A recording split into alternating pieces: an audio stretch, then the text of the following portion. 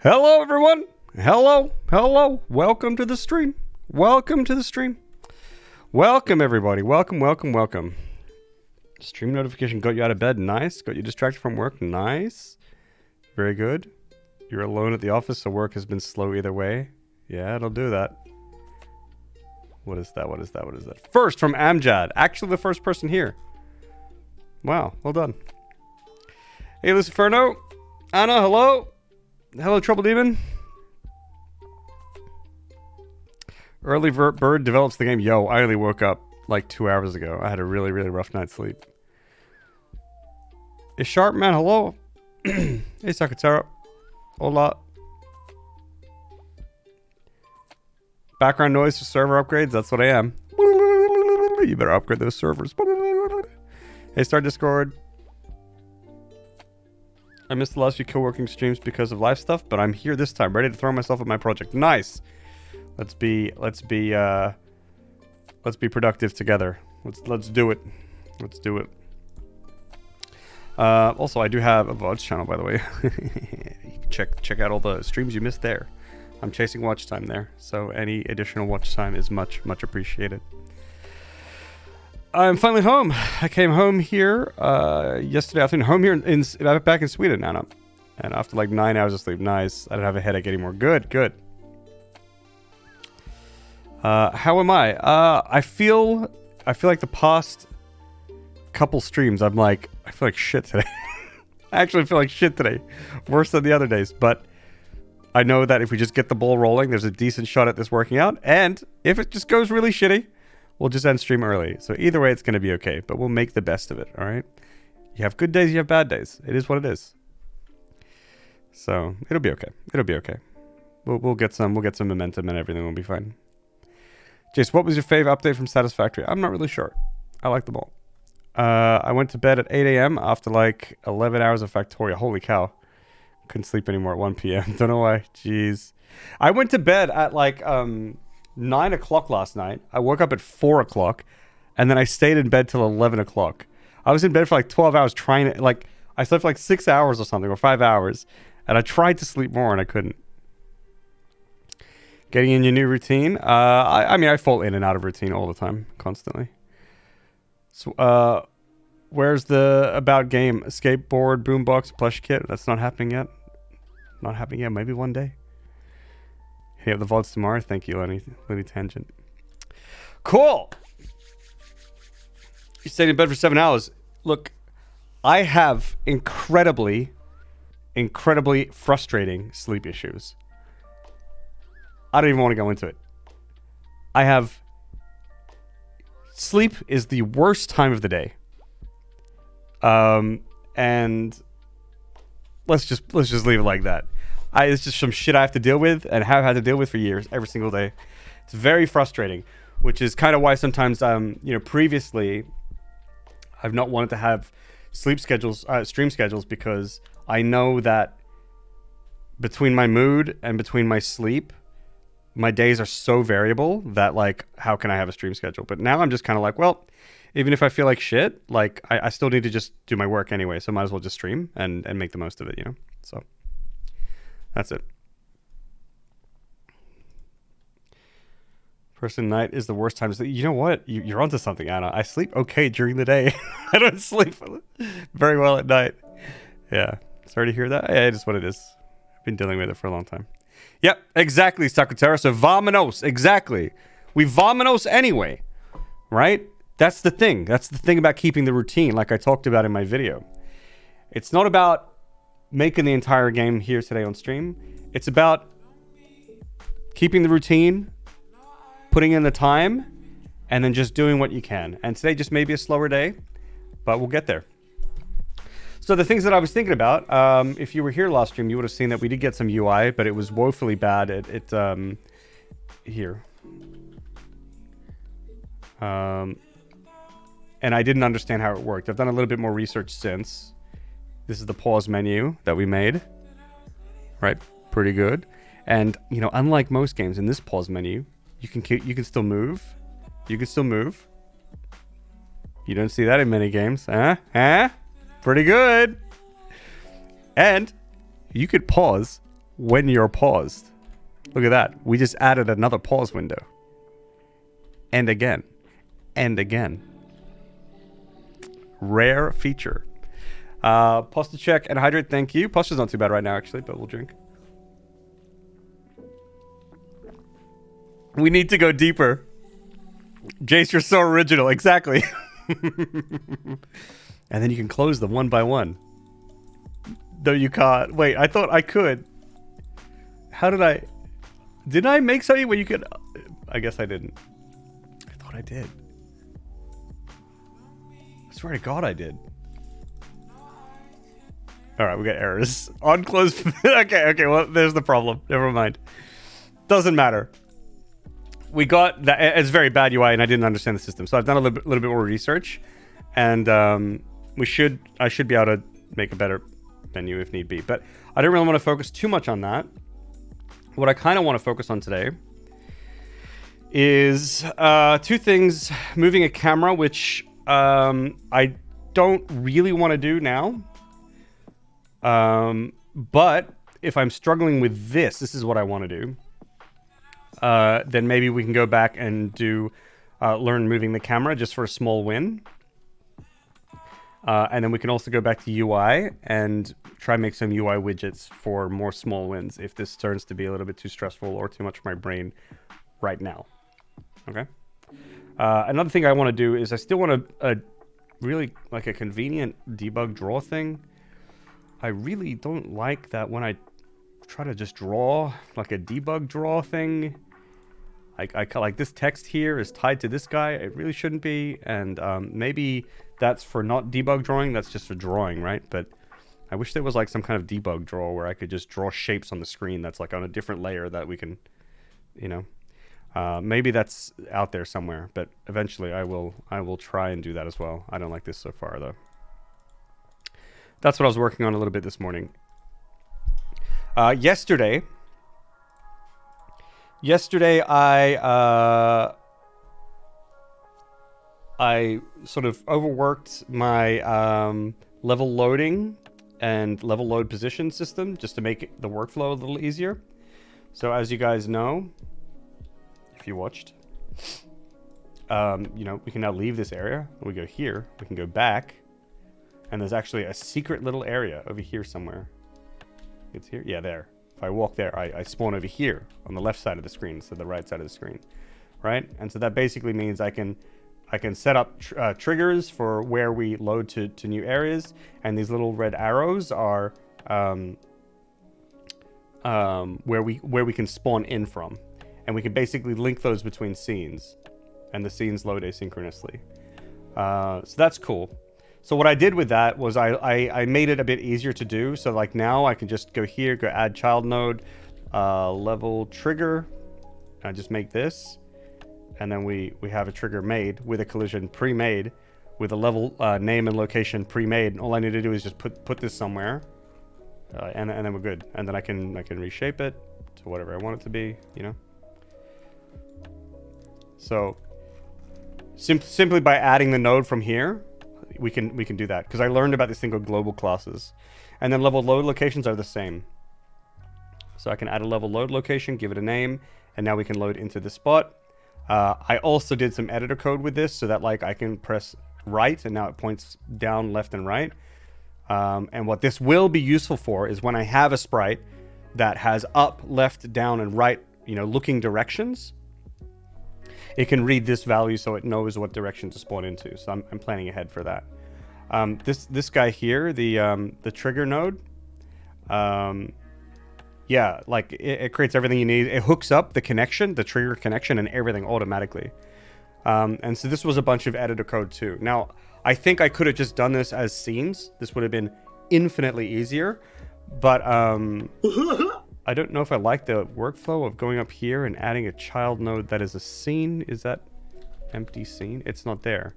There might be another way to easily add scenes apart from, like, you know, doing this thing. But I don't know.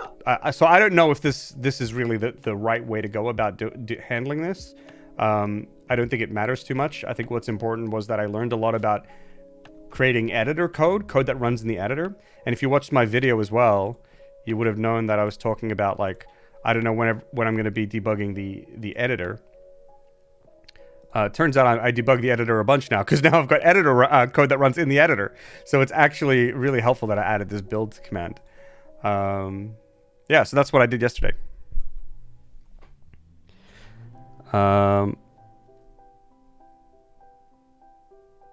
Should be an achievement. Pause 100 times at the same time. Yes.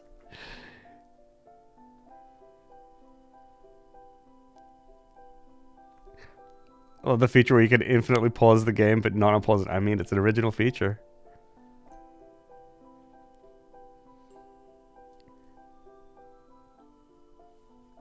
Since you keep the development this public, are you also going to make the source code for the project open source? Not anytime soon. I wasn't intending on it. The thing is, the stuff that's public right now is kind of just whatever. But at some point, there's going to be things that I'm going to want to keep secret. Gonna play some Valheim. Nice.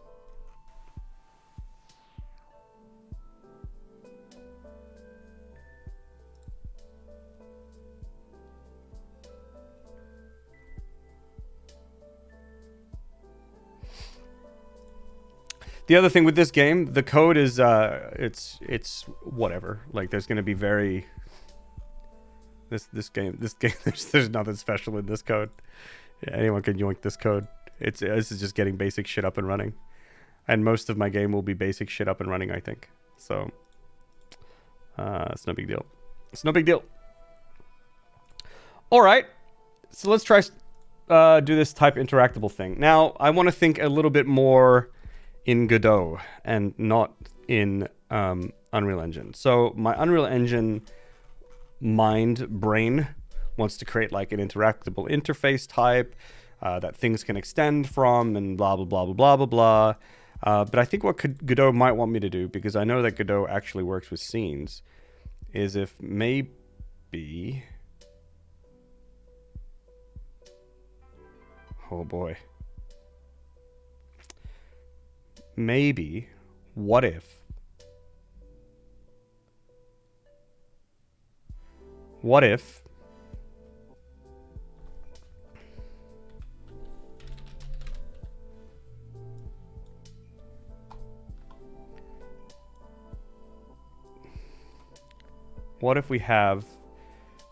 I can have this interactable type. This is a node, interactable. And under it we'll have like an area 2D, which is what will, or it itself could be, actually it itself could be an area 2D. Okay, and this will also have to have a script on it. And that's all well and good, right? I can maybe just add, this can just be a scene and I apply it to various things. So like there could be like a tree. This is my tree. And I want to be able to interact the tree now. So then what I can do is I can just grab this scene and I just put it underneath the tree, right? I just attach it, right? And now we have a tree that can be interacted with in theory. Now, what if I want an NPC, right? So let's say we have an NPC. Now, I don't want the NPC's type to be interactable.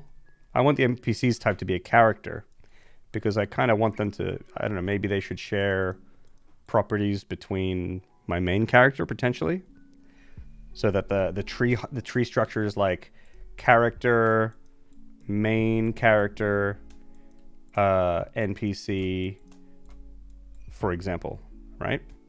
But then NPCs can be interacted with. So maybe NPC can have this scene, this here. I just move that and I put it underneath the NPC. Now the NPCs are interactable. And I can put that under every type of NPC. And then every single NPC can be interactable. And if I don't want an NPC to interact, I can just leave its interactable event blank so that nothing happens. And then I can have objects, sprites, or whatever in the world. Yeah, I mean, this seems pretty good. And I think I can do this all in scenes. Now, if I want to do this all in scenes, I'll still need... Yeah, it's true. That's right. How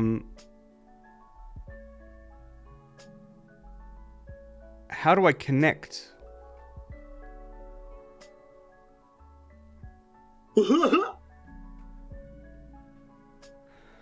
I'll still need an interactable...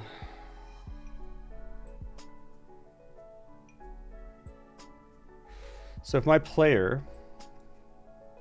thank you, Jerry and Henry, for the follows. Also, Amike, Vic Snell. Thanks, everyone. I really appreciate it. So let's say, for example, we have an NPC. And then we got my dude.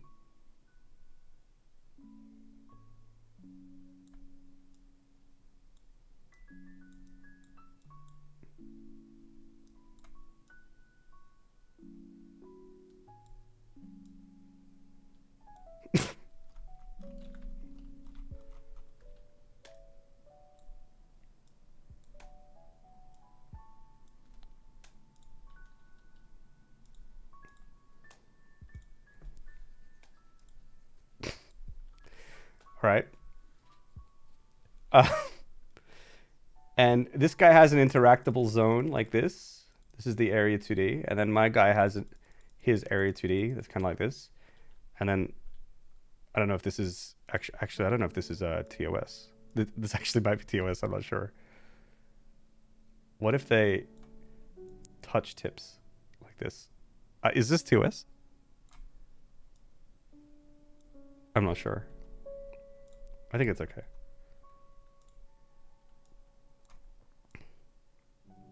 They just touch tips just like that. It is better stop. Okay. Okay, so they overlap. What happens there? This guy's interactable main character will detect...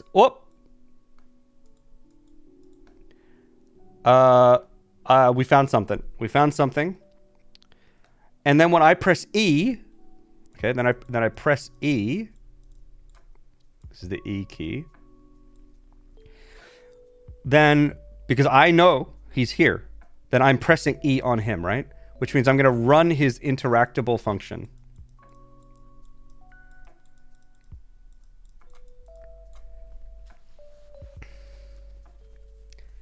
How do I define each interactable function per thing? How do I define that? How do I say... Because maybe this guy says hello, maybe another guy says goodbye, and then another guy runs away. And then another guy is not a guy at all, it's a trash can and you get like a Coke can out of it. Right? So when I run that interactable function, it needs to be like a custom thing.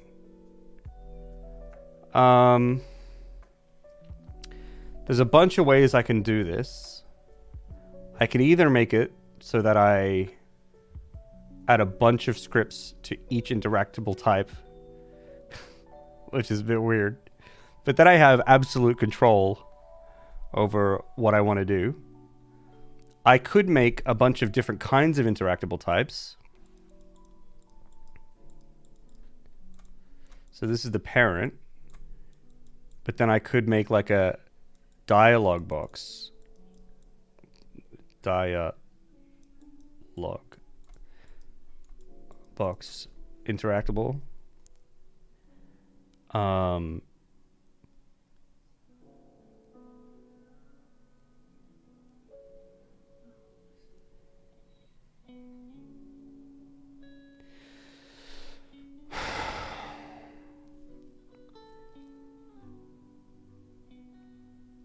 I don't like that because that's going to be... So what I was thinking, it could be a dialog box or there could be an... Okay, let me finish the thought. Or it could be like an item interactable, like a pickup. Oh, Jesus. Right? And this just gives you like a... I don't know, you get a little coin, right?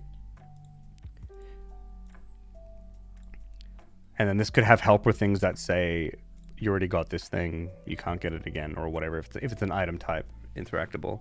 If it's a dialog box type, then it, you know, a dialogue plays. But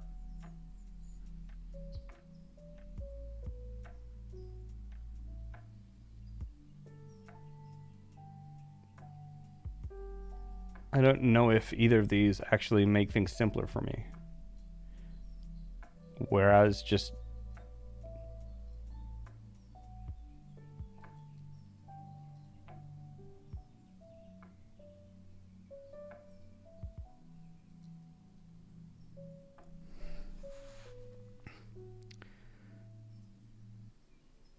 I don't want to make a million files. I don't want to do that.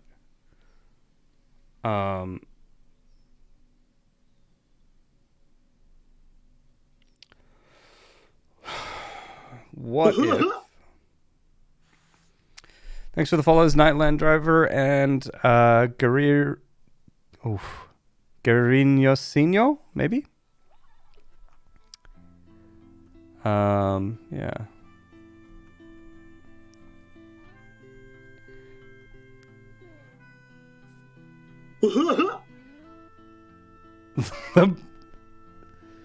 The words are borderline not.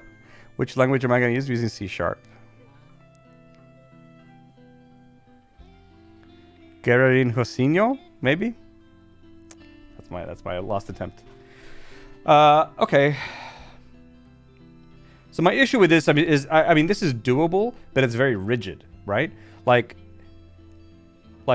where am I going to specify this text for the dialog box? I could make it a property here. I could write it in here. But, like, how many NPCs do I want to say one thing and then that's it? How do I handle localization in those cases? Do I want to type all my dialogue here in Godot? I don't think so. And if I'm going to be typing most of my dialogue not here in Godot, do I want to be typing some here and some not here? Like, not really. That doesn't sound very good.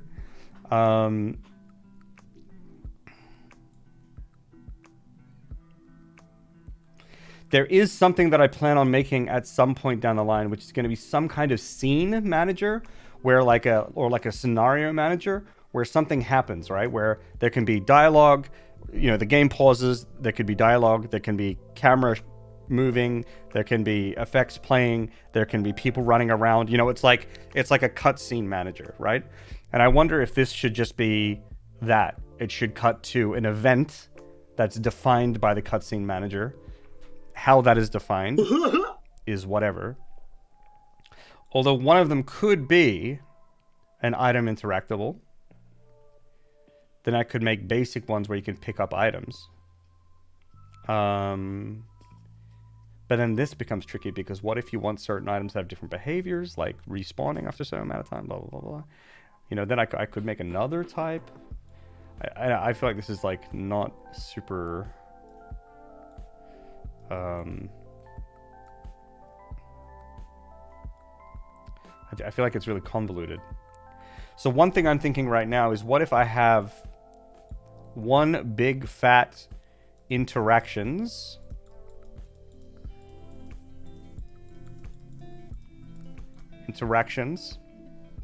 file, and in it I've just got a fuck ton of functions. These are just all functions.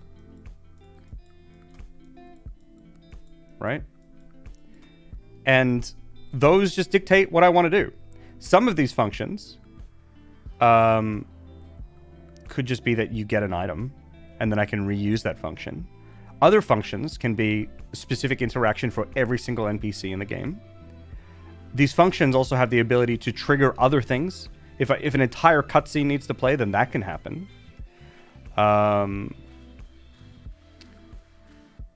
The good thing about this as well is that everything is all in one place. All my interactions are there. It'd be easy to define, because I could just say, all right, well, what's my interaction going to be on this here? And there'll be like I can put like a string here, and I just type in the function name. And then I just make the function over here in code. And like, that's all I need to do to tie it together. And I have, if I do that, I have literally all the flexibility in the world. What this can also mean is if I want to do localization, it could be that like whatever text that I'm doing here, like I don't know how I'm going to do localization yet. This is something I need to look into, but it could be that real dialogue needs to be brought in by some other library of text. And then so here I can like reference like use this one line, use this other line, use this other line, you know? I could do something like that. It's a little convoluted to take to keep track of, but I think it actually would work out. I don't think it would be that hard to use, and I think it would be very, very flexible.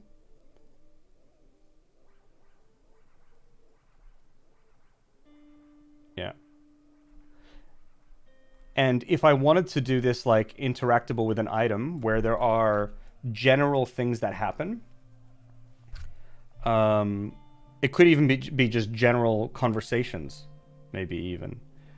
That can be defined by my script. I could have extra types of interactable, which pass a certain function into a generic function, which could be like the item that I picked up, or the dialogue tree to trigger. And then I can reuse those as well.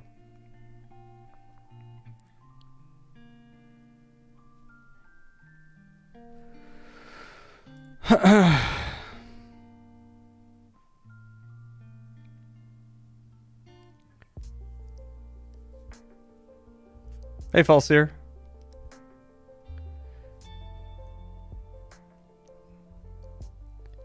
I just realized that you've updated the test character for from the first time. Yeah, so after that stream, Frutchy had another version of this in the DMs. I didn't see it at the time, so I updated them after that stream, the first stream. Yeah, text tiles that you call upon function. How do you mean? Are you going to import / include all the interaction functions if you were going to use one? Well, it would be, they would all be in a class. And they would be, yeah, they would just be like, if there's like one big fat interactions class. And that would just have the code that would be triggering other stuff. So it'd be a bunch of different functions.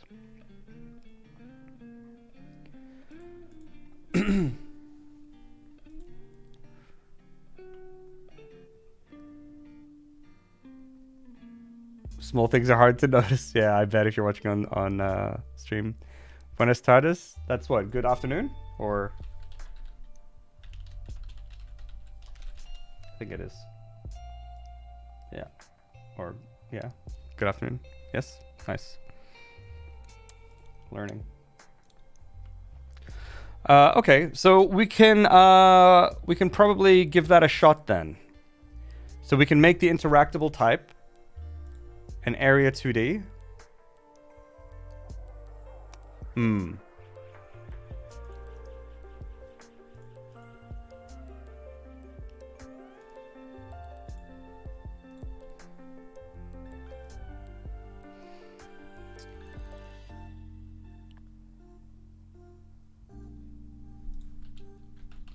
Area 2D.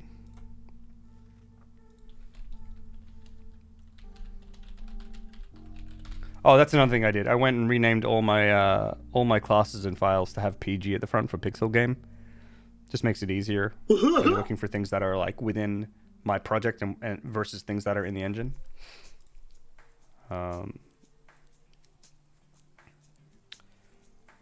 Template, sure, whatever. Okay. Buyer20, thank you very much for the follow. And Lord W, thank you very much for the follow. Also Mogadush and Xylo. I missed your follows before. Thank you very much, folks. The color theme is soothing. Yeah, I took this theme from the one of the tutorials on the Godot website, so I won't be using any of these. Actually, folks, I did start making. Here, check this out. Da-da, my own little tile set. Look, I made my own little tile set. It's got a drain. I didn't get very far. Not bad. Also, I learned this thing. Let me see here. Where's it called? What's it called? How the fuck do I do this again?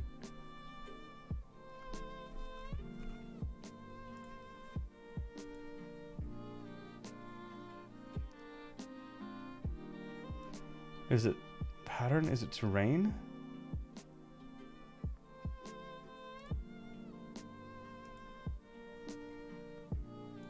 There was... Alright, yeah. Well, I did a fucking great job learning it, didn't I?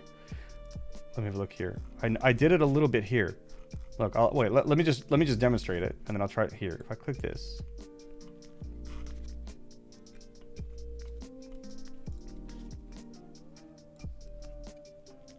No? Is it terrain?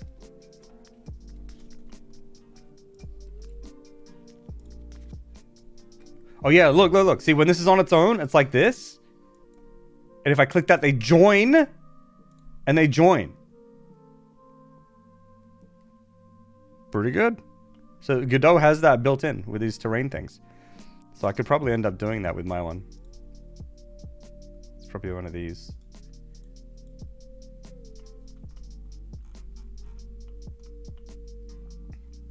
So like if I take these, can I make a terrain out of that? How do I... Yeah, how do I do it? Terrain.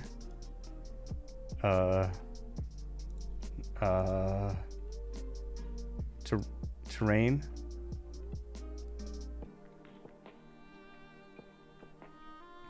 Tile set. Terrain sets. Here, boom.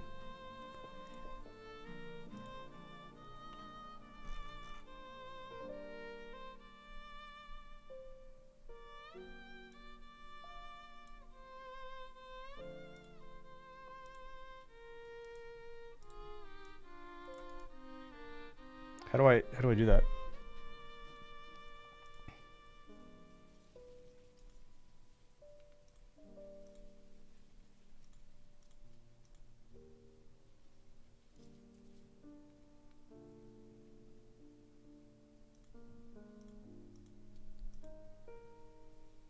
I don't remember.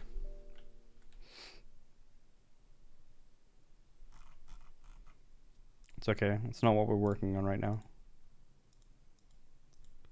But yeah, you can do it somehow. I just don't remember how to do it, that's all. I'll have to look it up. But it's cool. It's cool that that feature exists. Super handy. I'm not entirely sure what I want to do with tile maps in the future, though. I'm not sure to what degree I actually really do want to use them. But we will see. We will see. I saw a friend mess around with that before vacation. Don't remember the setting. Yeah, it was the terrains. It was the terrains, yeah. But interesting. Hello, Baldy Wookie. Okay, so we have added our PG interactable to scenes and not scripts, but it should be there. Boom. Let's make a new scene, and this will be our interactable scene. The root node will be in area 2D.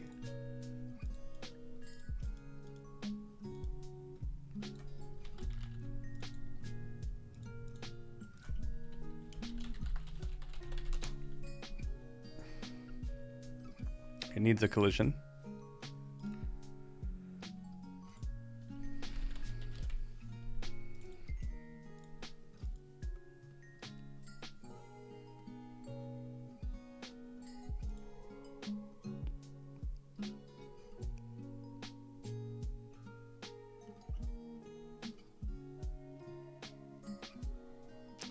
Interesting.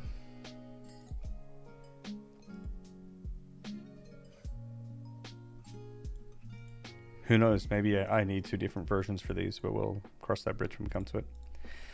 Okay. And this will have a shape.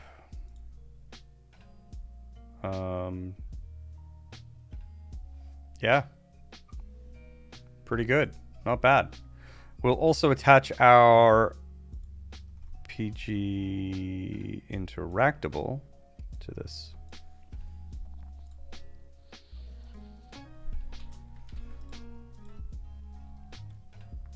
So they are now one and the same. This will mean that they will need a public void interact.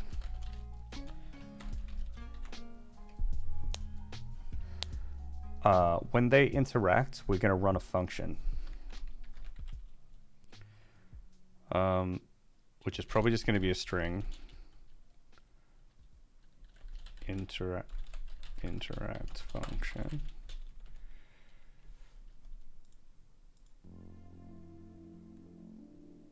Actually, no. We have a variable.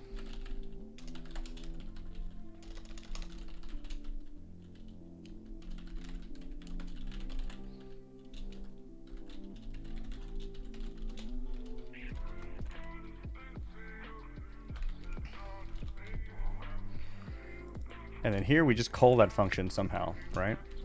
So that means we'll probably need this utilities thing. This may need reorganizing at some point. But if we have another file here, which would be pg interact functions. Could in theory put them all in here, but I think that would be a bit unwieldy. And here, I don't remember how to do classes in C#, so I don't know if I need Godot here, but we'll take it. This can hopefully inherit nothing. Functions.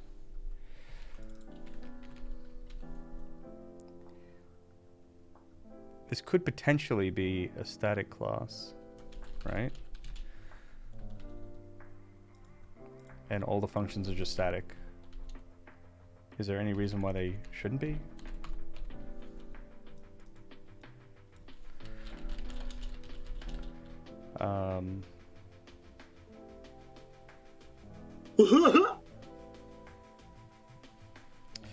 So we can have generic text, generic dialogue. This is,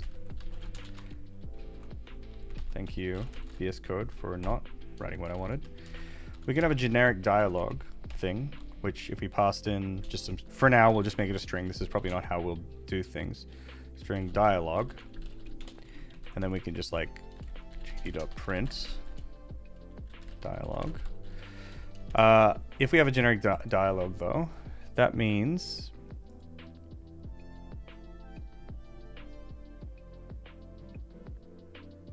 we will need like a child version of this potentially, which will be like a PG interactable generic dialogue. For now though, we can just have dialogue text.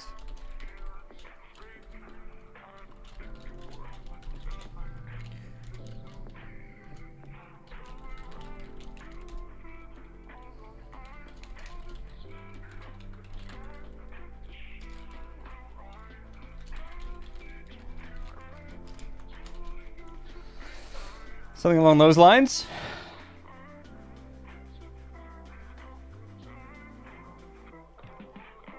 And here we can go pg interact functions dot generic dialogue dialogue text. And this can work for now, but obviously this is not how we'll do it later. 20 minutes to your phone call? Oh boy, what's the phone call? Holy cow. Sounds ominous. Yo, getting phone calls in 20... Yo, I got a phone call yesterday. I know that like in some countries, those robocalls are so prevalent that when you get a phone call, like, you don't... It's probably like 9 times out of 10, you don't think it's like an actual thing you need to answer. Possibly going forward with getting a job. Oh, that's huge, Anna. Huge.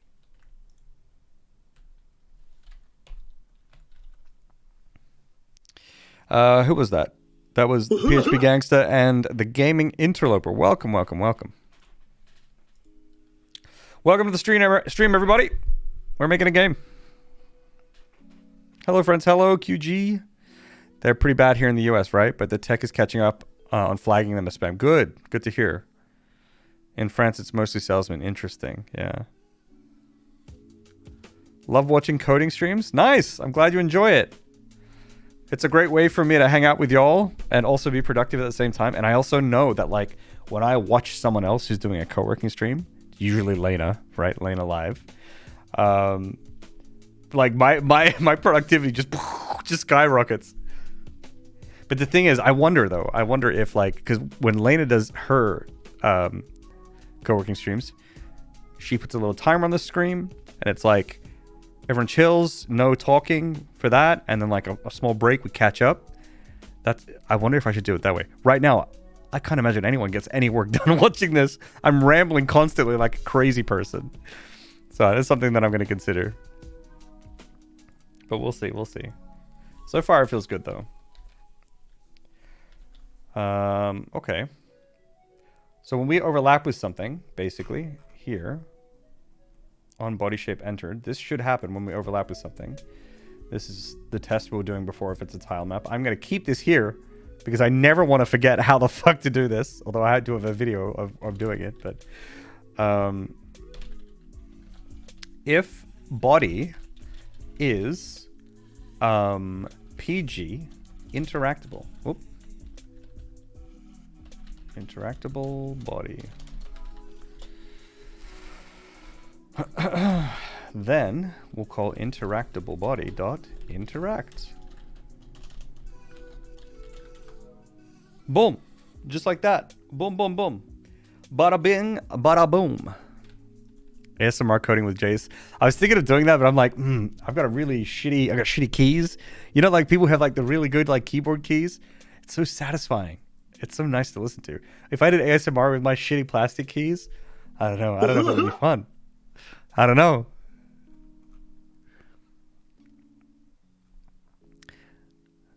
The numbers are often recognizable, I see. Posture check and hydrate. Thank you. Fuck, I need coffee.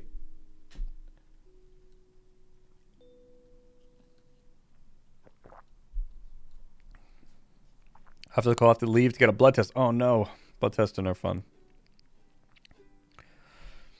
There was a time that I had to get one every week because of this medication I was taking. I had to like check to make sure that I had the right amount in my body. Every week I had to go back. Dude, it sucked. Fucking sucked. I did that for months. Oh my god. Will I get to a point where any kind of intellectual property conflicts will occur? You mean like if I'm going to be leaking stuff about my game? I mean, maybe. Who knows? I mean, it might be... I'm going to have a really strong paper trail that if anyone steals my shit, I'm going to be like, well, look, I have check out my VODs channel. looking for watch time. We can prove that I made this game and that shit's mine. But in terms of like wanting to keep things secret, because there's stuff about the game that I want to keep secret, right? I think that largely there's a lot about the game that I can show that, you know, I guess will spoil a little because people didn't know that those things were going to be in the game. But those things are things that I think even if they're spoiled, it won't ruin those things. But then there's the rest of the game, which is going to be the story. And that's something that like, I'm really not gonna show you guys. Yeah. The writing side of things will not be revealed.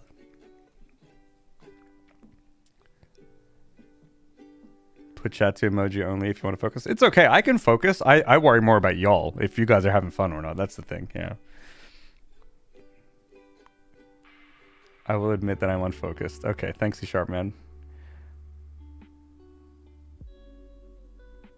Hey, Kui. Check that the meds I'll probably start next week are like working well enough and without giving too adverse effects. Nice. But this is check my baseline stats. I see. Okay. Yeah. Constructing the sandwich but not showing us the meat. Yeah, but there's going to be a lot of things that I will be able to show you guys, and that I think will be a lot of fun to work on stream with people. Things that I could probably get people to play test and things like that. I think if people want to do that, I think that there's that kind of future exists for these streams too. We're obviously not there yet. And I have to make sure that I keep my other stuff safe. That's all. Hello, Bro Bear. Yeah. This okay, this will maybe work when we overlap with something right now. We'll make this a scene, utility scene, interactable.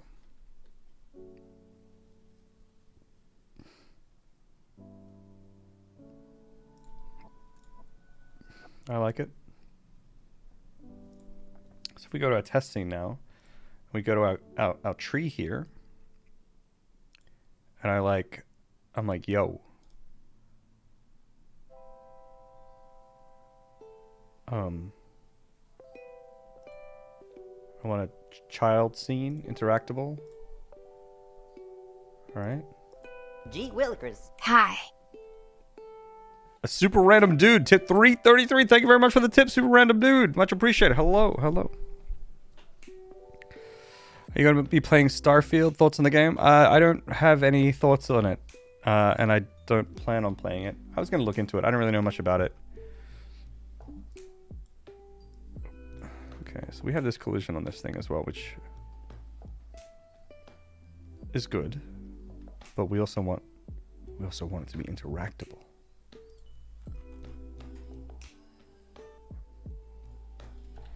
Okay, that's the scale. Do I want... Is this okay?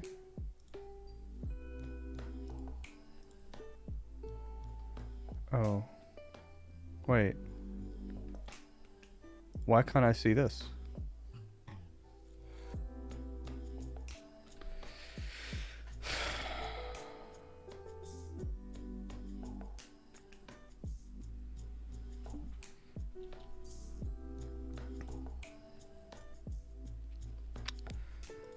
That's annoying.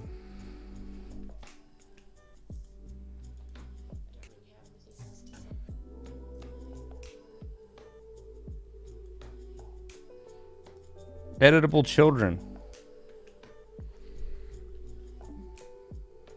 Okay, if I save that. Wait, it edits the...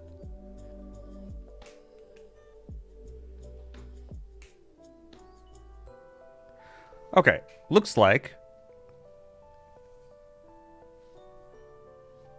the best way to go here is to not include it. This is the thing that really annoys me with these scenes sometimes. This is why I think I did the whole that's another reason why I did this thing where I could level trigger, because it comes in with an editable instance of a collision, and I can just mess with this, and that's not going to fuck with anything else. But whenever I do these scenes,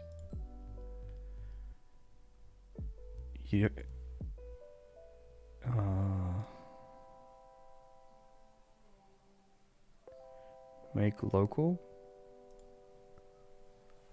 Oh.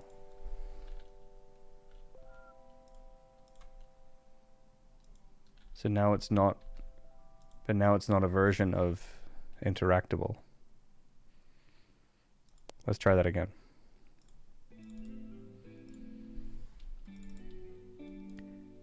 Make local. Now it's here. I see.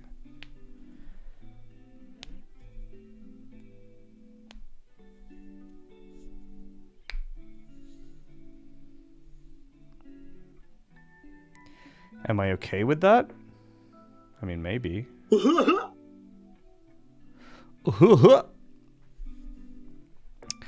Lee with the follow. Thank you very much. And Ratonera in lobby. Thank you. Vamonos!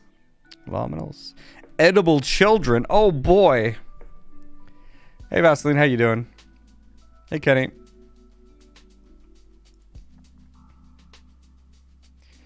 Found out about the editable children last week. It's so useful. However, I feel like ever since I started using them, project files corrupt extremely often. Maybe it's a coincidence. Well, it seems like when you edit the children, it edits it in the root scene, which edits it for everything else, which is weird to me. The other solution here is that if I delete this, right, and if I just delete that from here, this is an okay solution, such that now I can keep that tie of child scene, right? But I have to just go through and add a collision 2D each time, which is a little annoying. I could make this a tool to automatically generate a collision shape 2D. But the last time I did that, I had to jump through so many fucking hoops. I did do it, but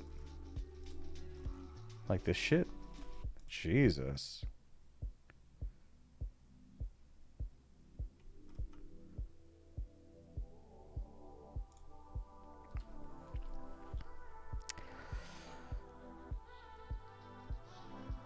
Children are technically edible. Yeah, I mean, I guess so. But yeah, pretty illegal. True. For me, it only changed the instance of the scene. Let's try it again. Maybe I got it wrong. Let's try again. Add child. Collision shape 2D. Collision is currently tiny. Okay.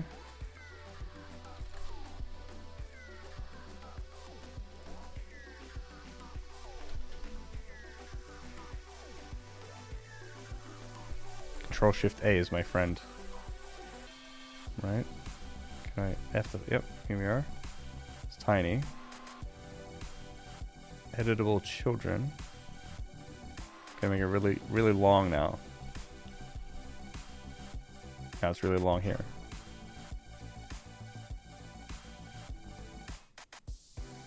It's pretty wild. I think it's because it's sharing this same shape here. Like if I cleared this, that wouldn't be here, right?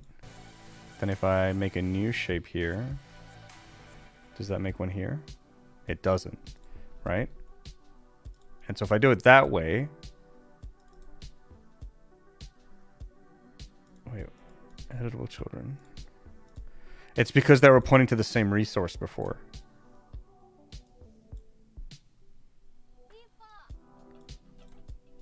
And now they're not.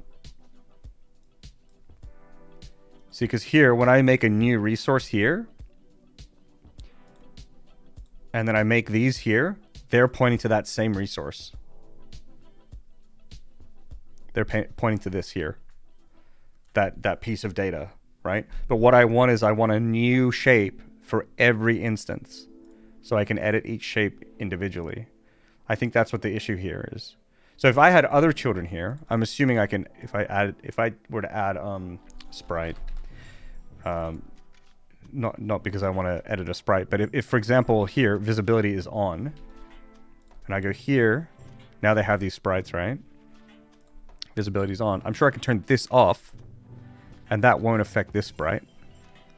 Yeah, exactly, and it won't affect the base one because these are data points within these instances themselves. But this is it was pointing to this shape here, which is yeah.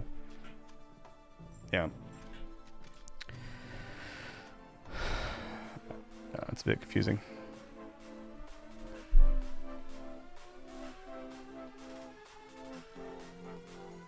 And just add one in the editable children.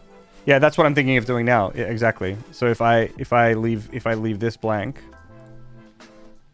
this shape here blank. And then when I add an interactable, so I save this, go back here, these change. You know, by default these will be empty. And you know, I'll get like a warning, which is pretty handy, right? I know that something's wrong. And then I just come in here and I go new shape, right? Now I'm instantiating new data here. And then I can edit it, which it's not the worst. It's not the worst. It's actually not too bad. But it makes me wonder, if I simply don't use this, right? Like if I get rid of this collision shape 2D, one potential benefit is that this will now need a shape, right? And so I can add a shape. But does this polygon also satisfy that? It does, right? So if I don't do that, I have the option of actually using polygon collisions if I if I wanted. I don't know if I ever need that though, but yeah, so it's something to consider. I'm going to take a quick bio break, but also ads are about to run any second now. So I'll be back in about 3 minutes or so. I'm going to get some coffee going too, okay? Be right back. A few minutes, right? Bye, everyone.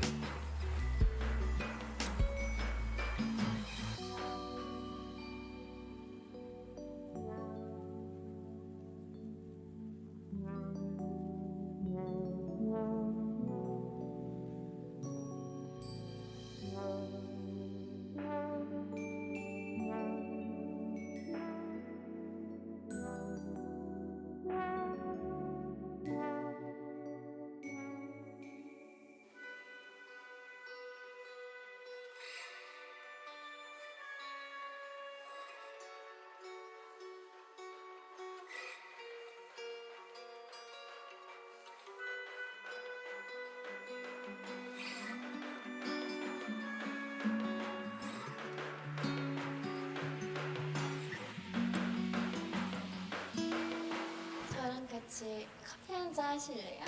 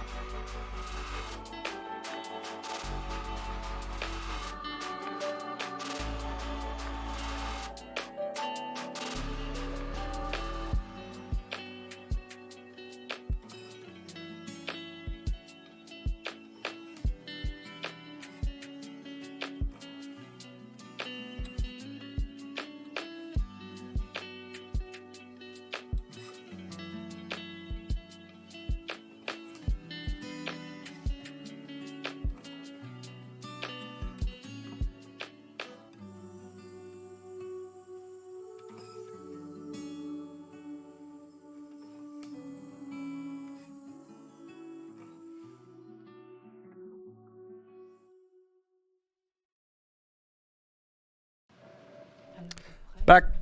Back. Sorry, folks. A little longer, but I got my coffee. Got my coffee as well, so we're good. So the rest of this stream is going to be supercharged. Welcome back. Thanks, Anna. Thank you. What did I miss? Past 14. I'm not being called it. Oh, man. Hopefully that is soon. Jeez. Still not gotten the call. Holy cow. Hopefully you get it soon. Game development still uses sprites? Some do, yeah. I mean, if you're doing pixel art, you're going to use sprites, yeah.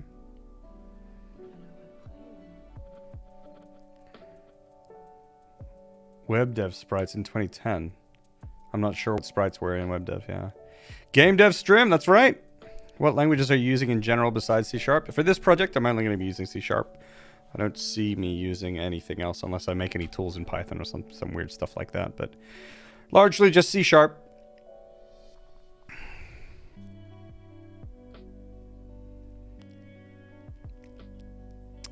Yeah. Welcome back. Yep. Welcome, everybody. Okay, so what I'm going to do, I think I'm going to add the thing here, the collision in here. Just to remove a step, basically. And I will be shooting myself in the foot a little bit. Maybe. Not at all, actually. If I want to use something other than a collision shape 2D. And I think the reason for this is because I think I can simply just go take this interactable scene, duplicate it. Oh, duplicate. Control D. Interactable poly. Right? And then if I make this scene, if I open this scene, and I get rid of this one.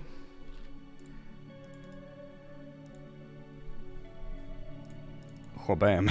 There we are. Poly. And this should just work too. And then I have to come in here and I have to make a new shape each time. Which is, I want to say, a bit of a pain, but then at the same time, it's not really a bit of a pain because I would need to reposition these anyway. Like, it's one more click, so it's not that big of a deal. Anyway, so tree sprite here. Okay. And actually, we won't make it rectangular. Let's make this one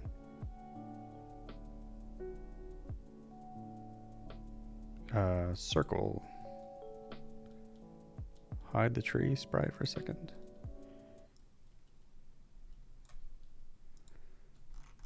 All right. So if I'm kind of anywhere in here, I can interact with this. This could probably use the polygon shape, actually. It really should. It really should use the polygon shape. All right, let's test with the polygon shape. Tree. Editable children. How does this work now? Polygon. Packed array. Can I draw my... Oh, here. Maybe with these. Edit points. Create point.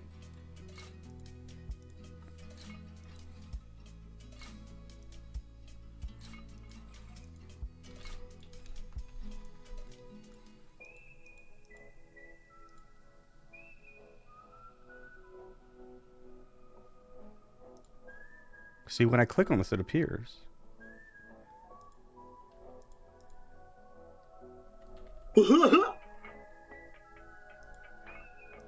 Oh!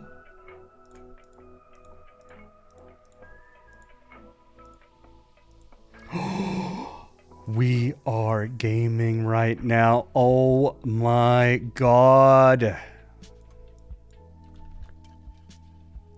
Literal video gaming. Holy cow.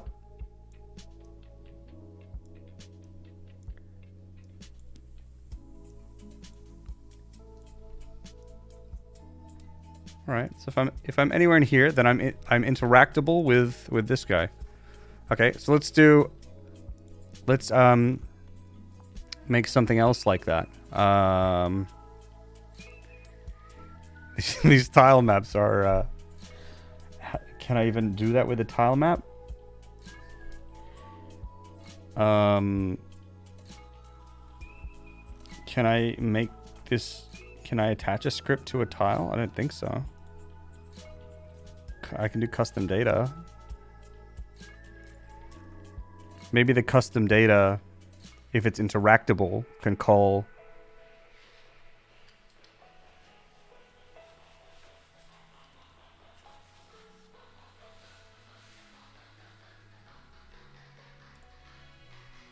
Some interactable function. I need to close some of this shit.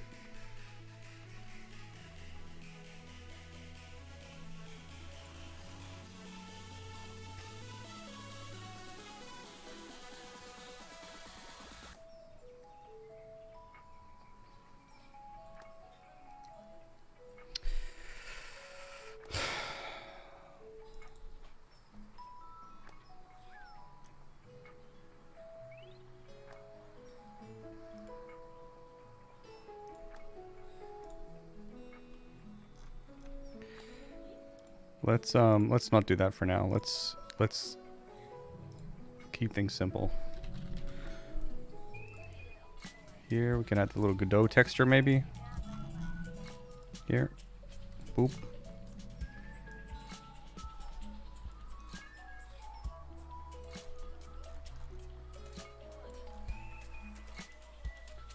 Here we are. All right, this guy is interactable now, right? Well, not yet, but whoa, bam, now he is.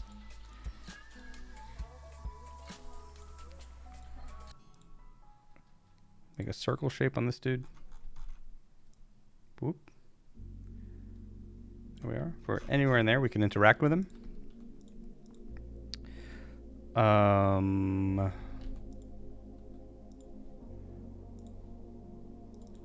We're not setting the interact function. Actually, don't see it there. But I might be blind.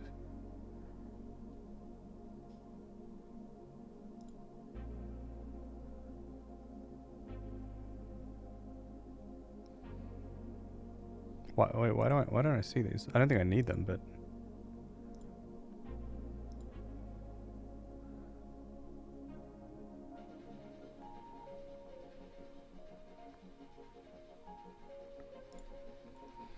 Bus leaves in 8 minutes, so I'm gonna leave the active stream now and possibly keep watching on phone. Okay, thank you very much, Anna. Good luck with the travels and all the things. You got the call, and I have an interview at 13 on Monday. Whoa, let's go! Hype for Anna, hell yeah, let's go. Holy shit, good one.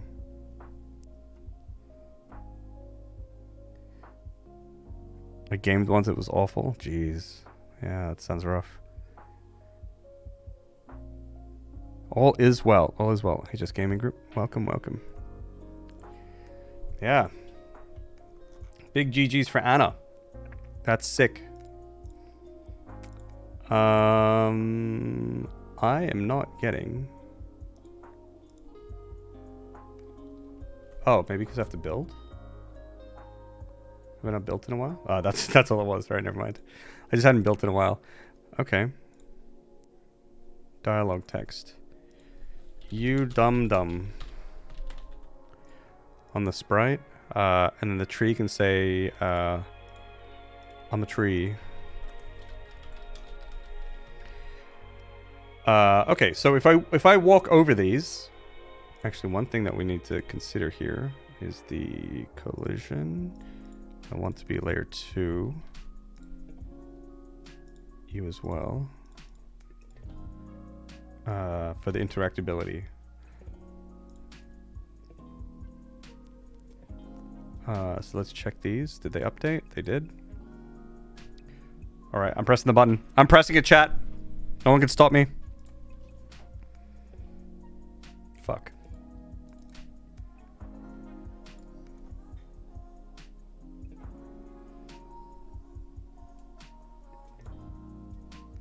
True, I guess. True, it's true. I didn't make that function. That is true.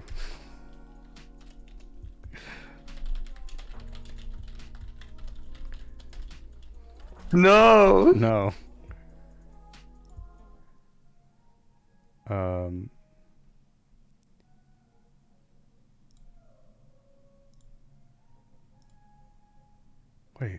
Wait, whoa, whoa, whoa, whoa, whoa, whoa, whoa, whoa, whoa, whoa, whoa, whoa. Did I delete everything? Hold up. I'm having a fucking aneurysm.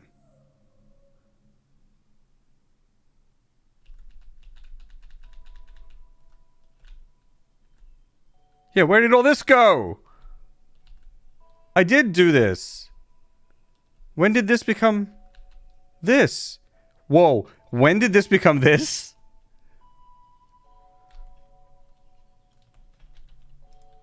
What? Huh? That's scary. Who the fuck rewrote my code? I didn't restore it to default code. Yikes. Yeah, I did. Thanks, Cozy Porcupine. Alright, we're still good. Output.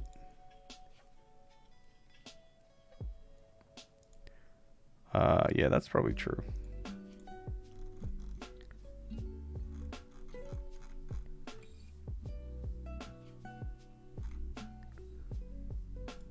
Let's try building again. Okay. Right, looking over here, we should get some stuff. We got nothing. And I know why. I haven't connected anything yet. That's why. Stupid. Well, have I? Because main character has this.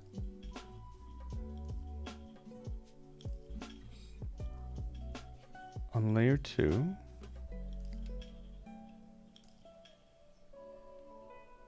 Unless his normal collision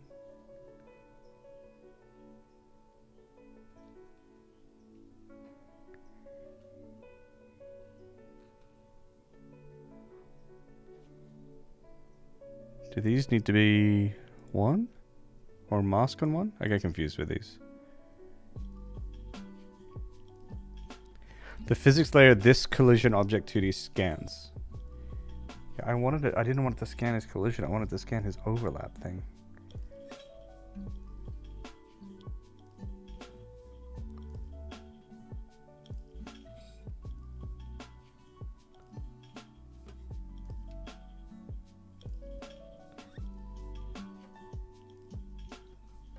Object A can detect a contact with object B only if object B is any of the layers that object A scans.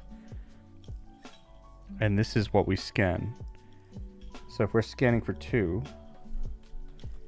and the main character has a shape on 2, shouldn't that work?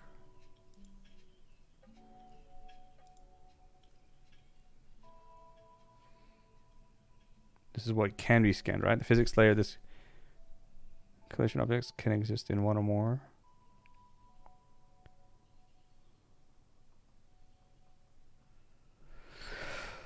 Hey, coding problems.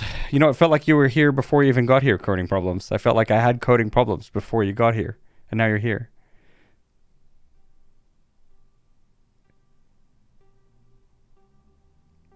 That's why some shit sounded kind of rude. Jeez, Heinrich. Coming in hot there, buddy.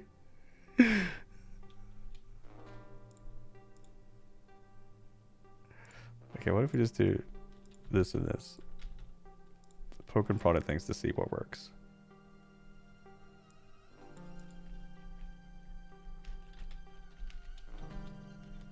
Okay.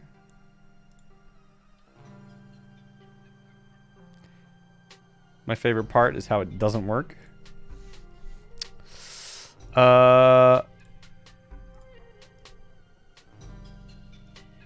Let's something plus body dot name.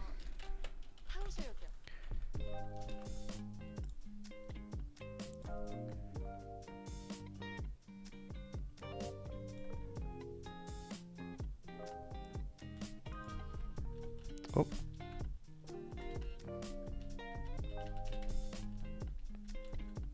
I'm hitting the tile maps, but it's not working with the tree or this. Why? Why? Why?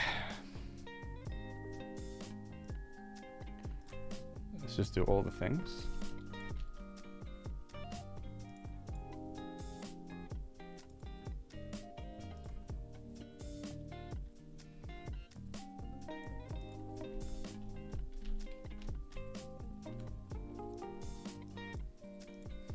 All right. All right. That's kind of strange. Kind of strange, not gonna lie. One-way collision.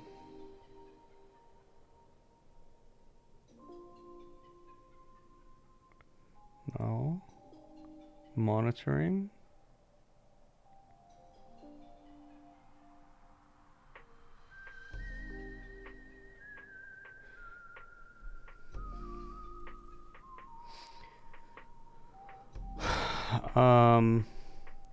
Actually don't think I want this to be detecting stuff, but we'll leave that for now.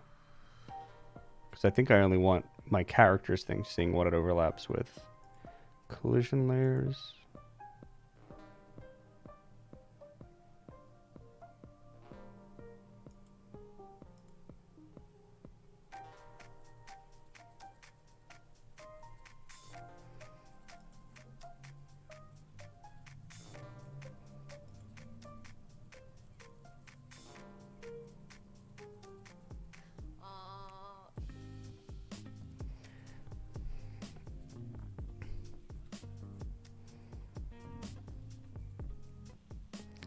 It's meant to be to your own message. Sure, sure, Heinrich, sure. You're on thin ice. You're on thin ice, buddy. Whatever you say.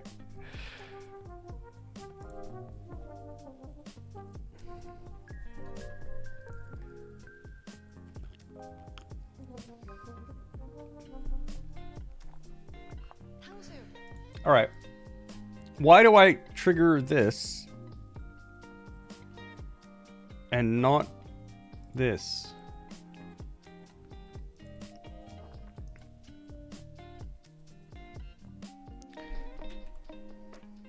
What if I move it out of this? Is something else like eating up the interaction or something? No. Yeah, that was the tile map. Okay, dude. Logging out. Take care. Catch you later. Thanks for hanging out. Much appreciated. You should add thin ice to your game. You have to walk really carefully. Everyone loves ice in video games. Why is this not working?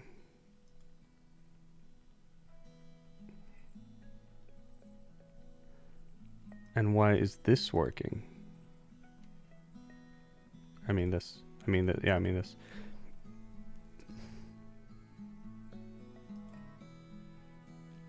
Only on 2?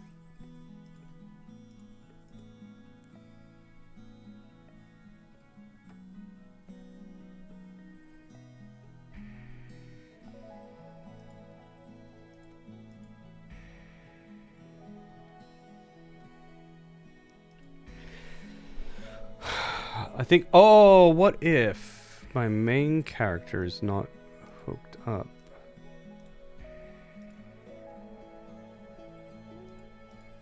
It is hooked up though. On player overlap, on body entered. Is it on player overlap that I need?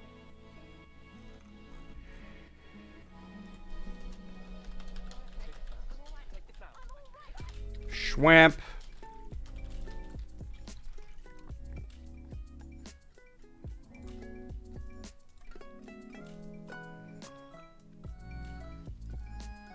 Can I get a schwamp? Oh. No. What? Dude, what? Dude, what? No. No. Dude, what? Because the main character needs to be looking for things. Is this not set up correctly? Collision shape. One way, no. Collision shape. Monitoring. If true, the area detects bodies. If true, the area detects bodies or areas entering and exiting it. True, I want that. Other modding areas can detect this. I probably want that. Jace is my Hercules. Gotta stay strong. I love Jace. Gotta stay strong. Sub best moments of software. It doesn't work. Why? It works now. Why though? Yeah, it works now. Why though? That's the scary one. That's the scary one.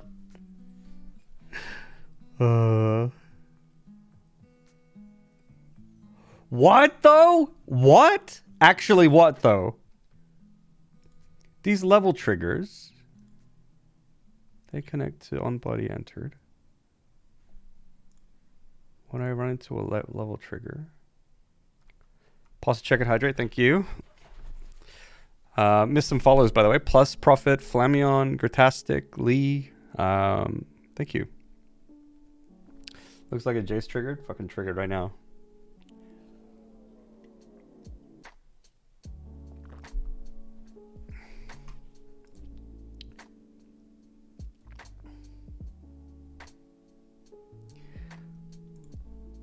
I don't think I want the interactable to have... I mean, maybe it needs a function. Does this need a node for it to... I mean, a signal? I don't want to do anything with it. I don't want it to have a signal. Does it need one to work? The tile maps don't have signals attached to them, though.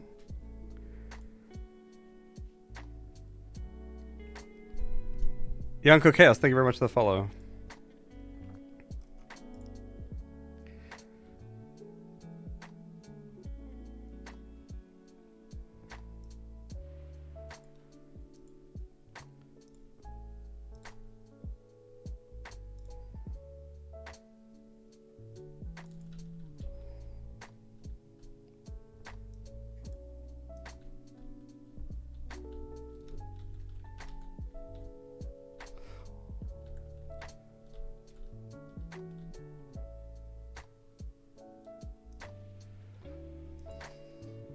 How is this the problem I'm running into? I thought we solved this.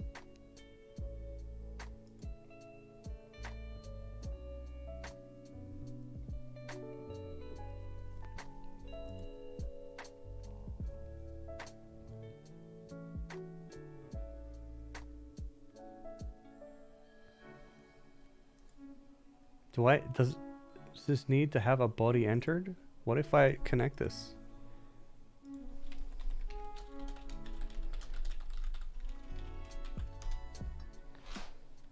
I don't see why this would need that.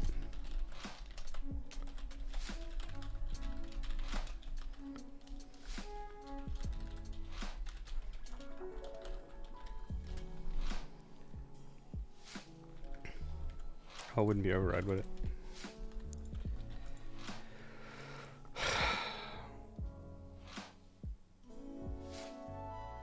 On body shape entered.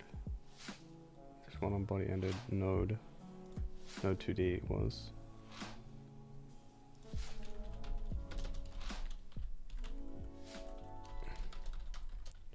Print. Fuck this. Rosalind comes in. Actually, you shouldn't be doing all caps in your text. Go away, Rosalind.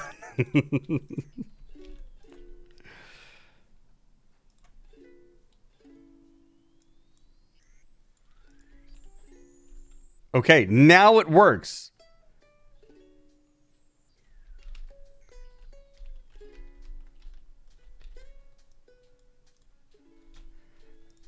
But it's not working the way that I want it to work.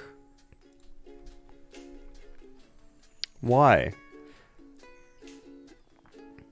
I mean, like, I can work with this, but I don't. I need to know why. This is saying something else. Some other body entered my space. Emitted when the received body enters this area. Body can be a physics body 2D or a tile map. Okay. Oh! Oh! Oh! Oh! Area entered, not body. Area entered. Connect this. On overlap trigger. Oh my god.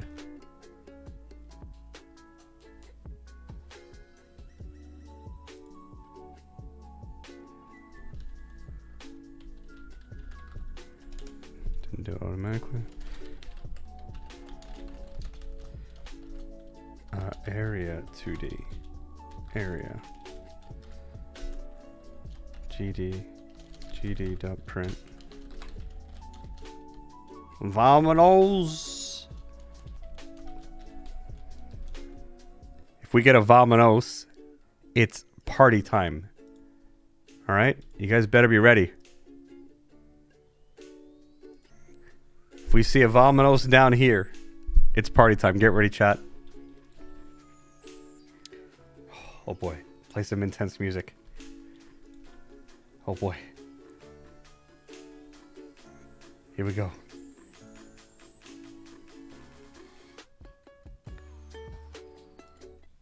Okay, no music. Only focus.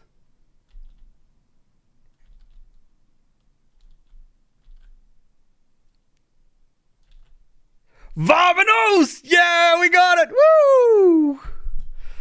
Oh, yes, my god. Yes. There it is, baby. We got it. Level up. New skill unlocked. Lesson has been learned. Vamonos. All right. Which means we should be able to disconnect this because I don't want this to be here. And none there. Good. Which means I should be able to get interactable. Get rid of this. Fuck this thing. No negativity here. Only positivity in this stream. And the thing is, there's different kind of collision callbacks, and this is for when physics bodies or tile maps enter, and this is when areas enter or exit.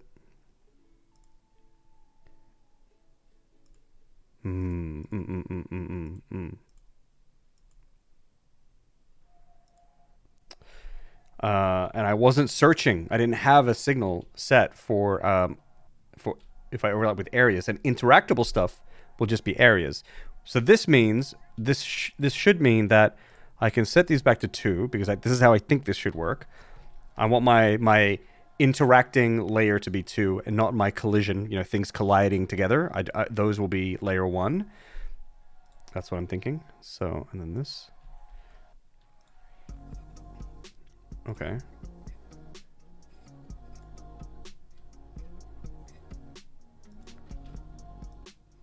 Vamonos. Oh, we get Vamonos in this one too. That's pretty sick. Is it on the polygon layer? It is. It is on this polygon layer here. You guys see that? Right there. Not bad. Okay, things are working now. We don't need to worry about any of this shit. If it's interactable, then we put it in this overlap trigger. Area, if area is PG interactable area, not body. Interactable node. Okay, so now we should actually get the little dialogue messages that we put on the things pop up. Instead of vamonos, it'll be like, I'm a tree and whatever. Here we go. Yo, you dumb. I'm a tree. Hey, it's working. The system works. Chat.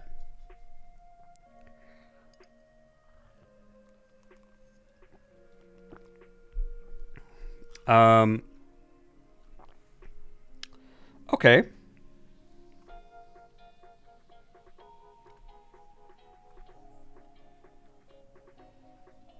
Pretty good. Did I break it too much? Yes. Might be on cooldown.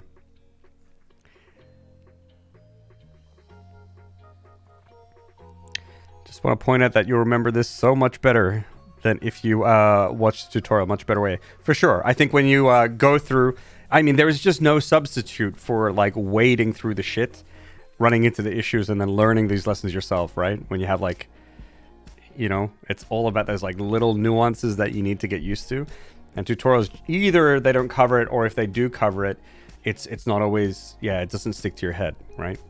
Tutorials are pretty good because sometimes they mention things that you may not have come across yourself, and so then it's like, okay, I'm vaguely aware that this concept exists, so that when I work with this thing, I'll know what to explore and investigate myself. But yeah, I completely agree. Weppy, thank you very much for the follow. Mainlander, thank you very much for the follow. Appreciate it. Great. Early access launch tomorrow, $29.95. For you, maybe. It's $80 for everyone else, which I think is a steal, right? I think it's a steal, personally. Okay, so that's really cool. We did that. We have this like interactable thing. It's easy to apply to things that I want to be interactable. Things that I don't want to be interactable can remain interactable. You know, like maybe I want a trash can to be interactable, but not every trash can to be interactable, you know? And then therefore I don't want like these overlap nodes on all these trash cans that aren't going to have any functions tied to them.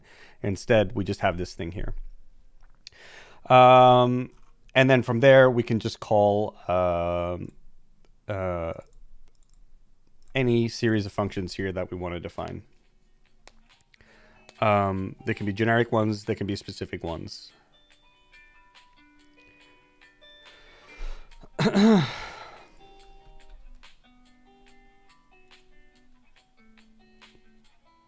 So for example, right? For example,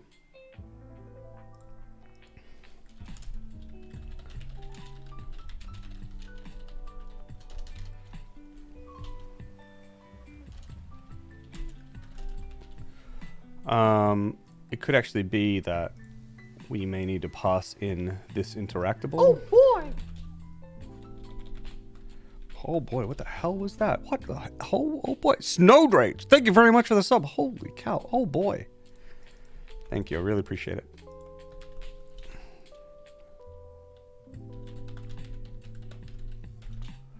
Interactable. Well.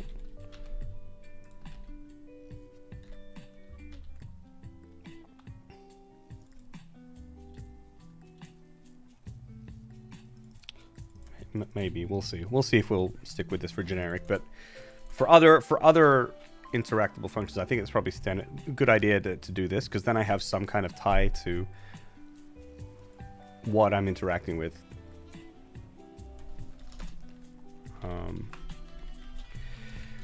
And then here, for example, we can say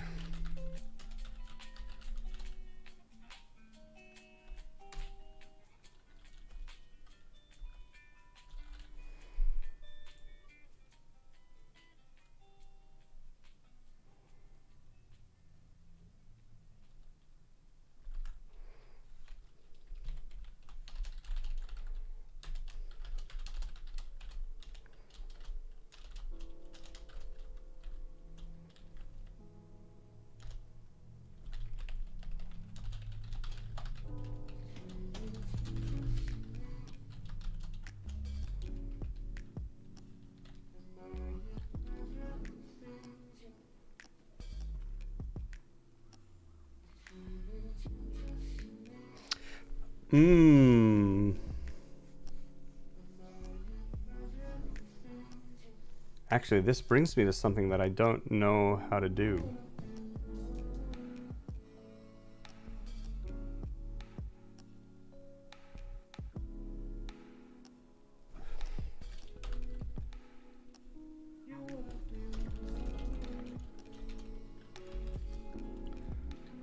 Actually, we should probably still in the parent.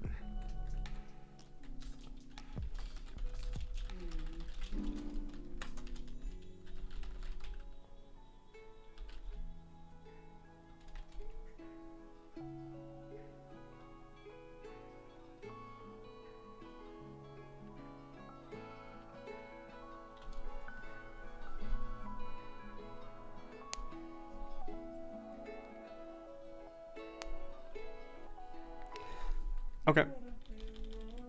Let's just do...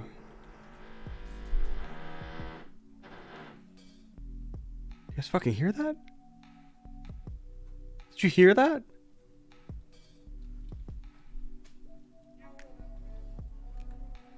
God damn. God damn. That's some shit. Wow. It's a steal, so we steal, right, Aussie Matty? You got this, Heinrich. We've got the dev channel now, by the way, if you want to share any more of those issues that you ran into before. Maybe it's already addressed, but is this part of the reason you left Coffee Stain? What's next for you? This is the entire reason why I left Coffee Stain, actually. Yeah, I'm going to work on my game. How's it going? Finally caught you streaming? Yeah, glad to see you here, Snowdredge, and thank you very much for the sub. Much appreciated. Nothing. It's top secret, Heinrich. I was talking about you, not to you. No, I'm kidding. I was just saying that there's the dev channel if you want any help on the Discord now. So the thing that I'm thinking right now, what I wanted to do with this GTFO was it would be really funny if the tree just like ooh, and just flies off the side of the screen. That would be really fun. But one thing I'm not really sure how to do is how do I just like run these things and then like pause a frame and then continue. I know that in many scripting languages there can be like a, you know, like a yield or something. Does that work in Godot? Godot yield. Coroutines. Whew, it's a gnarly purple. Await.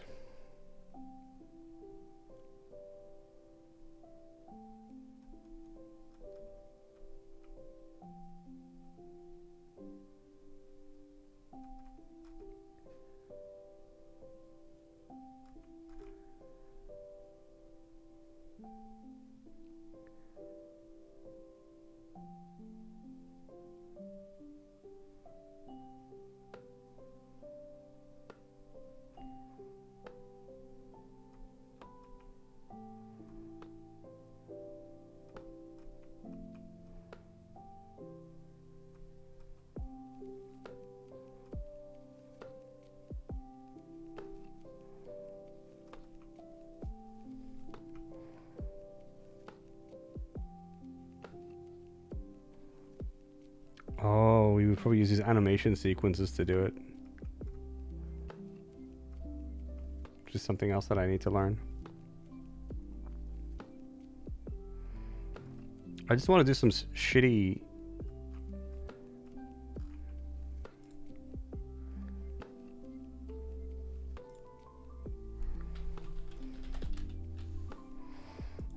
Coroutine. Get this keyword for transition. So coroutine is what we're using now.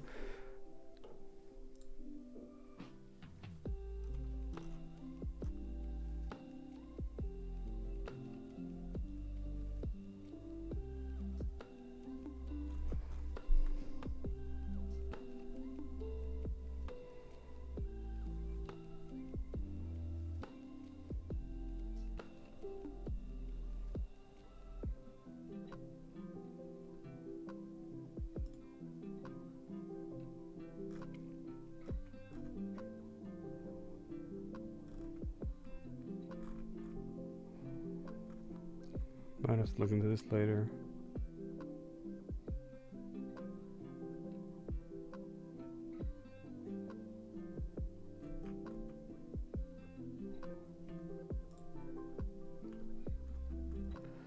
I know what a coroutine is, actually. Does await work in C#?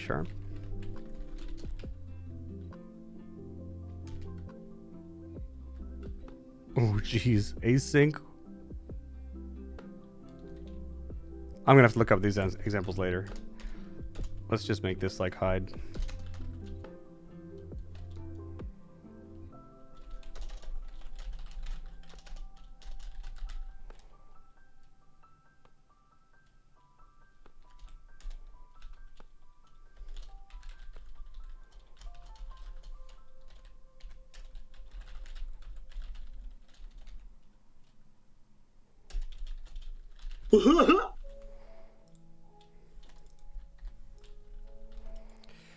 So if we want to use GTFO on the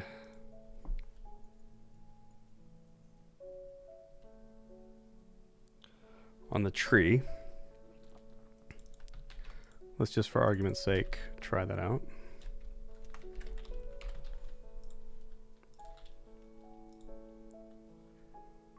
It will hopefully just disappear, I guess. Yep. Tree's like, I'm a tree. I'm out of here, and then it's out.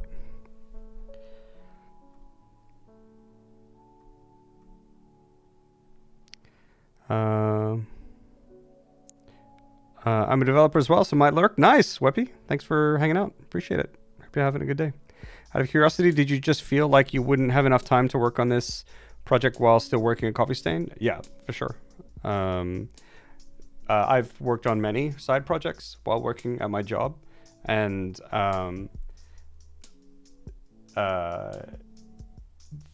either one of a few things happens. Either I can healthily do that, but it will take literally forever to ever make meaningful progress and finish my game and wrap that up. Or I can work on it a little harder and I can make more progress on it, but then I get incredibly exhausted, right? It's one thing to like go to work and work on a game and keep an entire game project in your brain, whether I'm a community manager or whether I was a programmer, and then come home and then use that same part of my brain to work again, right? Like, I've tried that multiple times. Like, I couldn't even really do that with, like, I couldn't think of, like, the public representation of Coffee Stain and Satisfactory and the content creation stuff and those needs. I couldn't think those through for the company and then come home and then think those through for my own content, which is why I was never able to keep a steady stream schedule or steady YouTube schedule. Because that part of my brain, that's the part of my brain that I use for work, and I get exhausted there. So either I get really exhausted and then I suck at everything, including my job, or I just focus on one thing and I do it. And I've worked for them for, it was 8 years and 10 months. It's basically 9 years. And I just want to do something else. So, and it's a feeling of that, like I wanted to do something else for a long time.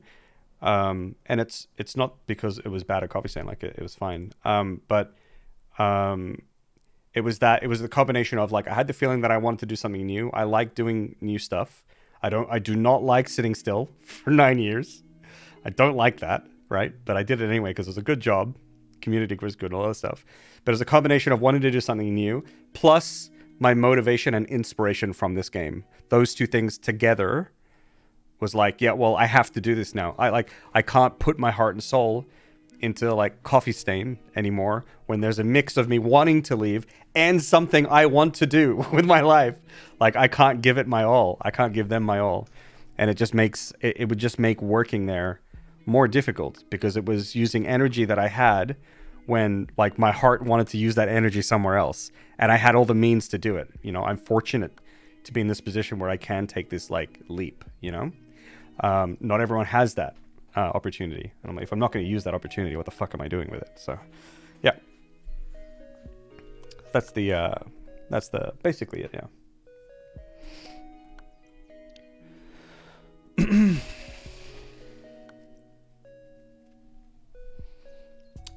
Cool. How's the co-working going today? I'm making some progress. Hope others are as well. Rin Gazen, thank you very much for the follow.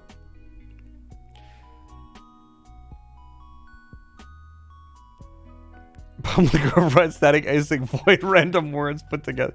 Yeah. This is weird. I'm going to have to research the async stuff a little more because it's going to be useful if I'm going to, like, for example, if I want to, like, move people around and wait until that's done before the code continues, like, I need to figure out how that works. So usually code just runs and then the engine continues doing its stuff. I can't just pause my code here and just be like, can we just wait till we're done? The rest of the engine needs to run, right? So I need to figure out the async stuff. That's pretty important. I just won't do it today.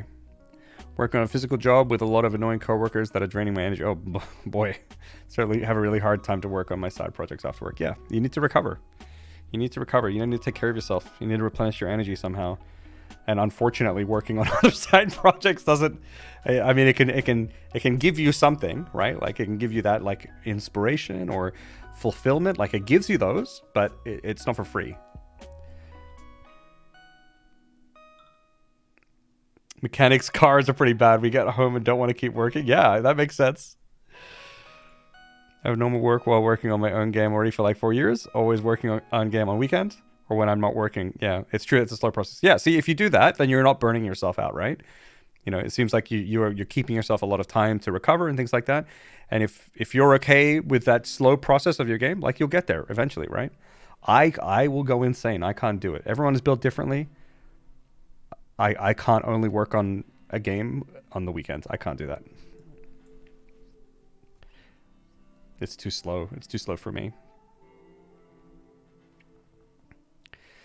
Did you have to wash your clothes less often that you don't have constant coffee stains? Actually, ironically, I drink more coffee now than I did when I was working at Coffee State.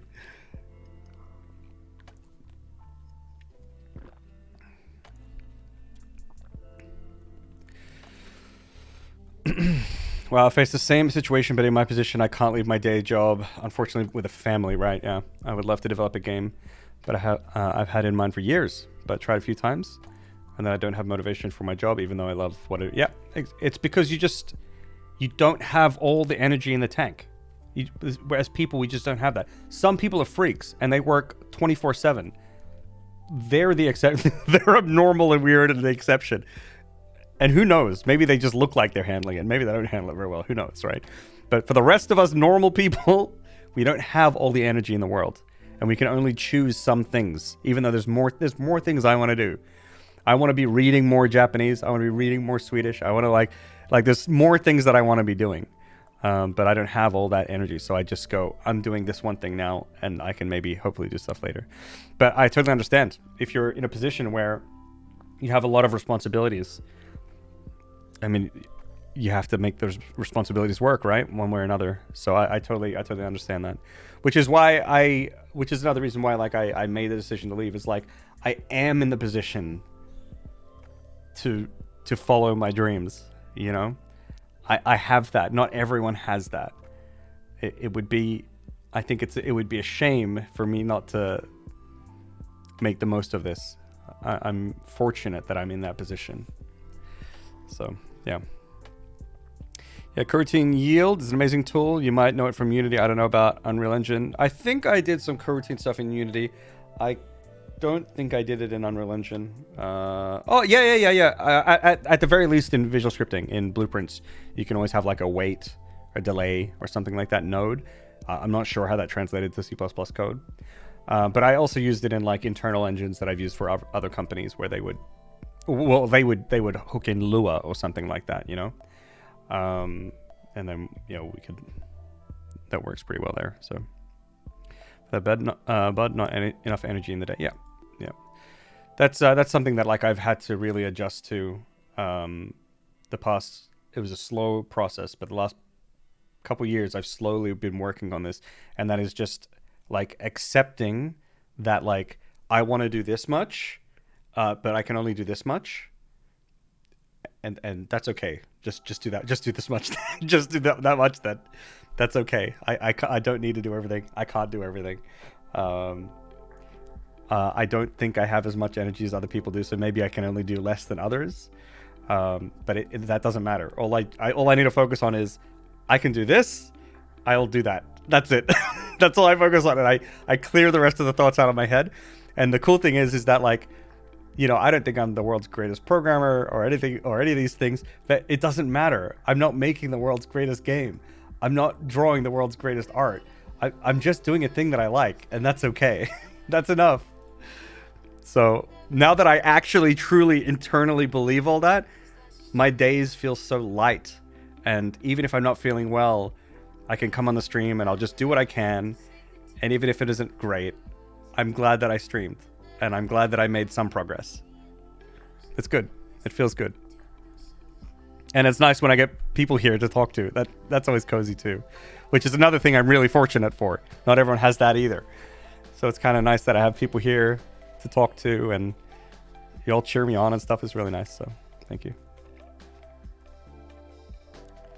It would be a disservice to yourself not to give it away. Yeah, for sure. Exactly. And it could be that this sucks, right? Who knows? In 3 months, maybe I'm like, you know what? Fuck this game. Fuck making games. Fuck streaming making games. Maybe I don't like it, right? And if I don't, then at least I can say I tried it, and I know for sure that I don't like it, and that anything I do moving forward, I'm not going to be wondering, what if I tried making my own game? No, I tried it and I didn't like it.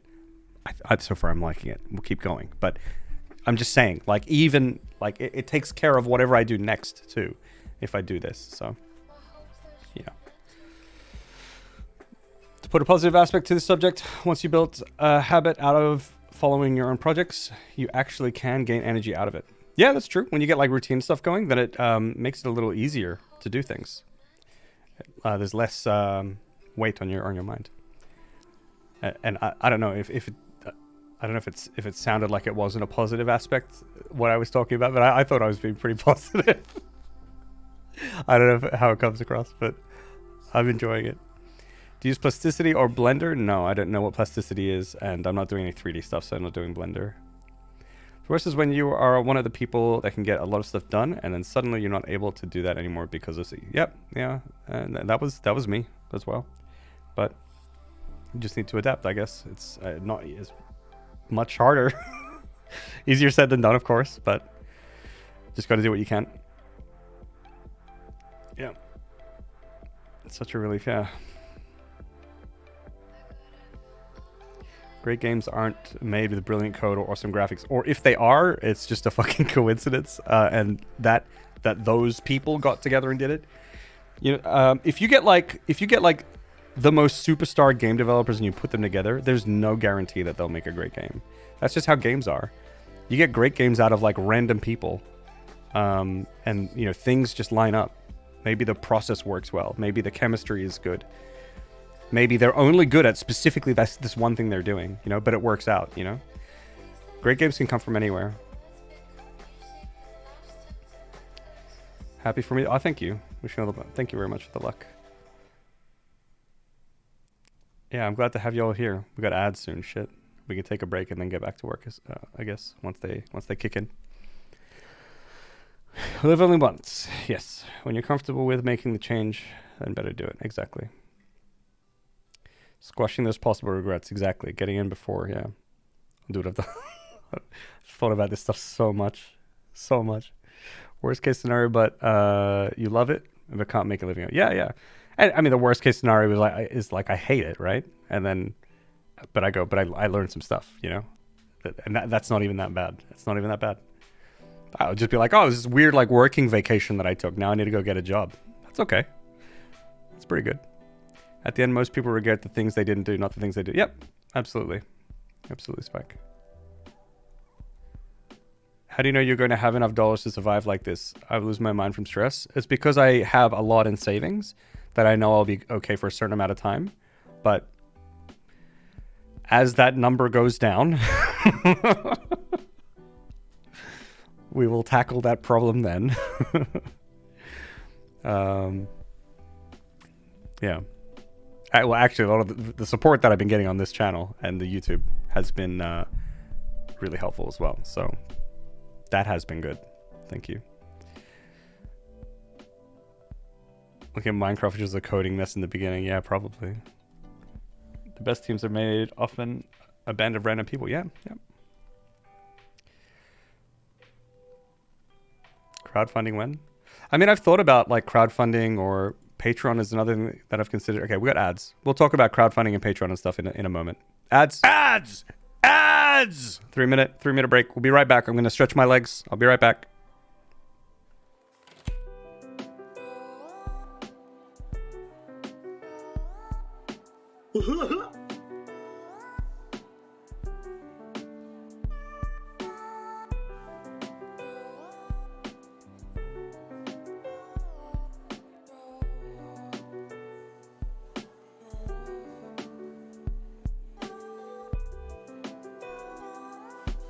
Vamonos!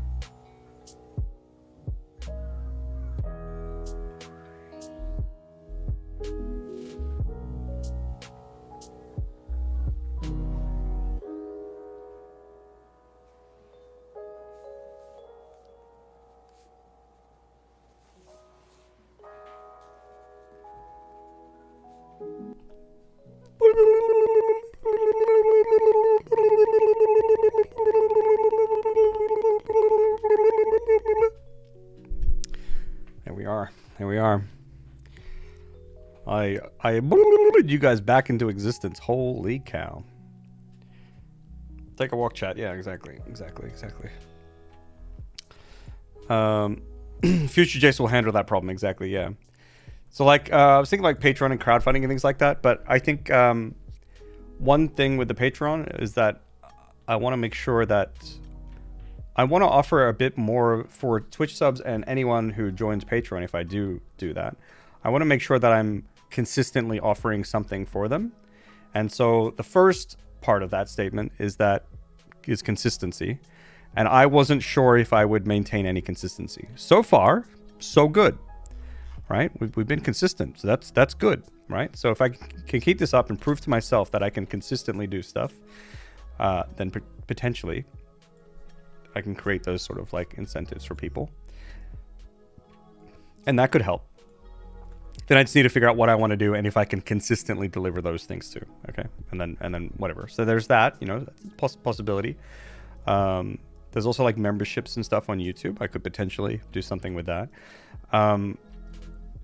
There was also a couple plans that if my game is at a point where I'm like, you know, if I cross this like event horizon with my game, and you know, this point where there's no going back. It's like this game is gonna come out now, right? Like all the pieces are in place, and this game will definitely come out.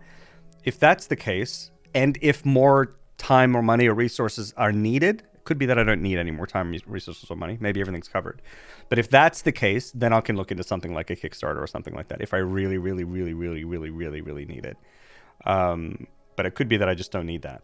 Because it could be that the support that I get along the way is enough and that I don't need to do that kind of shit. Someone did suggest to me recently this thing called like which is kind of like a Kickstarter for your game, which it's to raise money for your game. People get a little merch item, but that's kind of it. It's just a fundraising thing. And I thought that was an interesting concept, but I don't really know what I want to do with that. Like, so it could be that like I come up with like a really neat bit of merch or something that people can get, but the money basically just goes to funding the game. I mean, maybe there's some things with that I do and don't like. It still falls back to like, yeah, well, will they get the game though? Will they get it?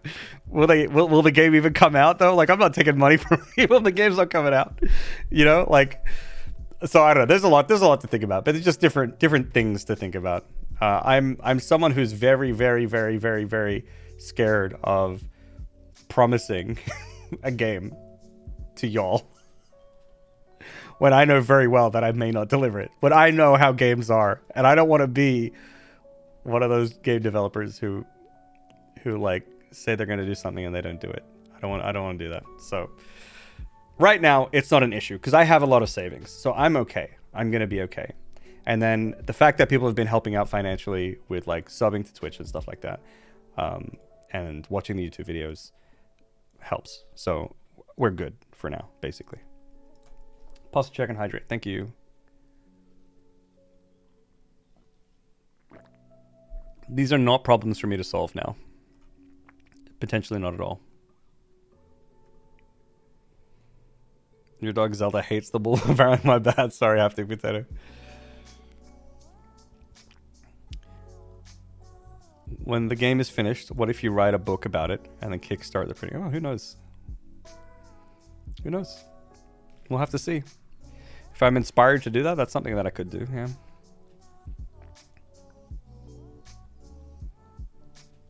How's the watch time going on the VOD channel? Let's take a look, huh?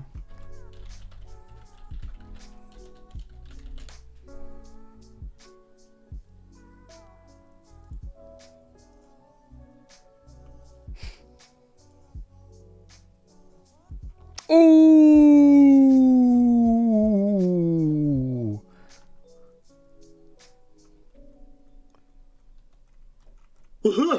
Yo. 2.2K out of 4,000. Well done, everyone. Thank you. Thanks, everyone. Helps a lot. Actually helps a lot. Thank you very much. Hey, Anna. Hey, Anna. I heard that you got the interview. That's really sick. Do you have a dream game that you would love to make if you had limited financial resources? It's this game. I'm making the dream game right now. I don't actually believe in games requiring a lot of resources. I don't like that direction in general. So I don't think. I mean, obviously there are many games that do that, and then they're good. It obviously can work. But like, I can't imagine me ever having a dream game that requires unlimited resources. Yeah. I think Satisfactory might have been the biggest game I worked on, and I don't have the drive to work on another game that big. Holy cow. Does it count as watch time if it's muted? Yeah, I think so, yeah. And just throwing it out there, but there is a playlist that has every VOD on it. They just play one after the other. It's a feature that YouTube has installed into their system where playlists of videos can play one after another. And there is one such playlist on my VODs channel that if one were to open in a tab, it would just play through it all. Just saying. I'm 4 of those hours yesterday. Thank you very much, Plus Profit. Thank you. Had a nurse take blood from me, and I have now bought some chocolates to get some energy back. Nice. You planning on getting this game Steam Deck verified? Oof, who knows? Who knows? The one thing for sure, the game will have controller support. There's more information about the game. There is going to be controller support in the game. I'm a console boy at heart. I love console games. I love playing games on controllers. There are absolutely games that should not be played on a controller. But I do like playing games that feel good on a controller, right? And so control support is going to be baked into this game. So if it ever gets to like Steam Deck, if I don't know what that requires, but if we ever get a game, for starters, remember, first step is make a game. That's the hard part. If we ever get to a point where we will have a game, I mean, it would be sick if it works reliably on the Steam controller. It would be fucking sick to get it on the Switch or PlayStation, but I don't know how that's going to go. The other potential downside with that is because Godot is open source, my understanding is it cannot ship to those platforms out of the box because it's open source and that requires proprietary code. But it could be that like I might need to look into certain publishers who can work specifically with porting devs that work with Godot that can port it using proprietary code. So we'll see. We'll see. Step 1, make a game though. That's shit that's way down the line. We don't have to worry about any of that. Right now, we need to learn how to make things interact with each other. Oh.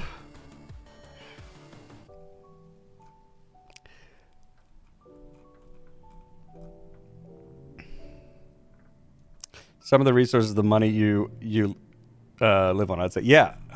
And who knows? Right now, it's just my savings. But I guess I believe the way this works is that if the game ends up making money, I'm pretty sure I can pay myself back, like the money that I invested, right? I can just get that back. So it would be nice to get that back if I get that far. That would be sick. Yeah, we'll see. We'll see how it goes.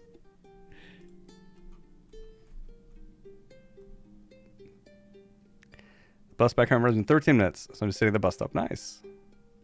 That was quite important, yeah. Bacon, are you okay?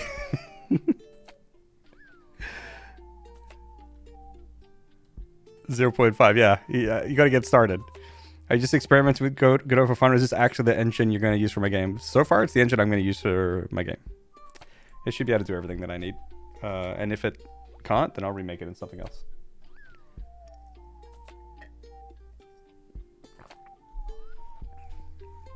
All right, where are we? Does anyone remember what we're doing? I wanted to make it so that when I press E, I interact, okay? Which means when we overlap something, we actually don't want to just interact with it immediately. We might want to add it, so on overlap trigger, and then we might want to add it to an array, so we have a list of things that we're overlapping with, a list of interactable things that we're overlapping with. And then we pick the one that makes the most sense out of that to interact with when we press E. And then we interact with that. So first step is, let's make a list of interactable objects. So private, Jesus Christ, array. This is a Godot array, good. Make this an interactable, PG interactable type.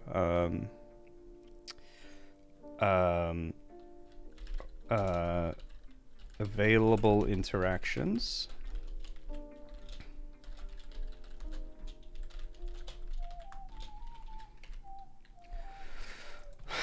Do I have to make this a new?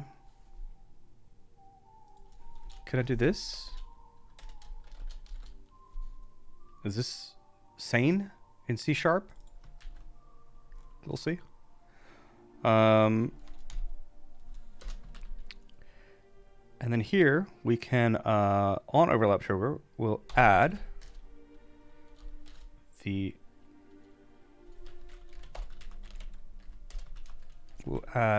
interactable node.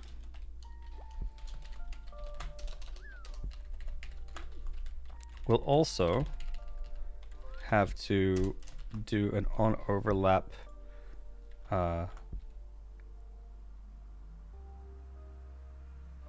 on exit overlap.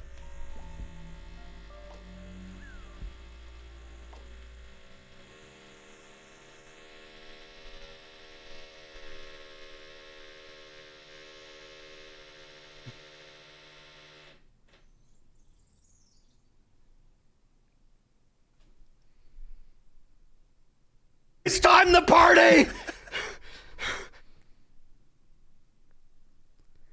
There's loud sounds everywhere. First they're up there, now the raiders are here. Yuri, thank you very much for the raid, my dude. Welcome, everybody. Welcome, raiders. Welcome, welcome, welcome in. Oh my god, the sirens are here. Oh boy. Welcome, raiders. Posture check and hydrate, thank you. Marius in lap. True. No Marius all stream. He was lonely back there. Welcome, Raiders. How was your stream, Yuri? How was your stream? Finally over. It's finally over, huh? Damn, how long did you go for? Welcome, everyone. Wee woo.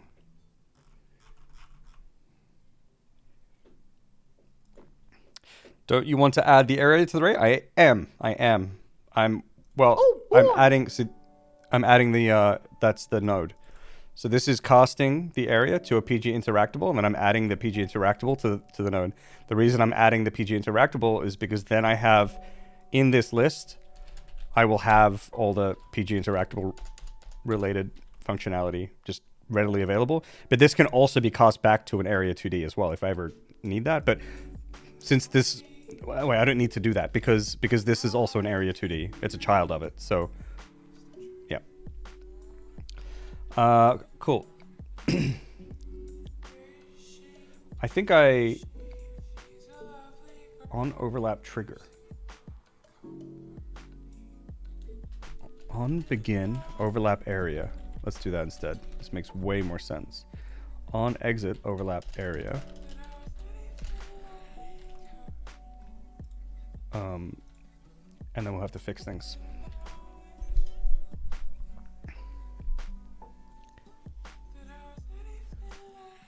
The uncapped-a-thon since last Friday. Yuri with a sub. Thank you so much, my dude.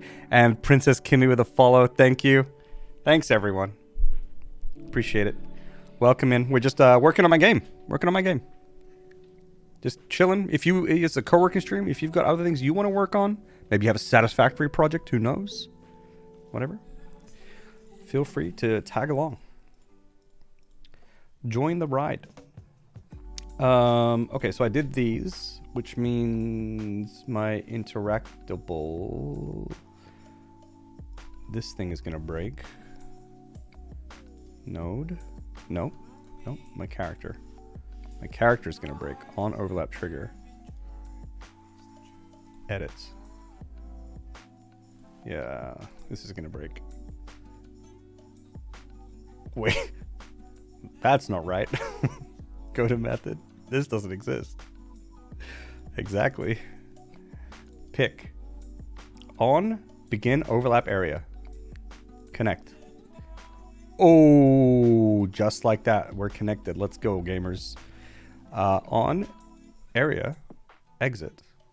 Pick, exit. Oh, we're all hooked up.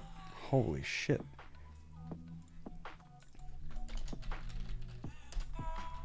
Remove interactable node. If that's there, does this do it? If it removes the first occurrence. If it's not in there, is it okay? Do I need to do what contains? Does this do what contains automatically? We'll find out, ladies and gentlemen. Pattern matching casting is good. C#. What is pattern matching casting? What does that mean? Pattern matching casting. Pattern matching. Oh, the is. Right. Yes. Yeah, so this is super nice because like I think if you were to expand this, you would get something like if area, or you would do like a PG interactable and enter equals like cost area to PG interactable, and then you do like area or something, and then you would need to go like if enter does not equal null, like maybe, or maybe this would throw an error. I'm not too sure, but this like if is thing is super nice. You're like, if it is this, then use this, use the costed version. And if it's not this, just skip this whole block. It's super handy. Yeah, I'm doing it already. That's what this is called. Okay, makes sense. Have a great stream, dude. I'm off to get my stuff together. Yeah. Take care, man. You've had a long run. Rest up, my friend. Thank you very much for hanging out, and thanks for the sub. And I'm glad your stream went well.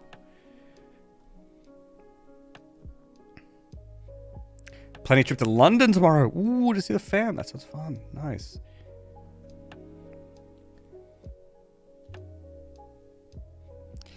You might want to check how lowering works in C# to understand these syntactic sugars. What's lowering? C# lowering. C# lowering. Yeah, there's the for each, right? That's one. See how...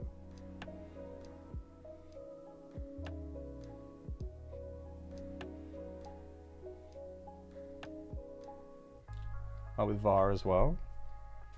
Okay. Translating high-level features to low-level features in the same language. Oh, wild. I'll read up on this later. This looks interesting. Thank you.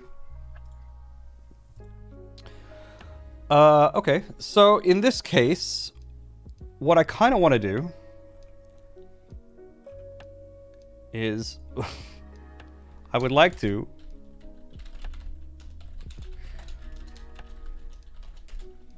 draw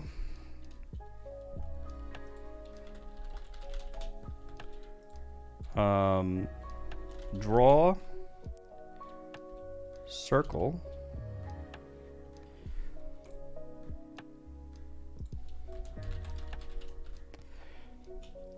I really don't need to do this, but I kind of just want to see it happen. Okay, so sometimes I do things just for the fucking fun of it.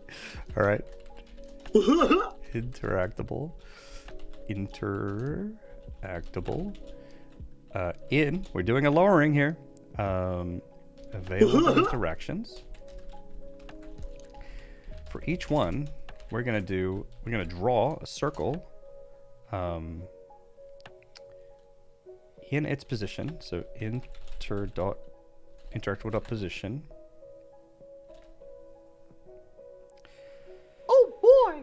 Hack_Squatch gifted Invisible Matter subscription. hack_squash gifted a tier 1 sub to Invisible Matter. They have given 6 gift subs in the channel. Hack Squash, thank you very much for the gifted sub. Much appreciated. Thank you. And thanks for the follows. Insane Fast One, Progonaut, Security Guru Guy. Thanks, everyone. Appreciate it. I'm actually more impressed you can code and stream at the same time. I get distracted by a pin drop. Oh, I get distracted too. Like right now, I'm distracted. But sometimes, like I think people call it like hyper focus. Sometimes I just hyper focus and I forget about chat for 20 minutes. So like my content, it goes either way. It goes either way.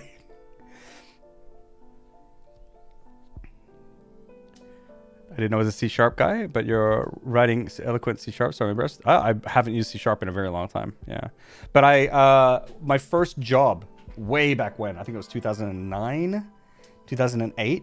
My first programming job where I actually had it was bizarre. I was working full time and studying full time. It was a crazy, crazy time. But that was all in C#, and my friend, who's still my friend to this day, actually I'm going to see him very soon. He taught me a lot of C#. So I've got years of C# under my belt, and I've done some of it with Unity, but I'm very, very, very out of practice, and there's probably a lot of changes to the language that I'm not aware of. So, yeah.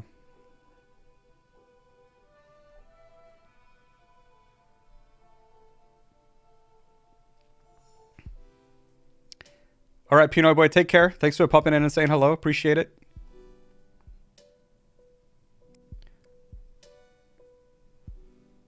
You're back now, Anna. Nice. Good, good, good.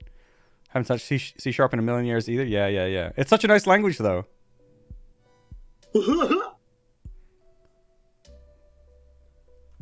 Such a nice language. Tata Jeff, thank you very much for the follow. Thank you. Drawer circle. Now, it's really confusing. I don't like this drawing being attached. I want... Whatever. Can I get tree... .root? I want the root node. What's the fucking root node? Get root. Root. Because if I draw, it's going to be relative to the character, and I don't want that. I just want the position. So if I want the position, I can subtract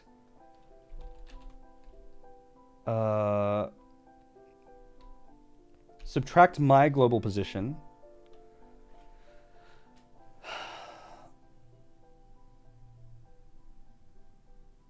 If I subtract my global position from its global position, that will be right. Am I crazy? That's the location. Anyway, so draw circle. Float radius. We'll give it the old 32. And then the color can be red. Color. We did this before. Color. Globals. Dot color. Color. Picker. Color. Colors. Dot red. There we are. So what I'm hoping is that we'll draw a circle whenever we're interacting with something on its location. We'll fucking see. We'll see how that works.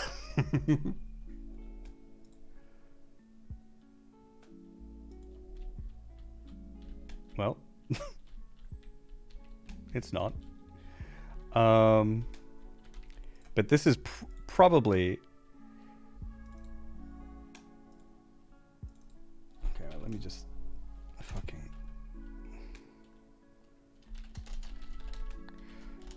I will figure this out. I don't know if people are interactable pause, but sprite pause. I need to get this shit through my head.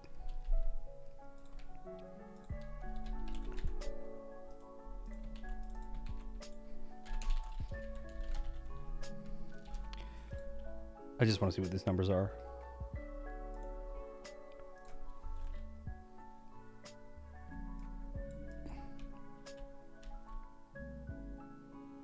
All right. Maybe the numbers are fine. But there's nothing in here? I thought we figured this out.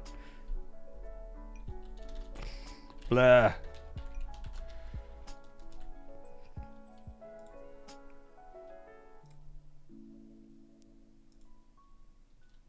I did rename the functions. Okay, blah. Blah. I guess the area that we collided with was not considered an interactable poly. Which is what I thought it was supposed to be. Wait, hold up a second. Area 2D. Wait, interactable poly, is this? Area 2D.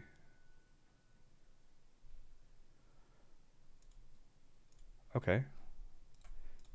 Time to debug. Shall we debug?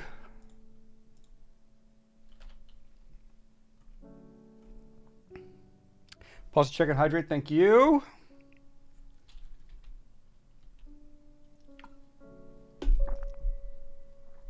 Nads, thank you very much for the follow. Yo, T Philly with the sub, by the way. Sorry, I missed it. I was really focused.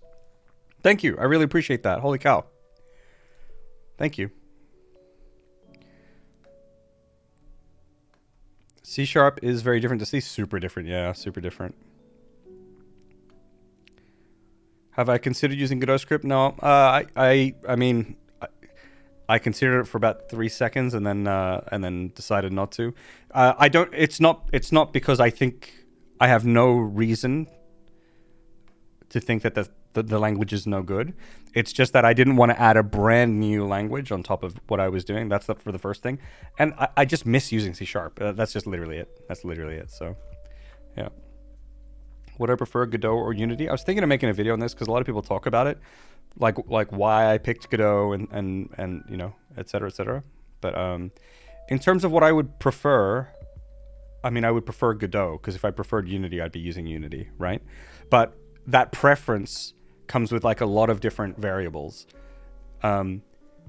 Which engine do I think is better, Unity or Godot? I just think Unity is a better engine. It's been around for longer. It has a much, you know, wider range of tools available, better documentation, these kind of things. But like Godot, I think is completely capable to do many, many, many things, including my game. I sort of like that Godot is open source. I like that there's going to be like no license stuff that I need to deal with down the line because it's just a free engine. Whereas with Unity, you need to start like after you earn so much, they take a cut. Blah, blah. I don't have to worry about that shit with Godot. And then also, it's a new tool, and I like using new tools. So it's just kind of, if you factor all these variables together, then I prefer Godot, which is why I'm using it. Yeah. Fan for a while. Nice to see you here, Philly. Thank you very much for the sub. Much appreciated. That's a sound answer to a vague question. I'm glad that it was, yeah, hope it clears it up. All right. Let's see here. What is area? Area.name. Interactable.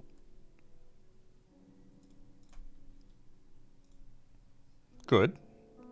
That means I collided with this.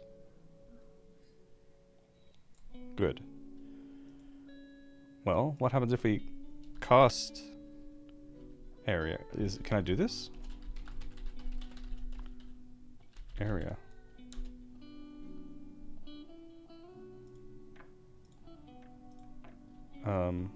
What about area is PG interactable? Is that a true? Okay. What? Okay, then the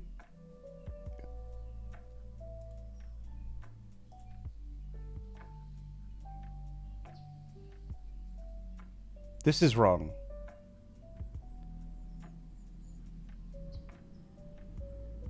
Are we not calling this? We're not calling that. Oh. Whoops. Oh, this is wrong. Wait, I thought that was right. What's the draw function? Draw.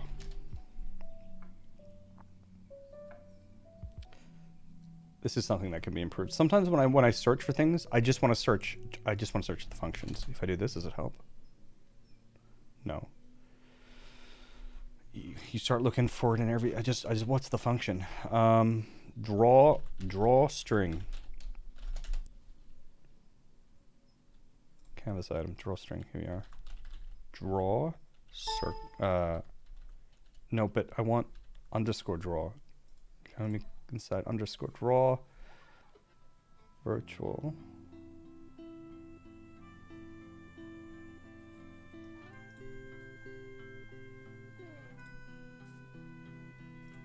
Wait, have I not done this anywhere else? I have.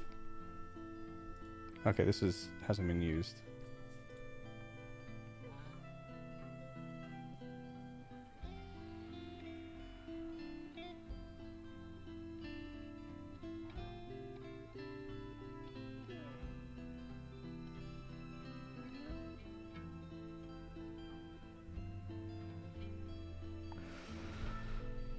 We are having a minor aneurysm here, ladies and gentlemen.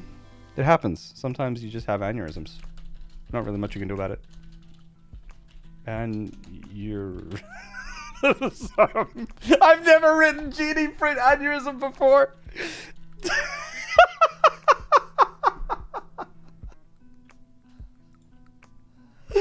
Oh, God. That's the first time. I am having an...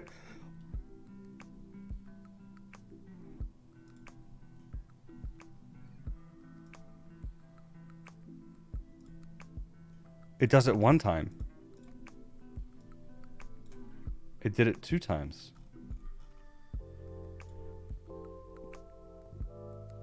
Oh, does draw not get called? On my character? What type is my character? Character body. Why wouldn't draw get called on this? Wait, if I move? Does it get...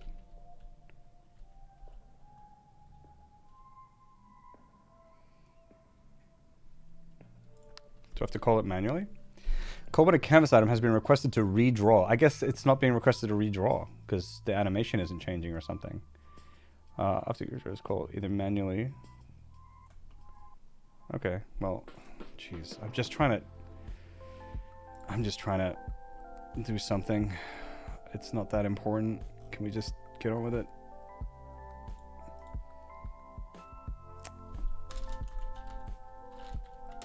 Just redraw.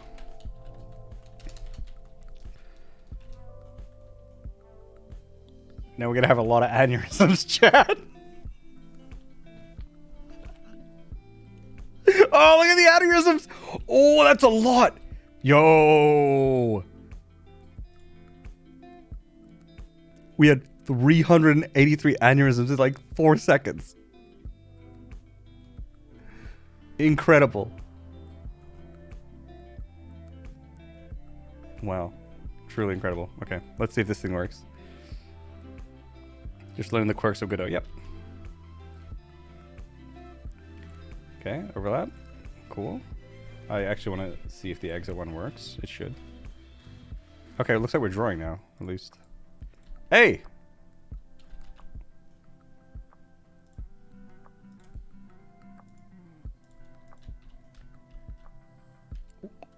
Oh! Look at that! It works! Okay. My math was right too. That's always nice. I just cured everyone's aneurysms. You're welcome.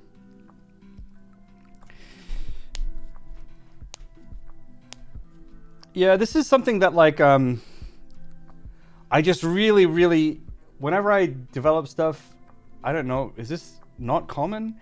But I really love drawing debug shapes and lines and things like that to visualize things in games. right? And I feel like that has always been a thing that in Unreal Engine, you can draw whatever the fuck you want, right? And those don't draw in the game. You just debug stuff, right? I think Unity does it as well. But in this one, I just can't do that. Like I have to create like a draw call, the draw function. I need to call it manually here. It's like underneath my shit. It's a local position. Like,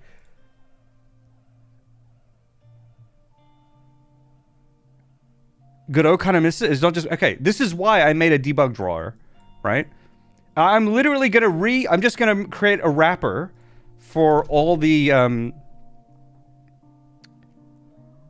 for like all the, Jesus.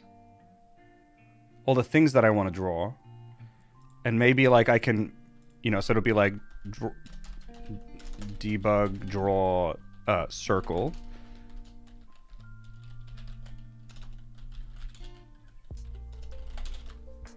Can you stop VS Code, please? Like this, and then here, I just get my sub. Well, how does this even work now? Because this won't be. I can't call draw here, because I'm not on the draw, like, thread.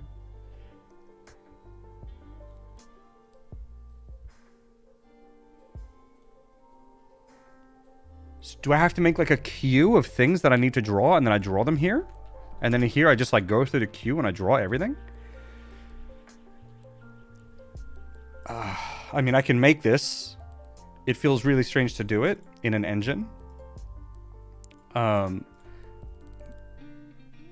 like, I don't need to make that many different types. It's not the worst in the universe. It's like the second worst in the... I'm kidding. I can make like some like structs or something up here, which will be the information that I need to provide. Or I can generate the struct here.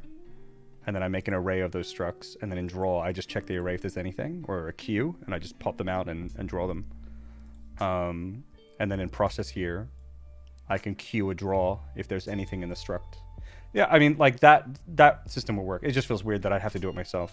That's all.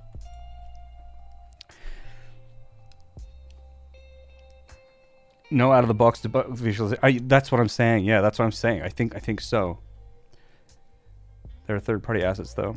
I think I'm just going to make this little system. It's fairly straightforward. It's grunt work, but at the end of the day, if I get it going, I can then just start adding new shapes as I need them. Like I don't need to re-implement everything, because I'm going to draw circles, lines, boxes, rectangles. Right? That's 4 functions. It's not that bad, right? So I could do that. And this debug drawer, because I thought of this, because I smelled this coming. So that now, whenever I start anything, any scene, I always have these things in the root. No matter what scene I start, these always come, and part of it is the debug drawer. And so this will always be at 0, on the Game Master. So I can just put in a location, and it will just be... Maybe I should convert it to screens. No, world space is good. Yeah. So that will work. The only thing I need to think about is how do I make sure that it's above everything else? Was there like a Z value? Maybe if I...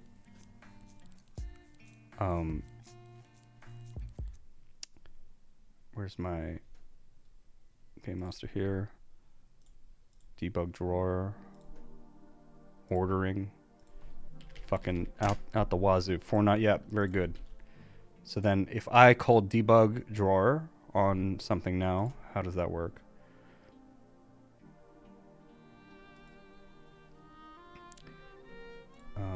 First of all, this Game Master, let's just get a proof of concept going.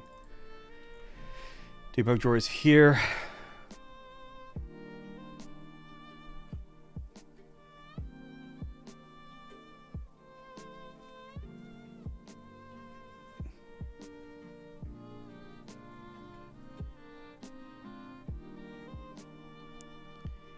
Maybe in here I can,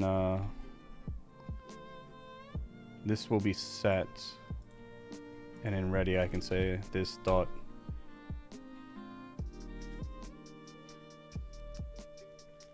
Because what I might need, I'm thinking, how can I best do this? If I make this like a, Because this will be a singleton.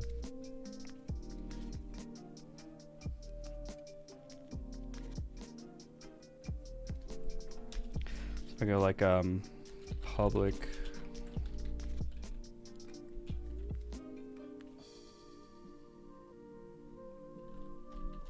draw circle.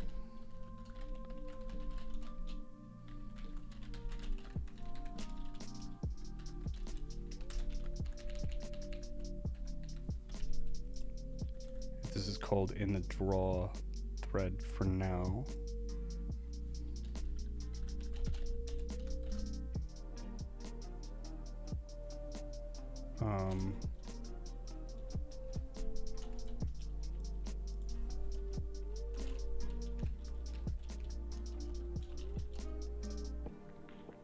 What's the... Oh, jeez. What's the other draw circle? Canvas item. Just call it this for now. I just need a proof of concept. Draw circle.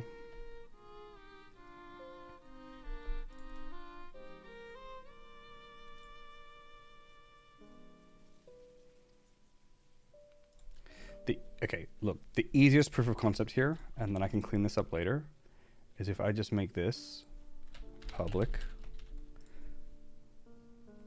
or just, yeah, if I just make this public,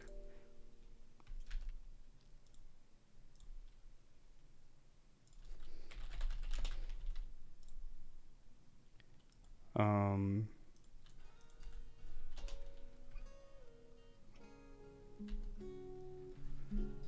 then I take this here,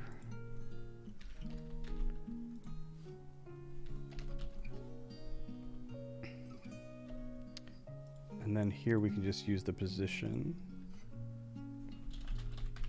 to pause. Forget about these for now. And this would be get game master.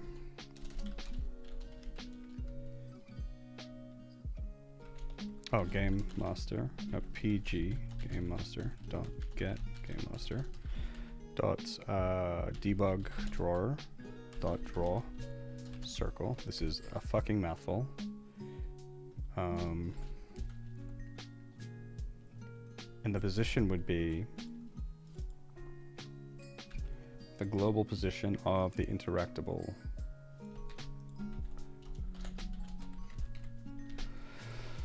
I think it's PG. This all needs to be cleaned up, I think. Debug drawer.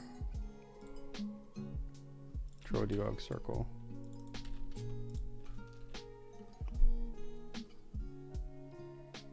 What am I forgetting? Node 2D. Oh, right, that's a Node 2D.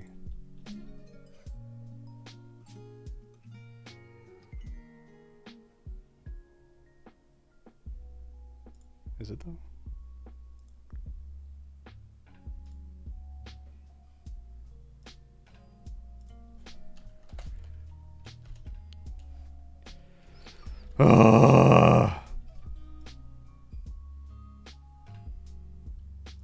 I wonder if this will work.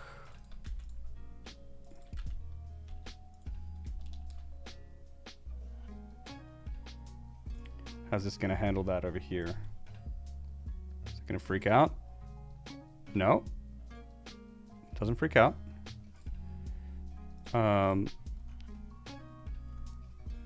Okay, so does this do what we hope it does?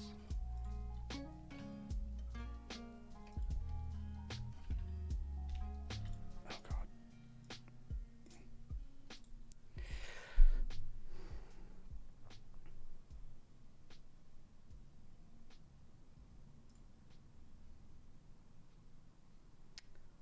What's the error saying? Condition.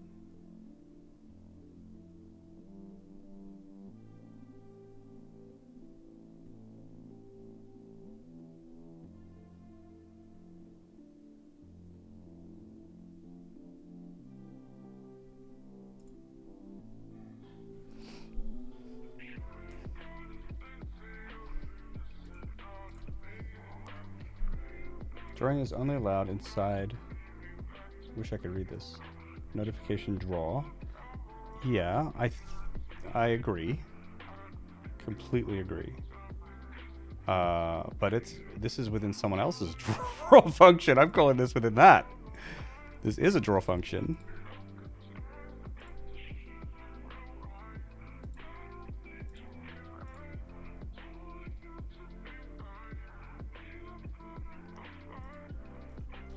Right. Huh? Is it just me or can I not read? Oh, here we go. Drawing is only allowed inside notification draw function, or draw signal. Is it because it's not in that thing's draw signal? Because that's kind of gnarly.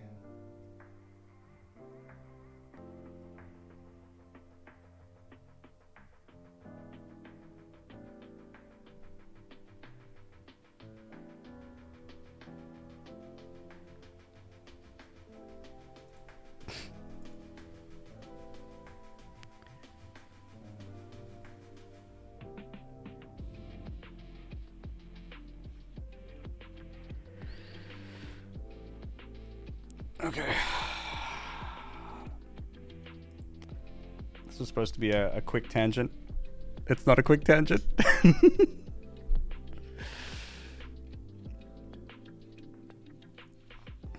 Hey Corey, how you doing? Yeah, going 4.1 Rinstein, yeah. How's the and wait, okay, catching up. Why Godot over Unreal if you used it in the past? One, I don't want to use Unreal anymore because I used it for nearly 9 years. So sick of it. I want to do something new. Two, it's way too much for my game. Like, Unreal is this massive tool. It's big and clunky in my opinion. It's very good when you want to make games that are also really big and clunky. But I just want to make a cute little 2D game. So it's too much. And then I think eventually you run into like the licensing stuff, the same things that I want to avoid with Unity. So, how am I doing there? How's the temps? I mean, it's apparently summer, but it's been raining for like 2 weeks, and I haven't seen the sun in a very long time, and it's not that warm. But I'm doing okay.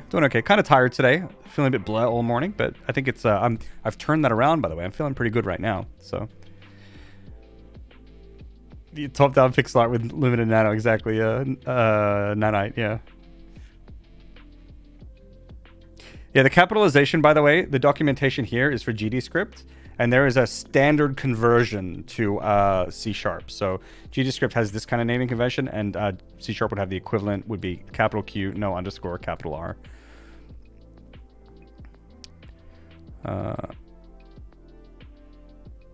Yeah.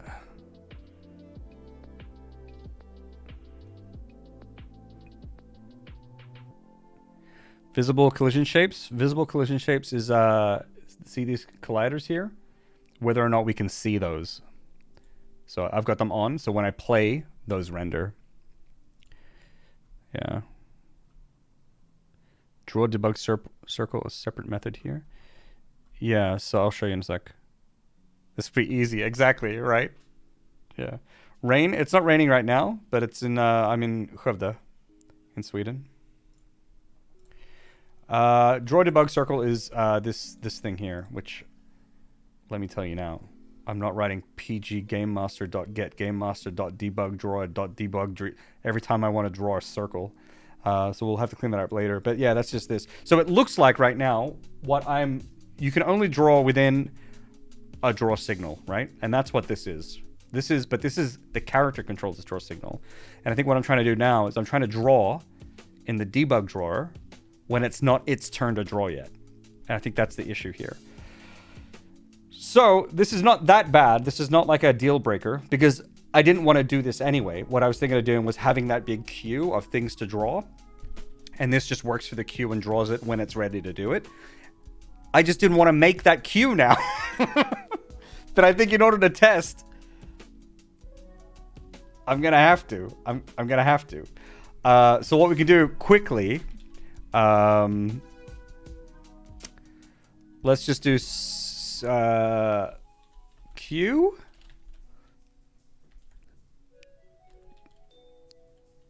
Yep. Queue.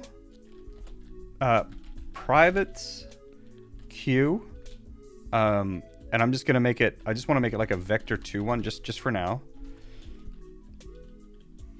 To draw. Who fucking cares? Get set. And this is crying because it's not the generic, right? Now you're good. Okay. Equals new to draw. New queue.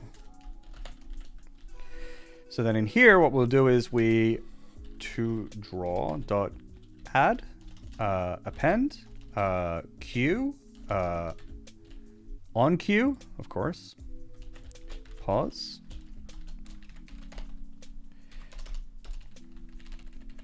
And then this is for or for each. Vector 2. Pause in to draw queue. Okay. And then we do our draw circle using pause. And then, oh shit. Then we have to. Okay, wait. We can't dequeue things in the loop, but also we can just empty it because we're drawing everything. So clear at the end. And maybe that's fine. And then here, we don't need to do this in draw anymore. Oh, cut. We can put this in process. And then we don't have to queue a redraw of this thing anymore. We can nuke that. And then Vamonos. Here we go. Here we go. Here we go. It's not working. Oh my god. Wait, did I not build?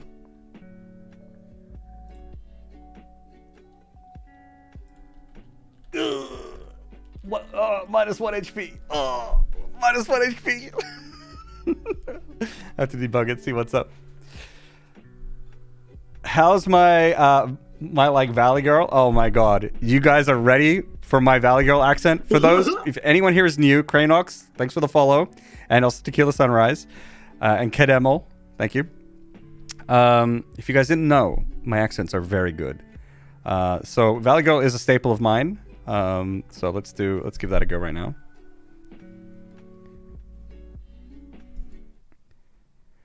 Howdy partner, my name's Jason, I'm a Valley Girl. OMG, these shoes are on sale. Vamonos!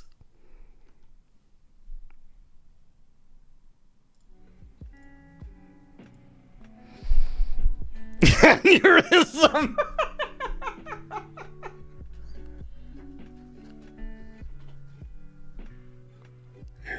I will never tire of this.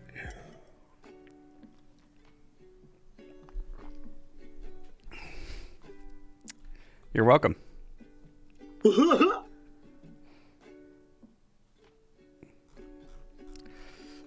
Link, thank you very much for the follow. I can't believe you followed after that. Jesus, Big Link. Holy cow. This block can go. All right. Let us begin the debugging. Let us begin the debugging process. And here the programmer presses F5. The game builds. The game launches. The debugger is hit. This will be for the initial draw. The game continues. As the little red man crosses over this, we are expecting the debugger to be hit yet again. The debugger has been hit. We have the position of the hit target. Great. The bug in the code has been determined. This doesn't draw again. We need to tell it to draw. Problem solved. Notify. What was that thing again? Draw. Draw. What was that thing? We're back here. Q redraw. Q redraw.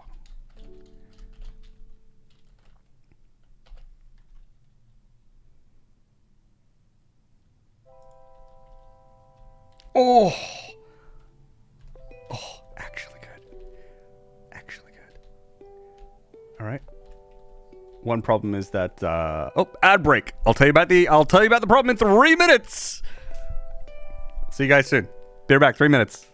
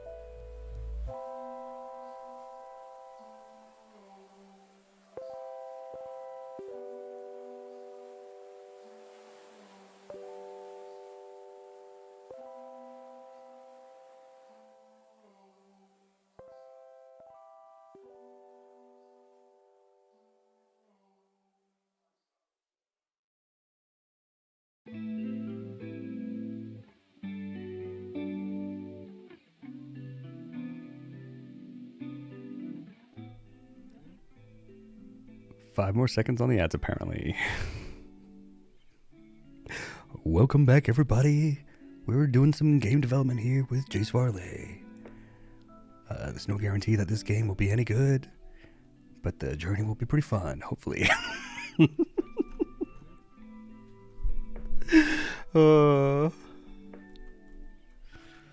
Hey man, would you take a shot with Godot on a 3D project if you wanted, or would you grab... if I wanted to do 3D, I'd maybe go back to Unreal, I think.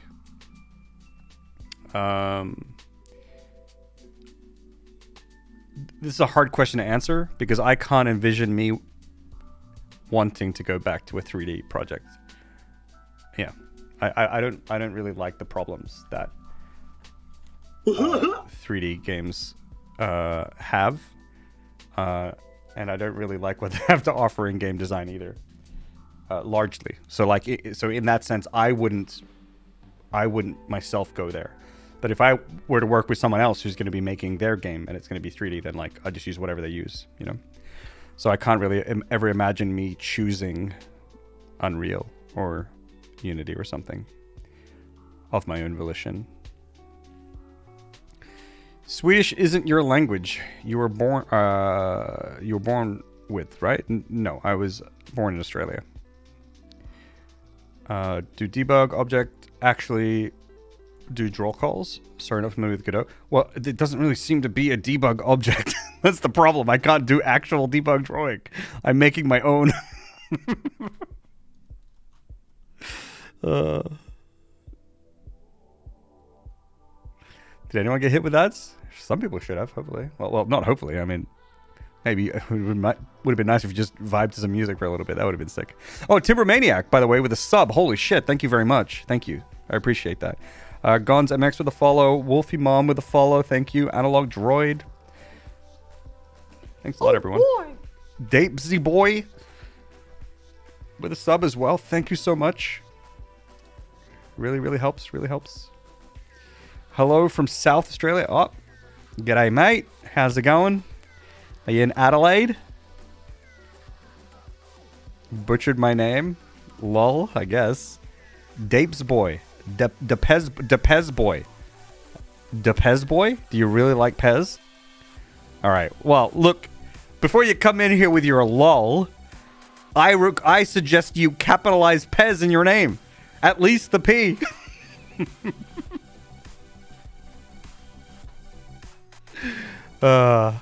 You are in Adelaide. Okay, okay. By the way, Adelaide, South Australia, the center of Australia. There's two states there. Well, territory and state. There's South Australia and there's Northern Territory. Let's bring it up. 1 second.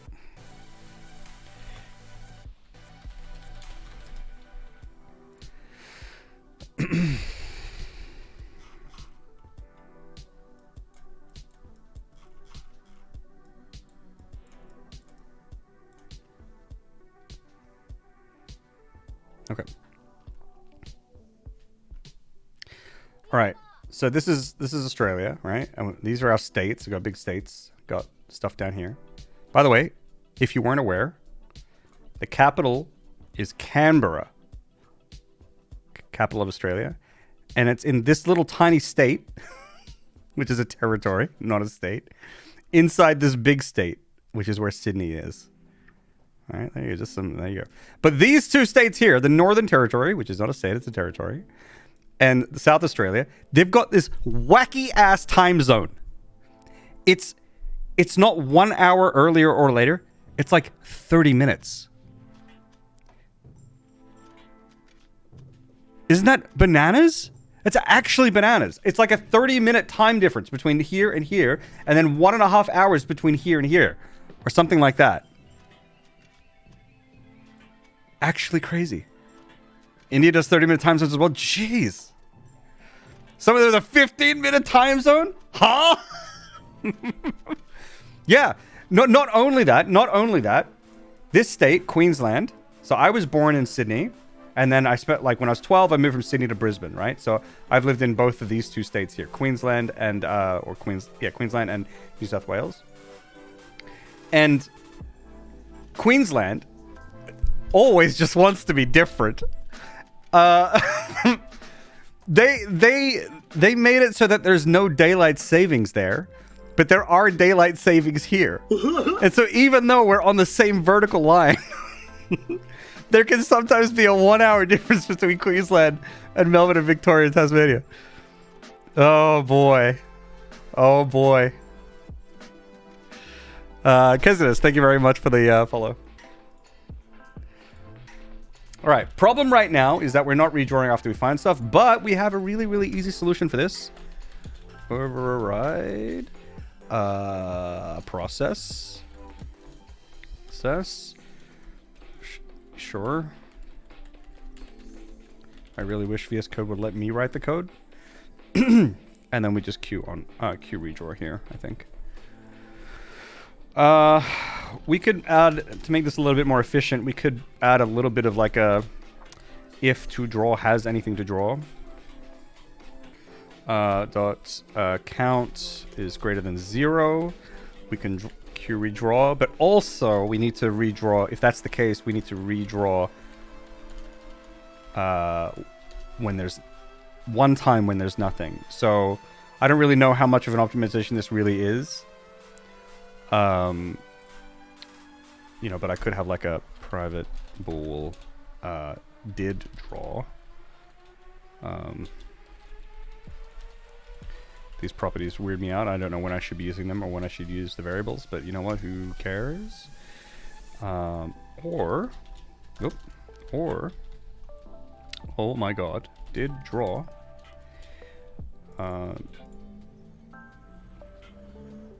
Q redraw.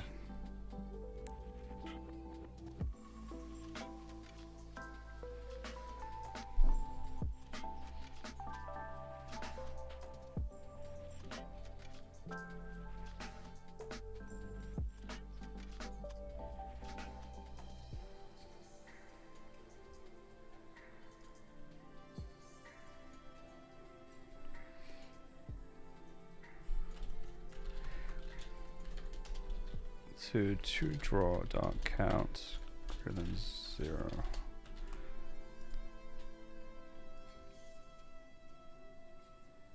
That probably works.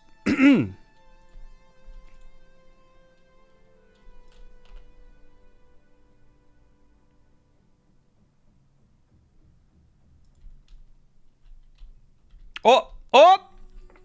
Oh!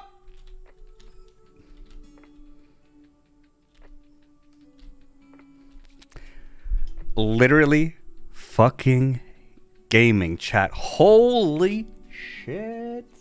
Oh my god. Actually good. Actually good. The rest of the world is shifted by 30 minutes exactly. Yeah, we're not crazy, everyone else is. Used to live in Surface. I used to go to Surface often and celebrate New Year's Eve twice. I used to work at Dreamworld as a programmer, and at lunch I would go on the rides. It was pretty wild. Install GitHub Copilot. You'd be really frustrated with the suggestions. Oh, geez, that sounds awful. Name method starting with underscore. The method starting with underscore. These are like specific ones, right? These are like engine specific things, like internal methods, basically, that you can hook into. I think that's what the point of that is. Erase time zones and live on the same actual time. You know, I actually think that would be good. Right? Because then it would mean like you go to a different country and you're like, oh, what time do you guys wake up here? Oh, the normal time is we wake up at like 11 p.m., you know, or 23 or something like that. You're like, okay, that's like when sunrise is, you know? I think that's kind of interesting. ATSG, it's going pretty good, making some progress. My clock app display the time in Melbourne because I have a friend who lives in Victoria. Nice, yeah. I've got one for Brisbane, I think, for my brother, and then another one for my mom who lives in Maine, in the US. He's way to keep track. Yeah. I have another friend who lives in Colorado, and I can't add another. I think I can only have 2 extra clocks on my thing. Otherwise, I would add one for him as well. Or just like the west coast of the US in general. How many polygons is that solid red circle? 3 million. 3 million polygons. It's the smoothest circle you're gonna find in gaming. You worked at Dreamworld? Nice. Best part of development is red circle can make you happy. Yeah, that's the thing I love about this. So like I used to stream puzzle games, and I think I will continue doing it. And we have like a pretty strict rule not to no backseating and stuff like that. And it's because it's the same thing, like the feeling of figuring something out. Oh, it feels so good. And it doesn't even matter how important it is. It could be stupid, but that feeling of figuring it out, oh, it's the best feeling. It's the best feeling. I love it. Pumped to catch the stream. I'm not at work today, and I've had my first experience ever making anything on a computer. Nice. A mod for Euro Truck 2. Cool. I lost 19 hours to it last weekend. Hey, those are pretty good numbers. Mad props to anyone who does game dev. Yeah, it's hard work. Yeah. Helped run the Claw and the Wave one. Oh, nice. Do you ever worry about software pirating from what you're doing? I'm not sure how they would. I don't know what they would pirate exactly. There's nothing of. I've done nothing of value. I mean, like, if you want to make a game and you want to learn to do a debug drawer, here, take it. That's not going to do anything for anyone, really. So there's literally nothing to steal.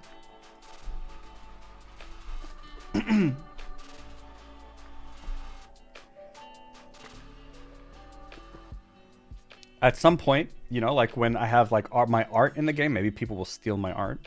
But I can't really do anything about people doing that.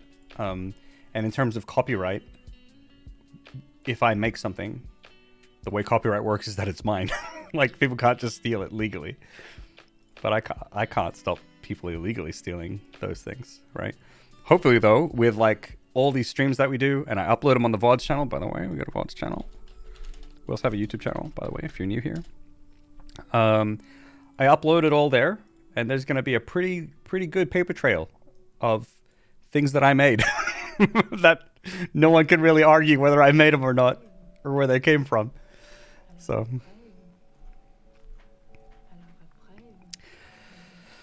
why do you see C# for programming again? Because that's one of the languages this engine supports, and I like it. That feeling is why you're in software engineering. Yeah, it's good. It's good. Mind sharing your thoughts on Real, specifically what you like and dislike about it? I just don't like how big and clunky it is. It's an engine that can do a lot of things really, really, really, really, really well. And so if you need to do those things, you should use Unreal Engine, right? Because it's insanely good. But it's big and clunky. It takes fucking ages to like open up. You get like all. I just don't like it. Yeah. And then like whenever you're doing native code, you have to rebuild. It's just I'm good. I just don't like it. I get the feeling that this is not like an actual opinion where I'm like, it is bad because of these things. This is just my emotional like reaction when I think of it. That's all, right? And so who knows? Maybe it's irrational, but that's just my feeling when I think about it. And so I don't really want to work with it because I worked with it for so long. I think I just have like a lot of associations with it that weren't very good because I spent 8 years using it. And I just want to do something else. Like it's just as simple as that. Unreal Engine is a fantastic engine. It is not a bad engine by any means. It's a very, very good engine. Maybe the best engine in the world right now. But I don't need what it has to offer. Okay. Well, we have this now. This is something. And I can expand on this later. What were we doing, though? Okay. So the reason I did this was because I wanted to check if we could be colliding with two things, right? Maybe we can make more of these sprites. Here. Oh. Okay, this engine does not like you copy pasting things, so we will just start from scratch.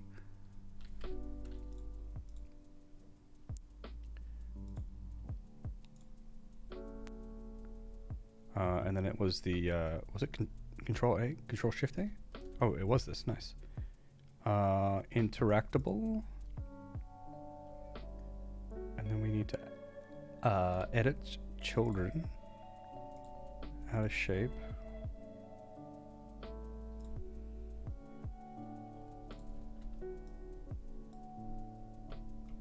Where are we?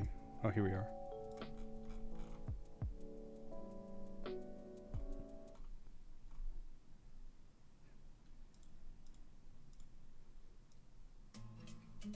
Jesus.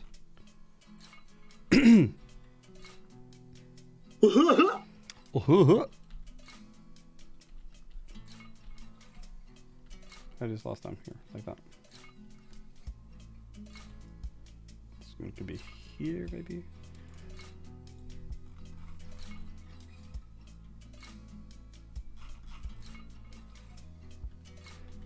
Okay, So this should be all I needed to do to hook this up. For now. So now if I collide with multiple things, we should have multiple circles. Yeah. So these are the things that I'm colliding with. So these are the things that I could interact with, basically. What I need to do is I'll need to pick which one I should be interacting with if I press E. I shouldn't interact with all of them, and some of them are better than others, right? So let's say, for example, I'm walking over this, and I get here. Well, let's make this a little bit more. Hello?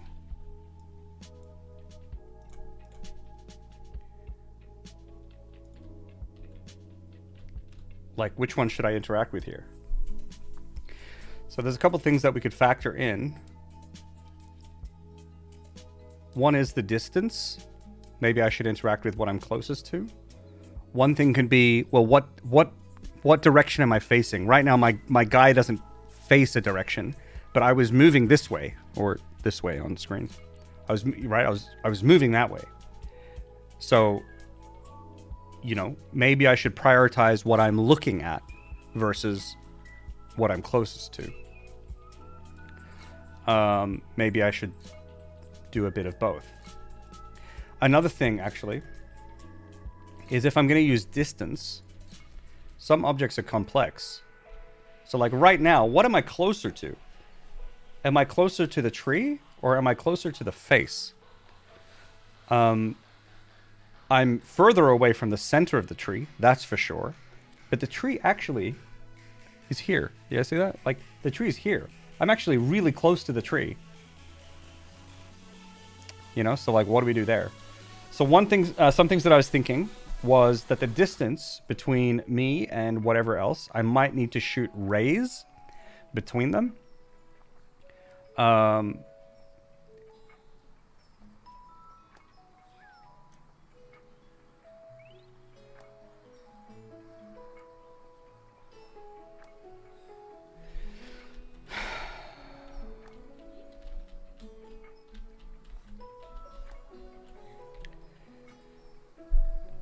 That way I can get like an actual intersect point with its collision and be like, oh, this thing is here. You know, I could say, I could actually see that, like, if I shot a ray here, I would hit this here, and I'd be like, okay, well, the distance is this far, right? Whereas the distance is this far for this one.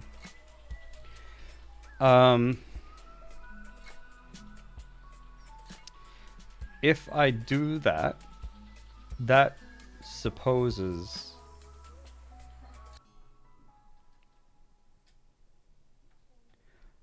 a collision of some sort. Maybe I shouldn't do that. Maybe if I'm overlapping, then I'm just overlapping, then I'm... I don't like the distance thing. I don't think I like the distance thing. I think it should be direction. What was I looking at? And if there's two things, well, then it becomes ambiguous. And we just pick one, right? I mean, that's what happens in games. You know, we could always introduce something down the line if we really want, like instead of these circles being here, well, we'll see it actually if we start doing this now.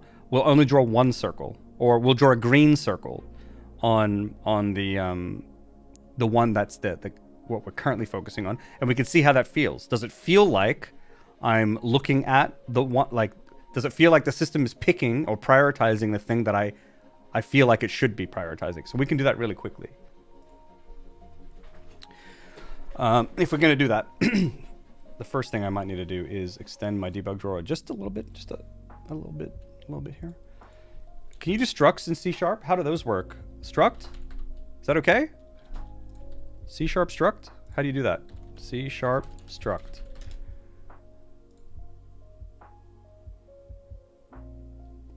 Yeah, looks like I can. Kind of just what you would expect. Private struct. Draw data. And then it's what, like this? Like this? No, semicolon.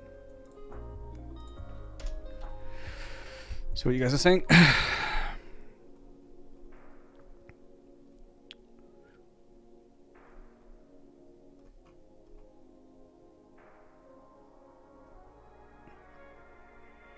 Started programming with Turbo Pascal. Holy shit.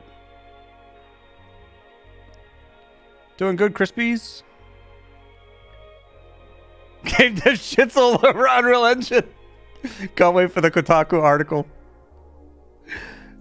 It's like always. It's a matter of trade-offs. Yep. It's always about trade-offs. Everything is about trade-offs. Nothing is perfect. If there was one way to make an engine, we would have made that engine, and there'd be no other engines. Tanitra, thank you very much for the follow.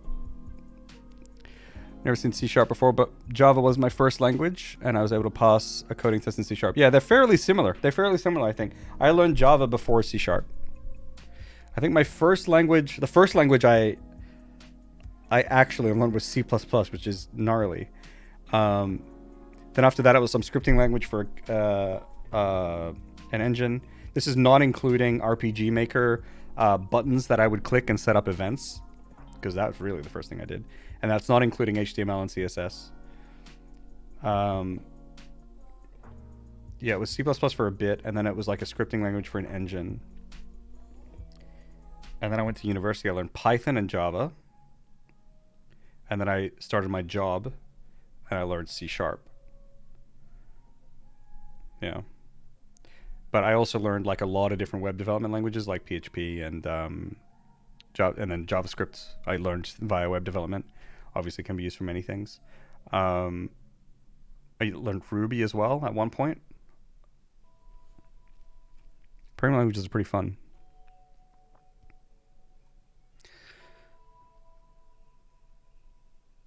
Bigger screens on your PC than laptop. Yeah, you're back home. Distance with priority override for certain objects, maybe. Priority override? That could be a good idea, actually. You also can just do a manual priority list. No? Well, it depends. It depends. I mean, I never even considered a priority list in general, but that's actually not that bad of an idea. Because like it could be that there are some things that we're always going to want to interact with over something else. I'm not sure what that is yet, but I can understand and accept that that concept is there. This might have to be something that I think on and maybe implement later.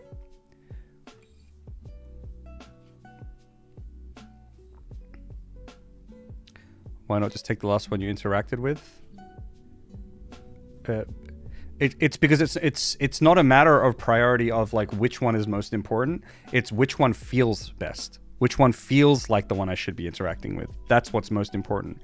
There could be the most important dude here and a piece of trash on the ground next to them. What's most important is that I interact with the thing that I intended to interact with as a player.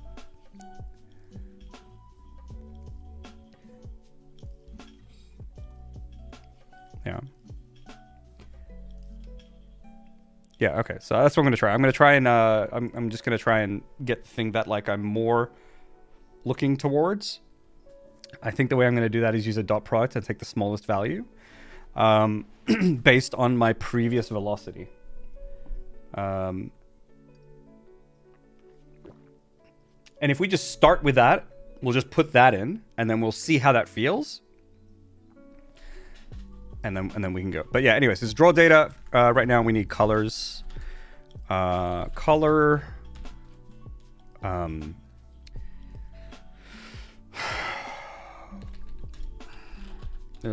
Public.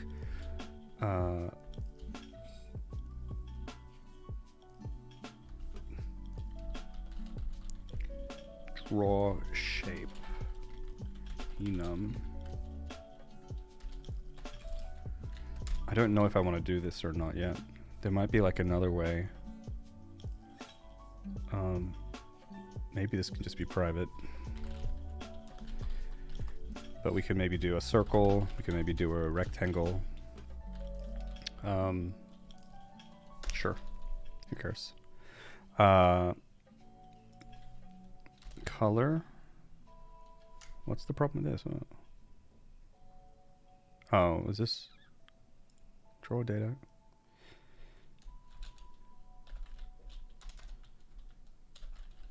Cat set.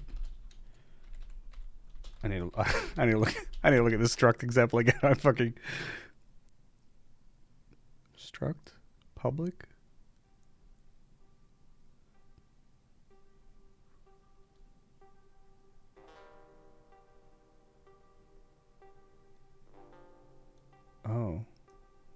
Why are they doing that?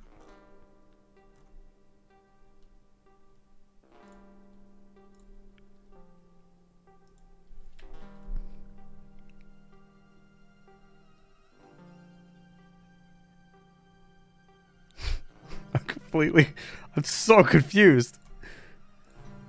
This error is completely throwing me. I'm just gonna move on. Sure, that's fine. Let's just keep going and then we'll... Does this complain? There's no shot, right? It does? Static type cannot be used as return types. Oh, yeah, color, fuck. Okay, that's super dumb. Position... Which, this is naive because it could be that I need to, if I want to do a line, maybe I need to do multiple positions. But again, we'll deal with it later. Color, maybe size. Forget size for now. This will work for now. Okay. Draw data. Good. Draw a circle. This and then a color. Right, and then we on cue, maybe I can do like a draw data constructor here, which would be color C vector 2p. Is this what I saw before?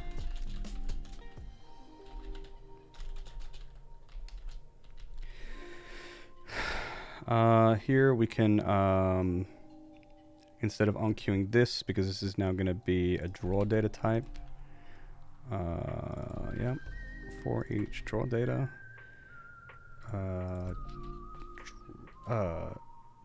D dot pause.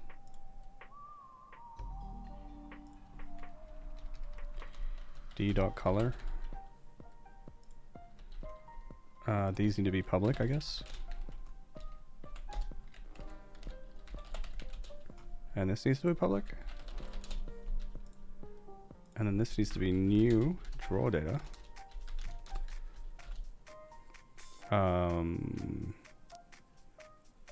Switch these around. That triggers me.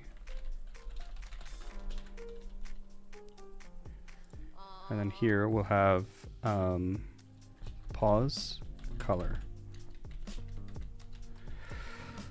Yeah.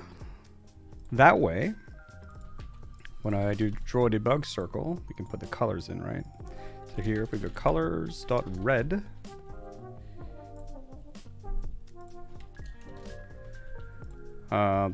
we should have exactly the same thing as before now.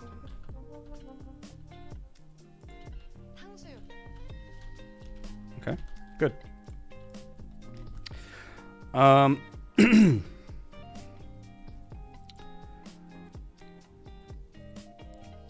Cool. Marius is here. Hello, Marius. How you doing? Perverted Soldier's here. Hello.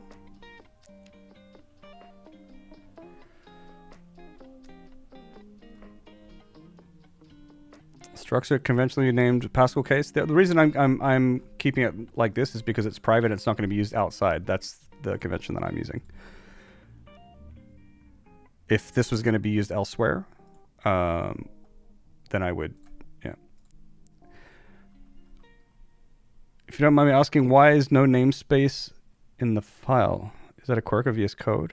Why is there no namespace? Is it namespace? Is that C++? I think the usings are equivalent to that, I think.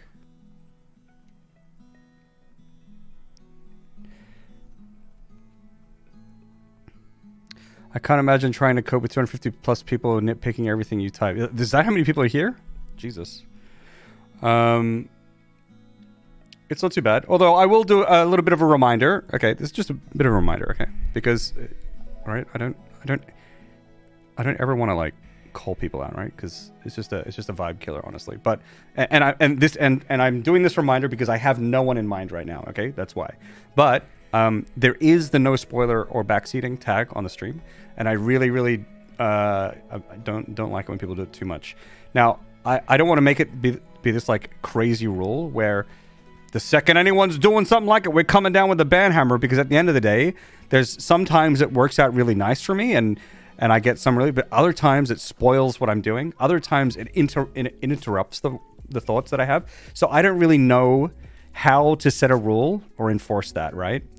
But maybe what we can just agree on is just be mindful of that, and just maybe be mindful that I like solving problems myself, even if it's a stupid mistake. I like that. So we'll just be mindful of that. Yeah. They're saying color, not colors, count as backseat. I don't know. I mean, maybe. I don't know. It's hard to say because I figured it out myself. But let's just keep it like this vague thing here, and I'll understand that like if things get pushed, whatever. But like I might just have to say here and there if it's too much. But I think that there has been on like other streams where some of it has been too much. But today it's not been that bad. Posture check and hydrate. Thank you. That was Odium. Hope you're doing well, Odium. I met Odium at TwitchCon Amsterdam a couple years ago. That's good. Or last year, I guess. Born in Australia, types of color. Yeah, I know. But yeah, I had to learn not to spell color like this because of programming. And now I never spell color like that ever, because I don't live in Australia anymore. And when I program, this is what is good. But I still use like words like honor. I still do this. Cozy, I still spell it this way. Yeah, things like that. I still use British English here and there.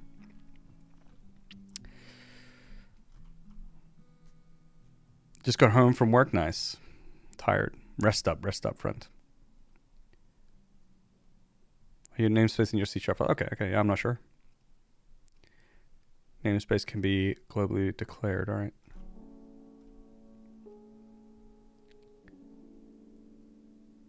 Come back to you, I have no clue what the fuck is going on. Nice. Let's go Amsterdam, where I telecommute. Yeah, Amsterdam is really good. I really love it there. The cool thing about the TwitchCon, there's a lot of cool things about TwitchCon Amsterdam last year, but one of the things that I loved about that was that it got me out of the Amsterdam city center, which I often spend most of my time in whenever I go to Amsterdam. And I saw other parts of Amsterdam. And Amsterdam, outside of that fucking city center, is so nice. Like, the city center part of Amsterdam feels like a fucking theme park. It actually does. There's that many people. It's like, it feels like it's like the architecture. It feels like it's a theme park. But when you get out of that and you're like, oh, this is like a normal city now. Yeah, it's interesting. I like both. It's not like I don't like the theme park. That's one of the reasons why I go there. It's so interesting.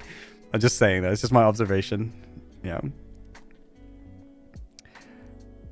Call myself saying pause in casual conversation. Jeez. Every time I see pause, I think of position and piece of shit. Crazy busy in the summer, yeah. It's just there. You have to see sharp. Actually banning Marius now. Jesus.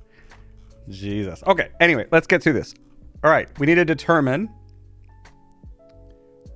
I don't even know if I want this functionality in character controller. This is the whole structure of my character has not been thought through. But let's do this for now. So let's just make a little private function here for now, which will get me an interactable. And it'll be get priority interactable. Okay.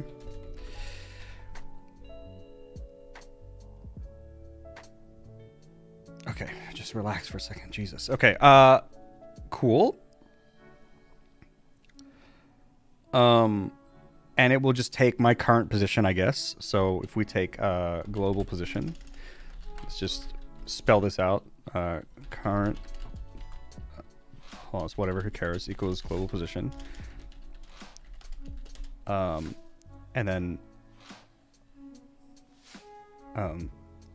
we'll need my array of available interactions. So for each well, this basically. For every single one of these, what I want to do is I want to check the dot product of where I was going. So I need my previous velocity. Where's my velocity? I know it's here somewhere. Here, velocity. Move and slide. Slip and slide.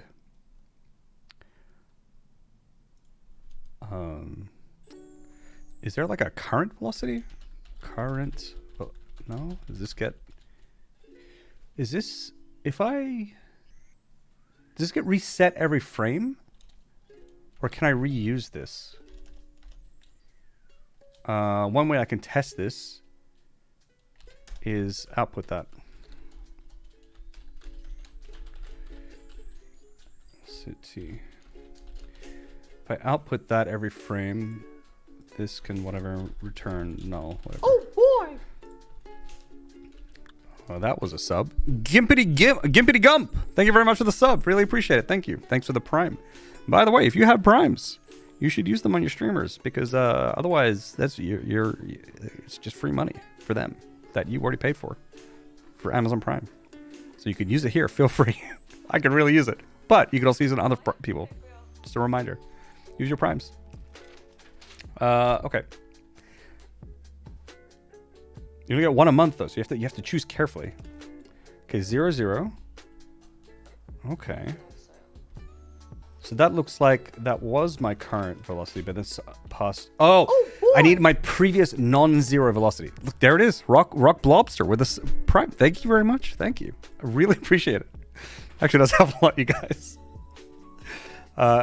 Seriously, the support that I've been getting has been very helpful. Thank you, everyone. I cannot stress that enough. Okay, so I need a previous. We need a previous non-zero velocity. Previous direction, if you will. Previous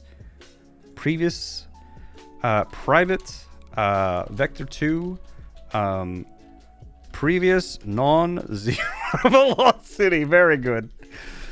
Get set equals new vector 0, which is probably default. I probably don't need to do that.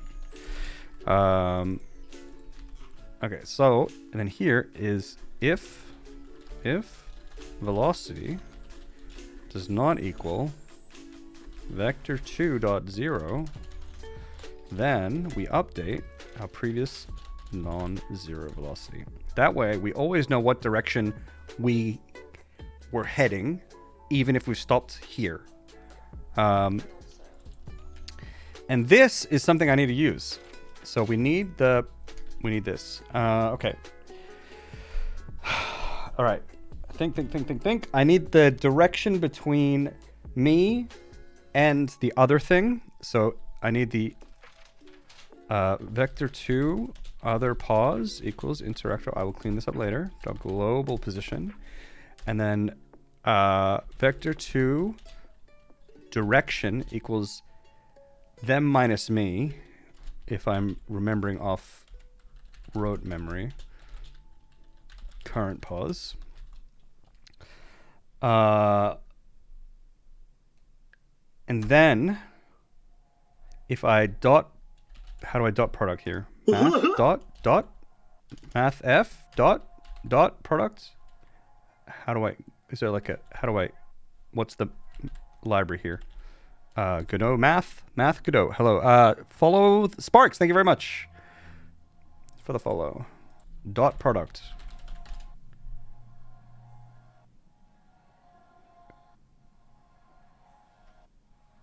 C sharp dot product. Oh, is it vector 2 maybe? Maybe it's vector 2. 2 dot. Okay. I'm going insane. Inner product?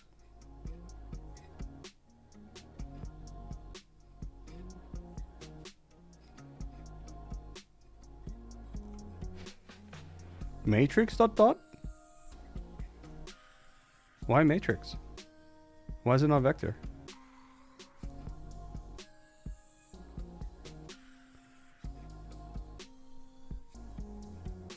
Vector 2 dot. System dot numerics. Is that why?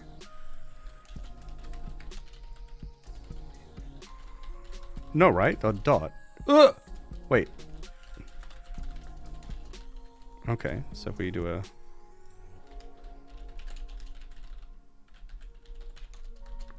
Now is it gonna be okay with this? No? Oh, is this Godot vector 2? Right. Well, does this not have a dot product? Oh, yeah. Searching for dot in Godot is not going to be very helpful. Angle?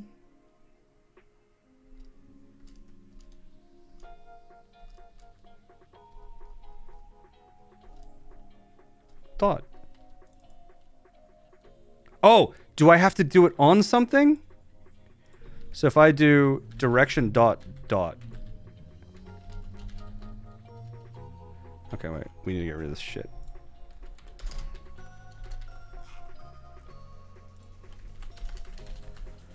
Here we go. Returns the dot product of this vector and width.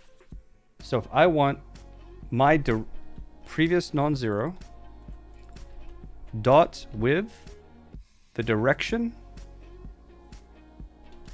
of the other thing.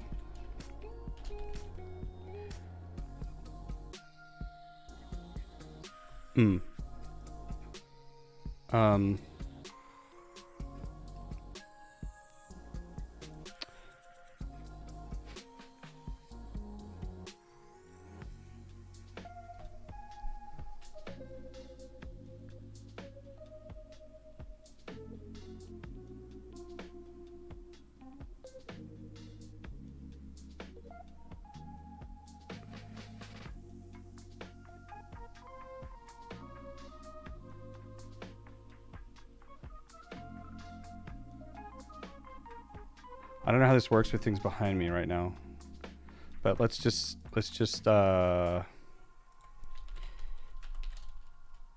here's some good shit.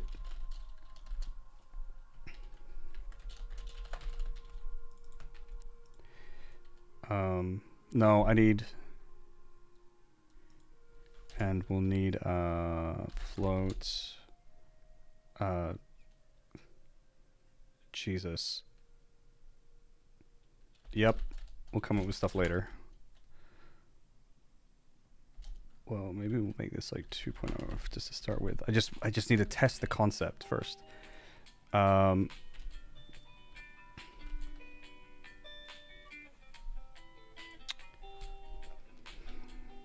Lowest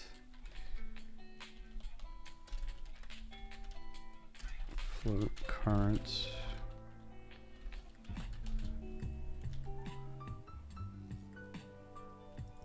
Relax, Rosalind.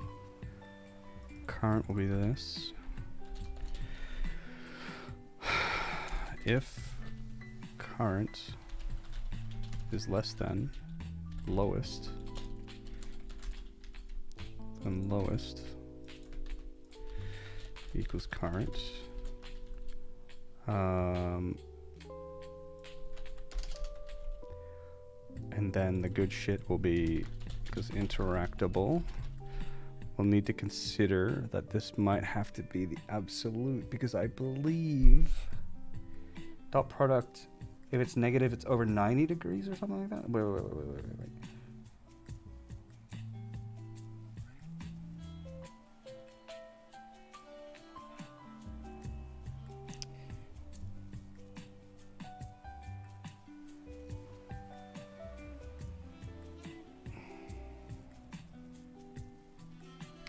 I think I should probably just output the lowest one, just so I can sanity check.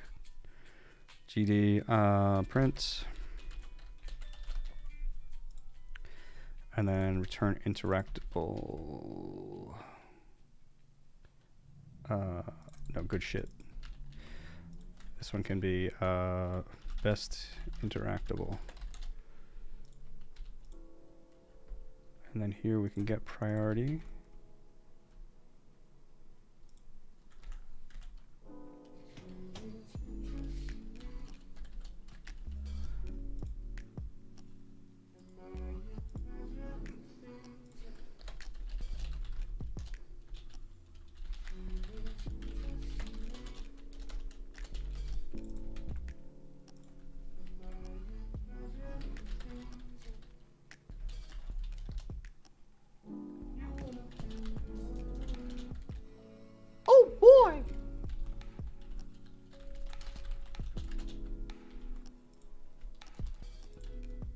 Maybe that will work.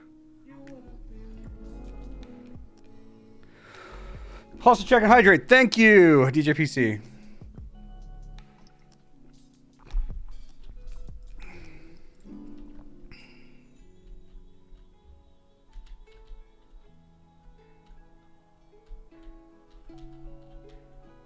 It works when I move away.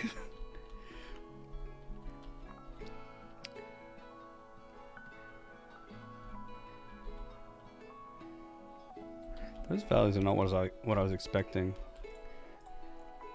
I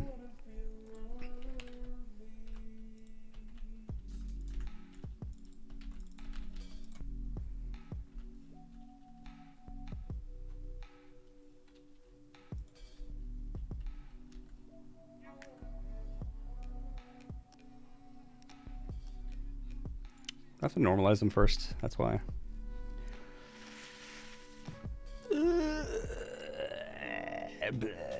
I don't really. Okay. Lowest.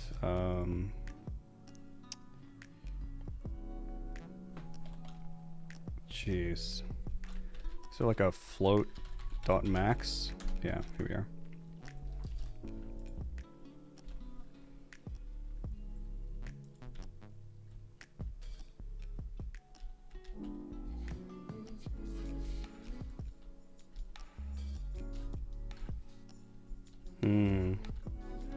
It's like when I move away, it switches. There might have to be.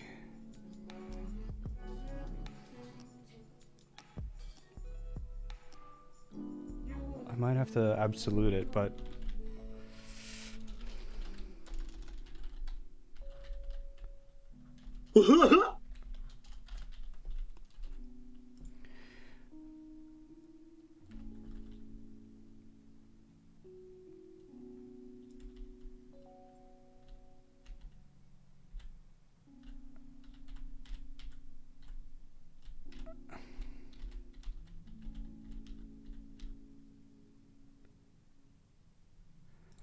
I'm doing something wrong, and I really need to pee. I'm gonna be right back.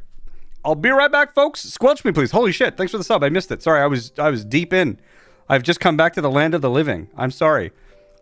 Hello, everyone. Thank you, Portugal, for the follow as well. I'm hesitating to read chat now because this is one of these situations. I absolutely want to figure this out myself. This is one of these things. I will be disappointed if someone gives me the answer, so please let me do my thing.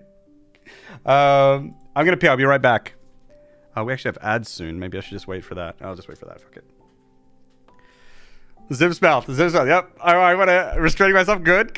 Let me struggle. Love the moments when you're mid-pee and you realize the solution. You're not even talking about programming here, right? You're just in general. It can be, you know. Okay, so, okay, wait. Let me just, I need to visualize this real quick. MS Paint, here we are. Okay. Jeez, people who weren't here earlier in stream, no idea what the fuck this is. So what I'm thinking in my brain right now is the way dot product works is if I have a direction like this, and then I have another direction like this, dot product will draw a line from here to here and then give me this range.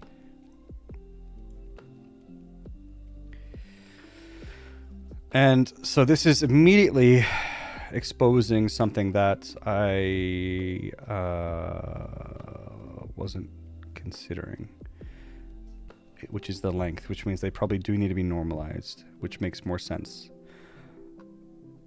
For reasons that are obvious to me, I'm avoiding normalizing when I can, because that is slow, but it looks like, you know, sometimes you need to normalize, so I think I will.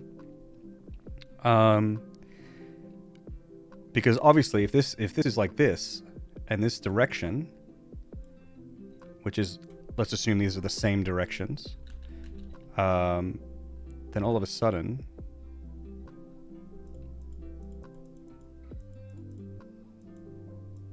I mean, that's still the same, right? Do I need to normalize? Right? Because if we take this direction and we go the other way,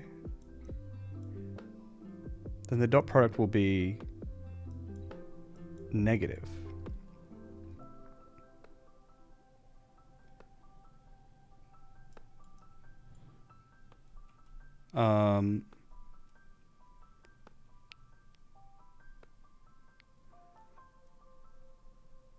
Which means what I'm looking for here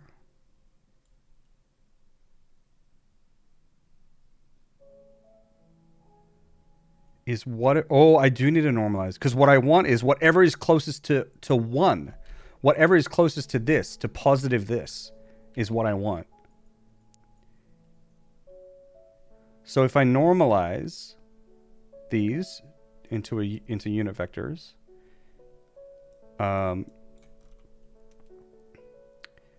and I get whichever one is closest to 1. Yeah, that's what I need to do. Exactly. That is what I need to do. So this direction...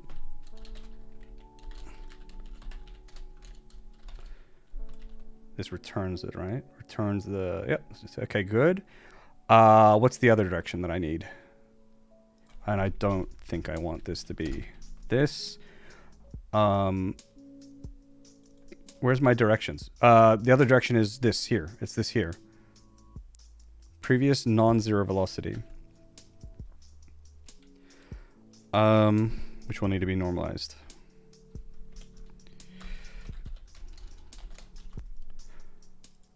Okay, the other potential problem is that I have these, I'm dot producting them the wrong way, but I don't think I am. I forget which direction dot product works in, but we can see if this works. Oh, wait, I'm doing the wrong thing. I'm doing the wrong thing. Completely the wrong thing. So this needs to be whichever is closest to 1. Which means the difference between if 1 minus that, that's the difference. So I need 1 minus. This is the current difference, not the current dot product. And if the current difference is smaller than the lowest difference, then use that instead.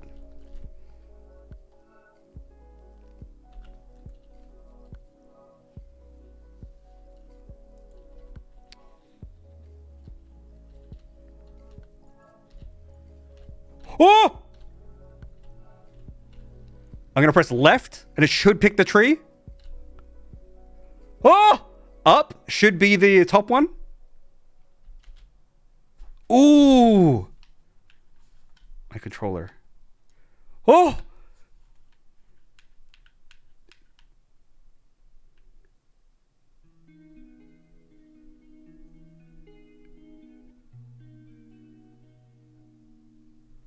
Oh my God.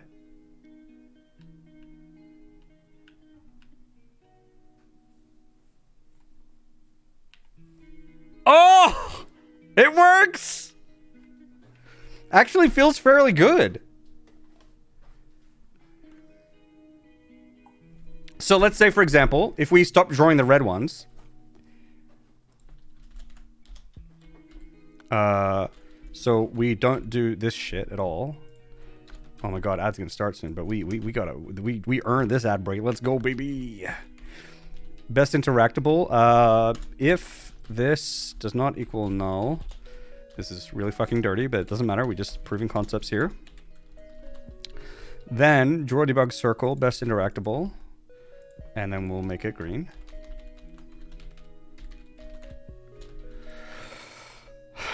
Yep. Now we'll just see what we're interacting with. Right? I mean, that makes sense. That makes sense. So we should purchase a license for this game. Oh, feels good, man. Mawa, thank you very much for the follow.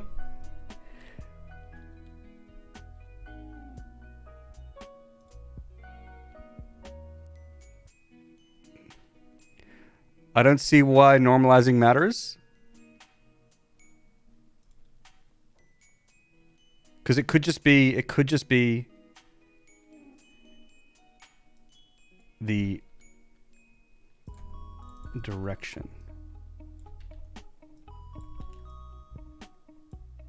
Ads! Ads! No, it matters. It matters. Ads. Be right back. 3 minutes.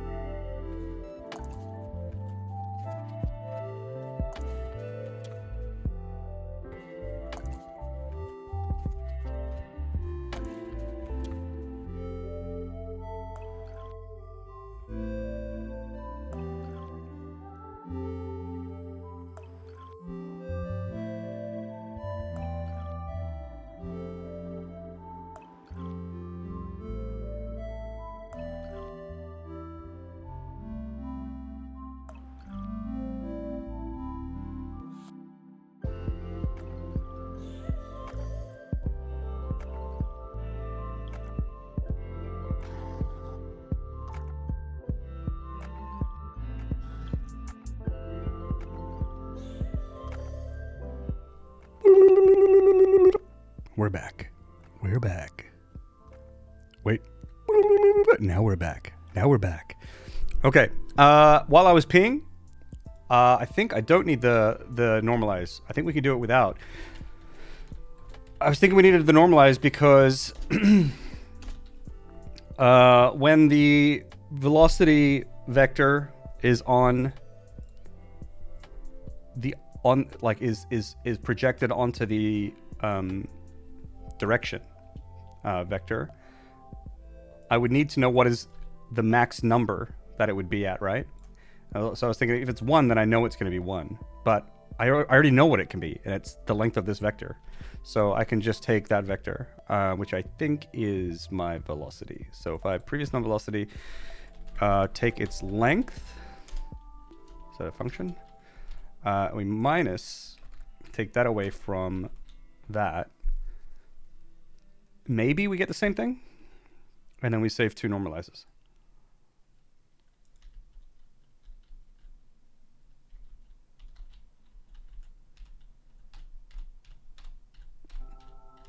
Yep, works.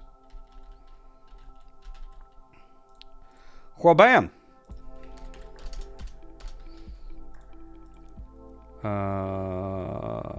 Cool.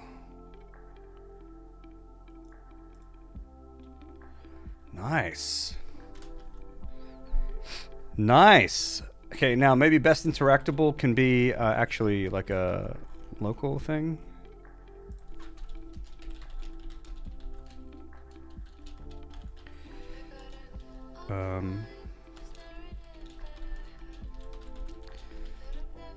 Maybe that can be stored there instead. And then when I press E, what I want to do... Yep. Sweet, sweet bean juice, yep. Short visit, got a peace out. Have a good... All right, you too. Take care, Bacon Bits. Good to see you.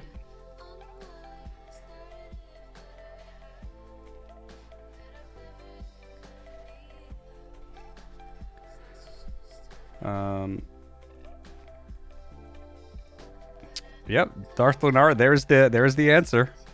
You you gave it completely in the chat. There it is. I'm glad that I figured it out before I read the chat message. I wouldn't have wanted to figure it out that way. But cool.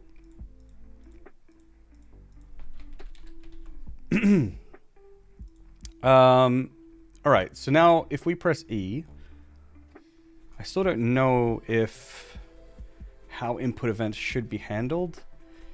Well, right now we're doing this input, so this is the get movement input. And then we get best interactable. Maybe we should get the best interactable, ideally only when I press the E button. Then I don't run this shit every frame unless I press E. No, I need to do this because I might want to show an interact icon. So this is actually a good thing to have. But then we can say if input.get action or action, no, is action just pressed. And we call it interact action. Then and best interactable does not equal null. Then best interactable dot interact. Just like that. Fucking magic. Literal magic. We're missing something here, which is that I don't know if this ever returns null. It can. Because this is null. If there's nothing to interact with, cool. We may potentially not want to interact with anything that is behind us, ever. Is there a way for me to detect that? Is that if it becomes negative? Where's MS Paint again? If the distance is negative, then it's behind us. Exactly. Okay, this is making sense now.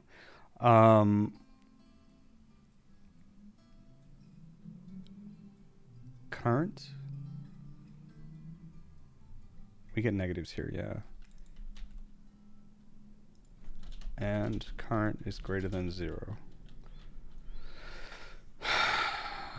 Maybe like that.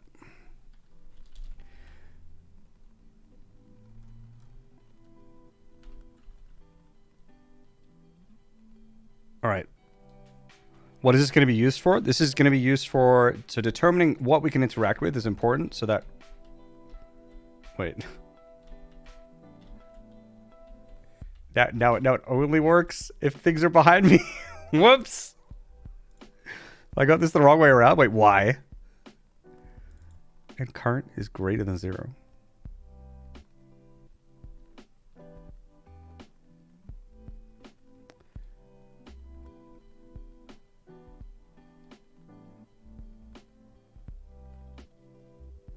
Do I have these the wrong way?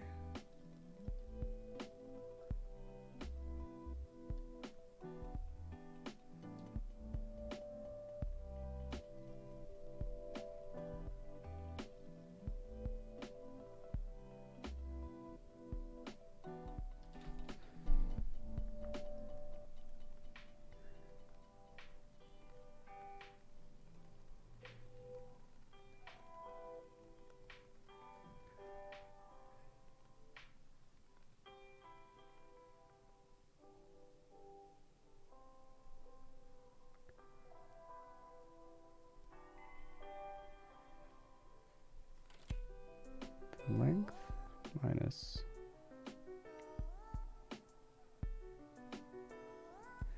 if this ends up being negative. Oh, I see.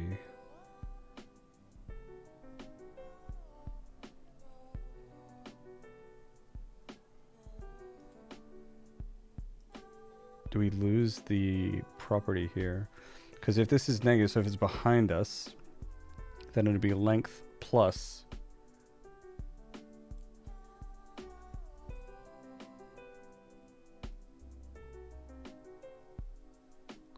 which makes this bigger, which makes it okay.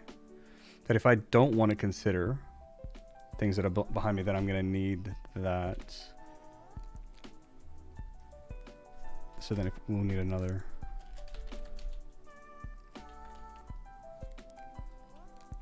current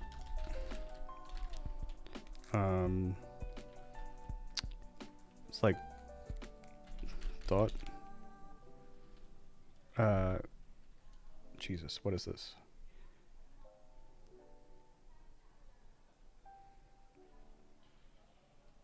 Or I think maybe the other way to do this is that if current is less than previous see dot length, because if current is more, if this is negative, then current will be longer than that, so it shouldn't be. So that's probably enough, actually.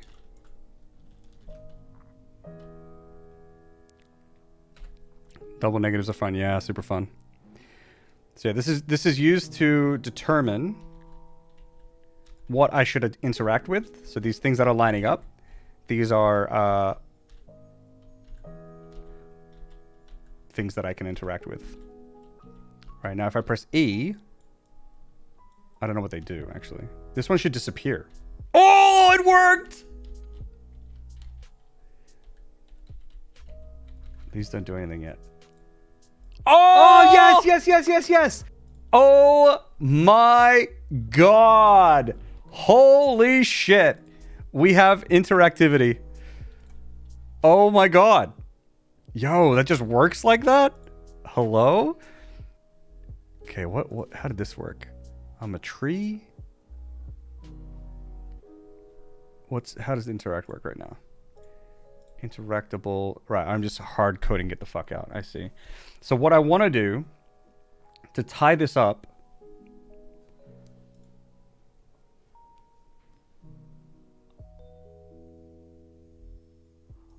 and this is something that I'm not familiar with. I'm not really familiar with. What I want to do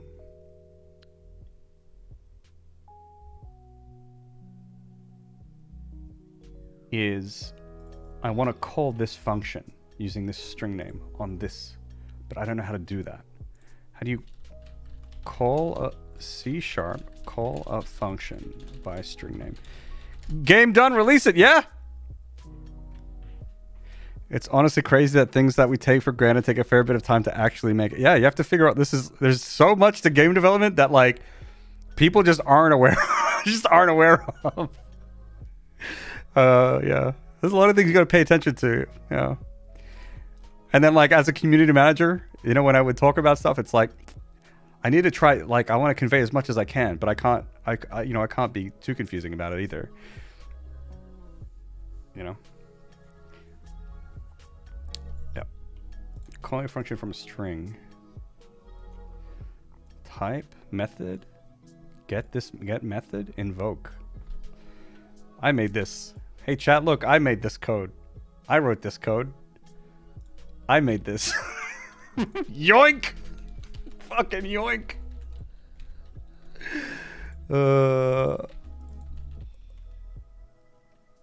Is this the type? Wait, what's method info? Let's get back. Actually, I need help. Using reflection. Get type. Method info. Must be something that I'm not using. Type will be PG interact functions. So not this dot get type. Actually, this dot get type. How do I fuck?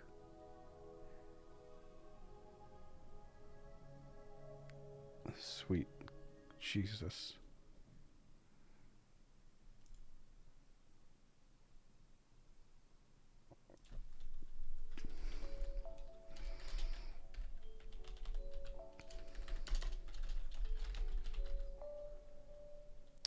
Get started with the current instance. Fuck. Can I not? I want to call static variables. Can I not do that? C#, call static function from string.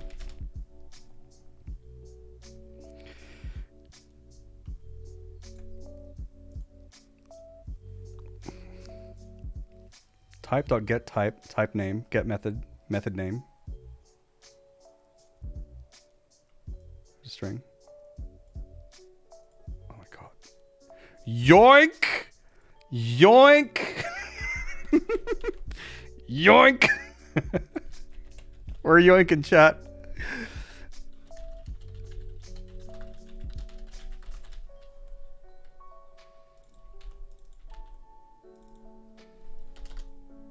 What's null? Null? Maybe? Well, dialog text. Does this need to be an object array? Looks like it. How do I... How the fuck do you make a new object? Can I do this? Is this like crazy?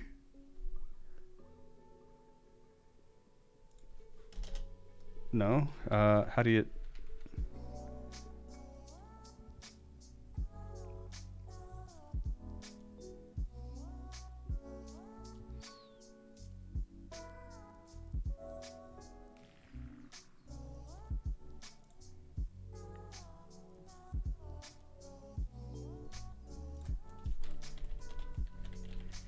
We might want like a params or something like this.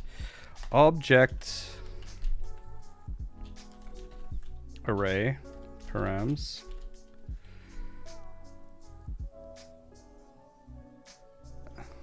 I actually don't know how this language works.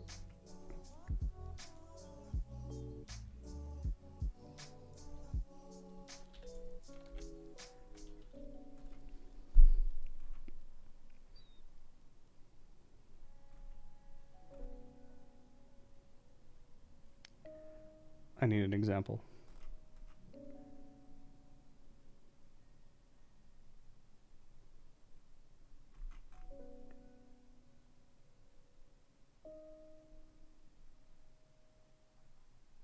Is this like system.array?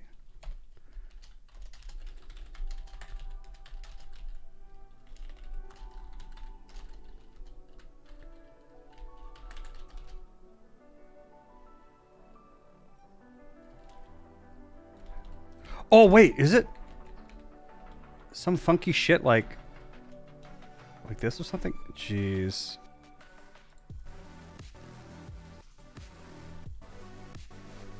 Actually don't know how this works in C#. Object array params.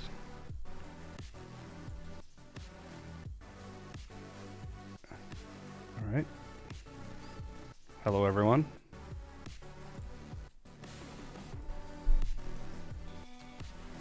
I don't think params is what I'm looking for.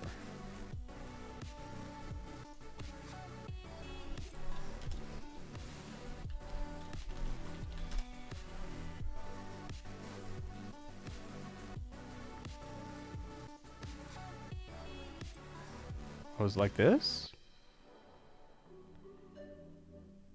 It's kind of wild.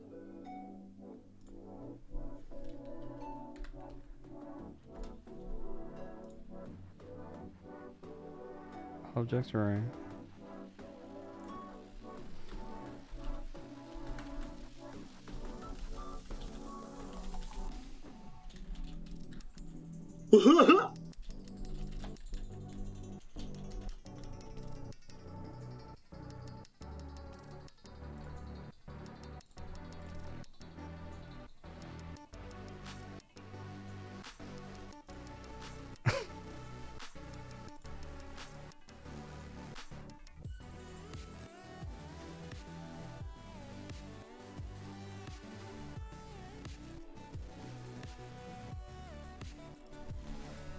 Oh, params is a keyword.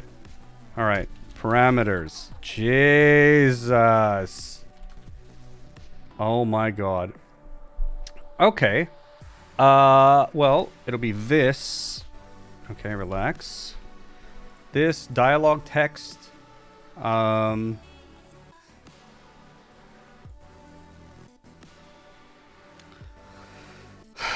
do I handle things that have multiple whatevers? Is it okay? Let's try it out.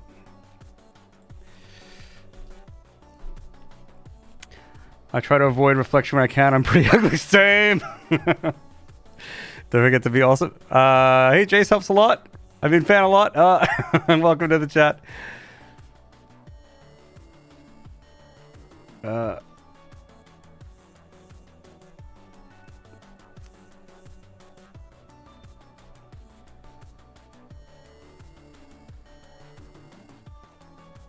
My charticle method, yeah, that's what I'm doing. All right, I'm seeing a lot of people putting answers in the chat. All right, I'm gonna ignore the chat. When I see that kind of shit in the chat, I will just ignore all the chat so I don't get spoiled. Okay. All right. Let me just.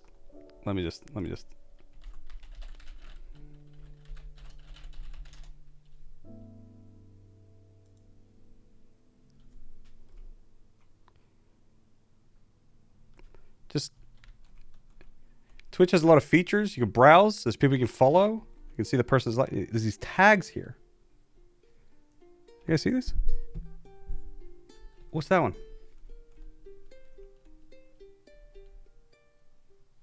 You guys see this? Wait, what is this? Oh. Let me struggle. Let me learn. If it's frustrating that there's something simple that I'm missing, if that is too frustrating for you, if that ruins your viewing experience, I kindly ask you to not watch the stream. All right? But what I like struggling like this, and I like figuring it out. Okay, so I will explicitly ask for help. I don't mind some things here and there, but please don't just like give me the answer, okay? Because I this is part of the puzzle. You know when you play like a puzzle game and someone spoils the puzzles for you, and it's like then all the fun is gone. This part is the fun for me. I could see me struggling, and I could see chat going, so I ignored it, and I got to where I am now. So I'm glad because I think I figured it out. We'll see, But I was scared to look at chat because I don't want to be spoiled. I want to learn this stuff. I like doing it myself. It's time to party! Oh my god, it's time to party! Holy shit, Darkness of Infinity. Welcome. Thank you very much for the raid. Hope you had a good stream. Okay, so if we set these up now, the tree, we had GTFO before, so let's continue with the tree here. Tree, interactable poly, GTFO, and we'll have that empty because we just want it to disappear. These two things will say... This one will say the dialogue text will be top icon. And the other one will say bottom icon. And the function name should be called generic dialogue. Generic dialogue.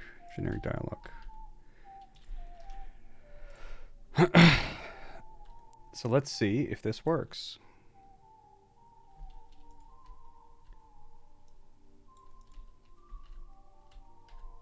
Bottom icon! Up!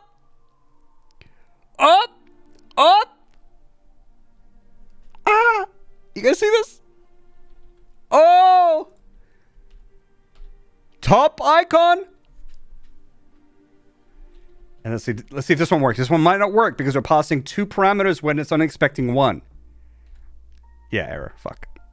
Jeez. Unless the name was wrong? What's the error? Parameter count mismatch. Yeah, exactly. Bummer. Okay.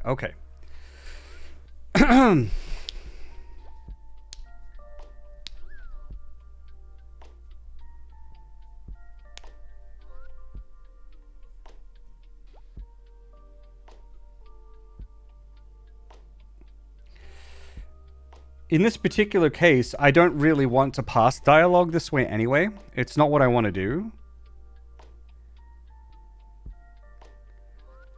Like I was saying, I can maybe make other interactable types, like interactable generic dialogue, and that can call this and pass in the actual number of parameters. But what I generally want to do with my interactables is just to have you pass the interactable, and then I'm going to make like a bunch of different functions that will handle each individual case, depending. And then I can make specific types like generic dialogue or generic pickup or generic whatever, and those will have a fixed number of parameters. So I don't actually think I need to solve this problem. I think like the only thing that I really need to do is Jay's like a kid in a candy store. Yeah, feels good. There wasn't any answer to the issues you were having though. Okay, well I had a skim and I could kind of see stuff that was looking like it. All right, that's why I use name of type instead of strings. I mean I don't know if that's actually the answer or not, but like still, when I see stuff like that, I'm looking away. All right, Frosty L Banana, thank you very much for the sub, much appreciated. I'm sure this code base will turn out to be extremely maintainable. It's gonna need some love, that's for sure. But yeah, I think if I just add like an interactable generic, then that can handle this. I don't know if I need dynamic parameters going in, because the whole point of this is that I can make a bunch of custom interact functions that will trigger whatever it needs for every particular thing. You know, like, and even if at some point I wanted, no, I can't even think of, yeah.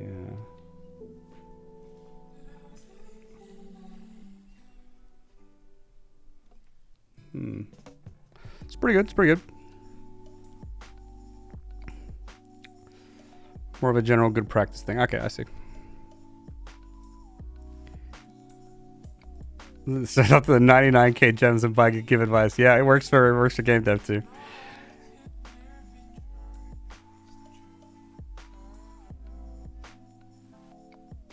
The puzzle being, yeah, someone was pointing out like, what's the spoilers part of the backseat? No backseat and spoilers.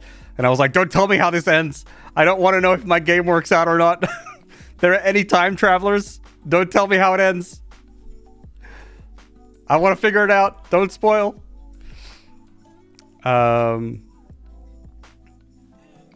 Yeah, I still feel like there's like, there's something nagging at me here. There's something nagging at me here with how I want to do this. I definitely am not writing text here in this inspector.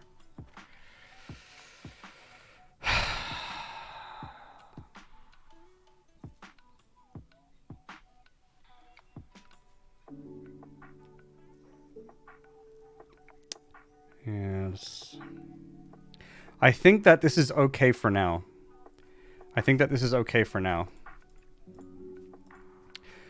Instead of this passing the string thing, we'll just get rid of this.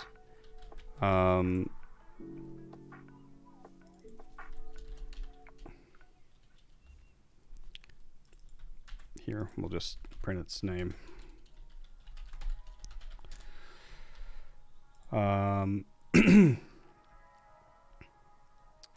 And then if we do this, then I think everything should just work. Parameters, this.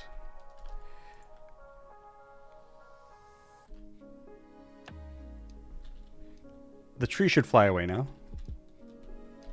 Oh, there it goes. Interactable. There it is. Actually works, chat. We did it. We actually did it. As a future customer of your game, shouldn't we be your boss? No. The customer is always right. That's not true. That's not true. Just will need gambling. If anyone is going to have a chance of reaching 99k points, can we gamble on your code? I actually don't even know if gambling's possible. I know that like if I try to here in Sweden, whenever I try to like if I try to gamble points, I can't do it because I'm in Sweden. So I don't even know if I can actually enable again, but I didn't think I want to anyway. I think the whole whole point is that people don't do it. I'm doing my own programming headaches today on Baraka 12 and Azure Active Directory. Interesting. Customer is never right. The customer sometimes is right. The customer sometimes has a point, right? But they're not always right. So we're wrong to buy this game? I don't know. I don't know. Can I slash prediction? Apparently. Let's see. Looks like I can start a prediction. I don't want to do it though. There was this there's this one experience that I had. I'm gonna be as vague as possible. There's this one experience that I had where I was working on something and I was getting feedback from people, and I thought, yeah, I need to get feedback for my thing that I'm making because that's how you improve it. And I'm so glad I learned this lesson early. Every time someone came up with some issue, I was like, ooh, I gotta fix it, right? I'll take care of it, right? This is an issue. The more I did that, the worse everything got. It got worse. Everything just got worse. That's where I learned, because then sometimes I was like, what the hell is going on? I would go back to some people and I said like, oh, you said this thing was wrong. What's up there? Like, oh, I don't know. It might have just been this random thing that happened. Like, I've been working on this for a week. What are you talking about? Did it happen or not? Like, you know? And on top of that, if you ask people like for opinions, you know, it's like, usually they would just say nothing. But if you ask for an opinion, like, oh, well, now I'll formulate one right here and now. And so they may be right, they may be wrong, but like, there's not that much basis to what they think. So this is something that I learned really, really early on, is that it's not that you should ignore people. That's absolutely not the takeaway. People who use your products can give you good feedback, but it really is, you need to process that feedback very, very diligently and very carefully. And I learned that pretty early. So the whole customer's always right. Definitely, they're not always right. And listening to them will not always result in the best possible thing. But there's definitely value there. You need to find that balance. You need to like work through it. It just needs to be processed. Yeah. The customer's always right is misunderstood. The actual meaning was intended to be akin to the customer's vote with their wallets, right? So make the decision that makes them buy. Yeah. And that makes more sense, I guess. But they're still the customer. That's true. Yep. You should ignore people. Jace 2023. Yeah. Hey Jace, what's your tips to being a successful community manager? You should ignore people.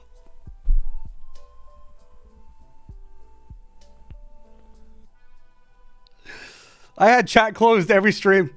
I was just pretending people were there. I was just pretending.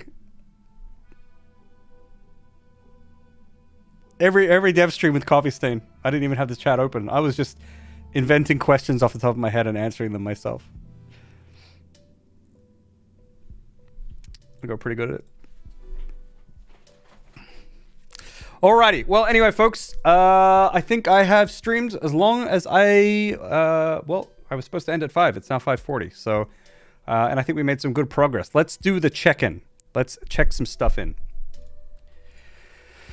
Let's check some stuff in. So we can wrap up, talk about what we did. So, created base class interaction support.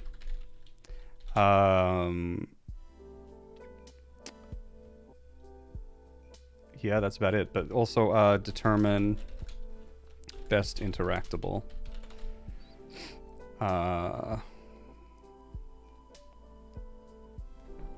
Base PG interactable class.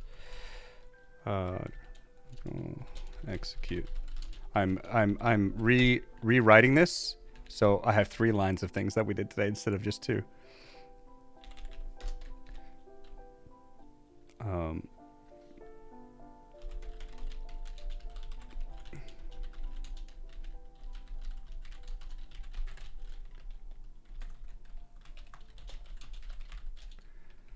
There we are.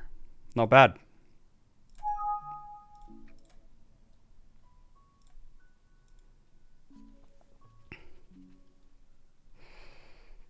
My commit hygiene and silently judge. Oh, there's some dumb shit in my commits, that's for sure.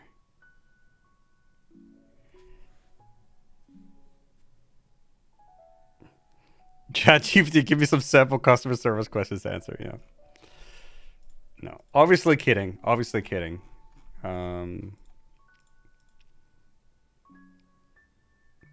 Used to use the commitment. Yeah. What about like fix some stuff?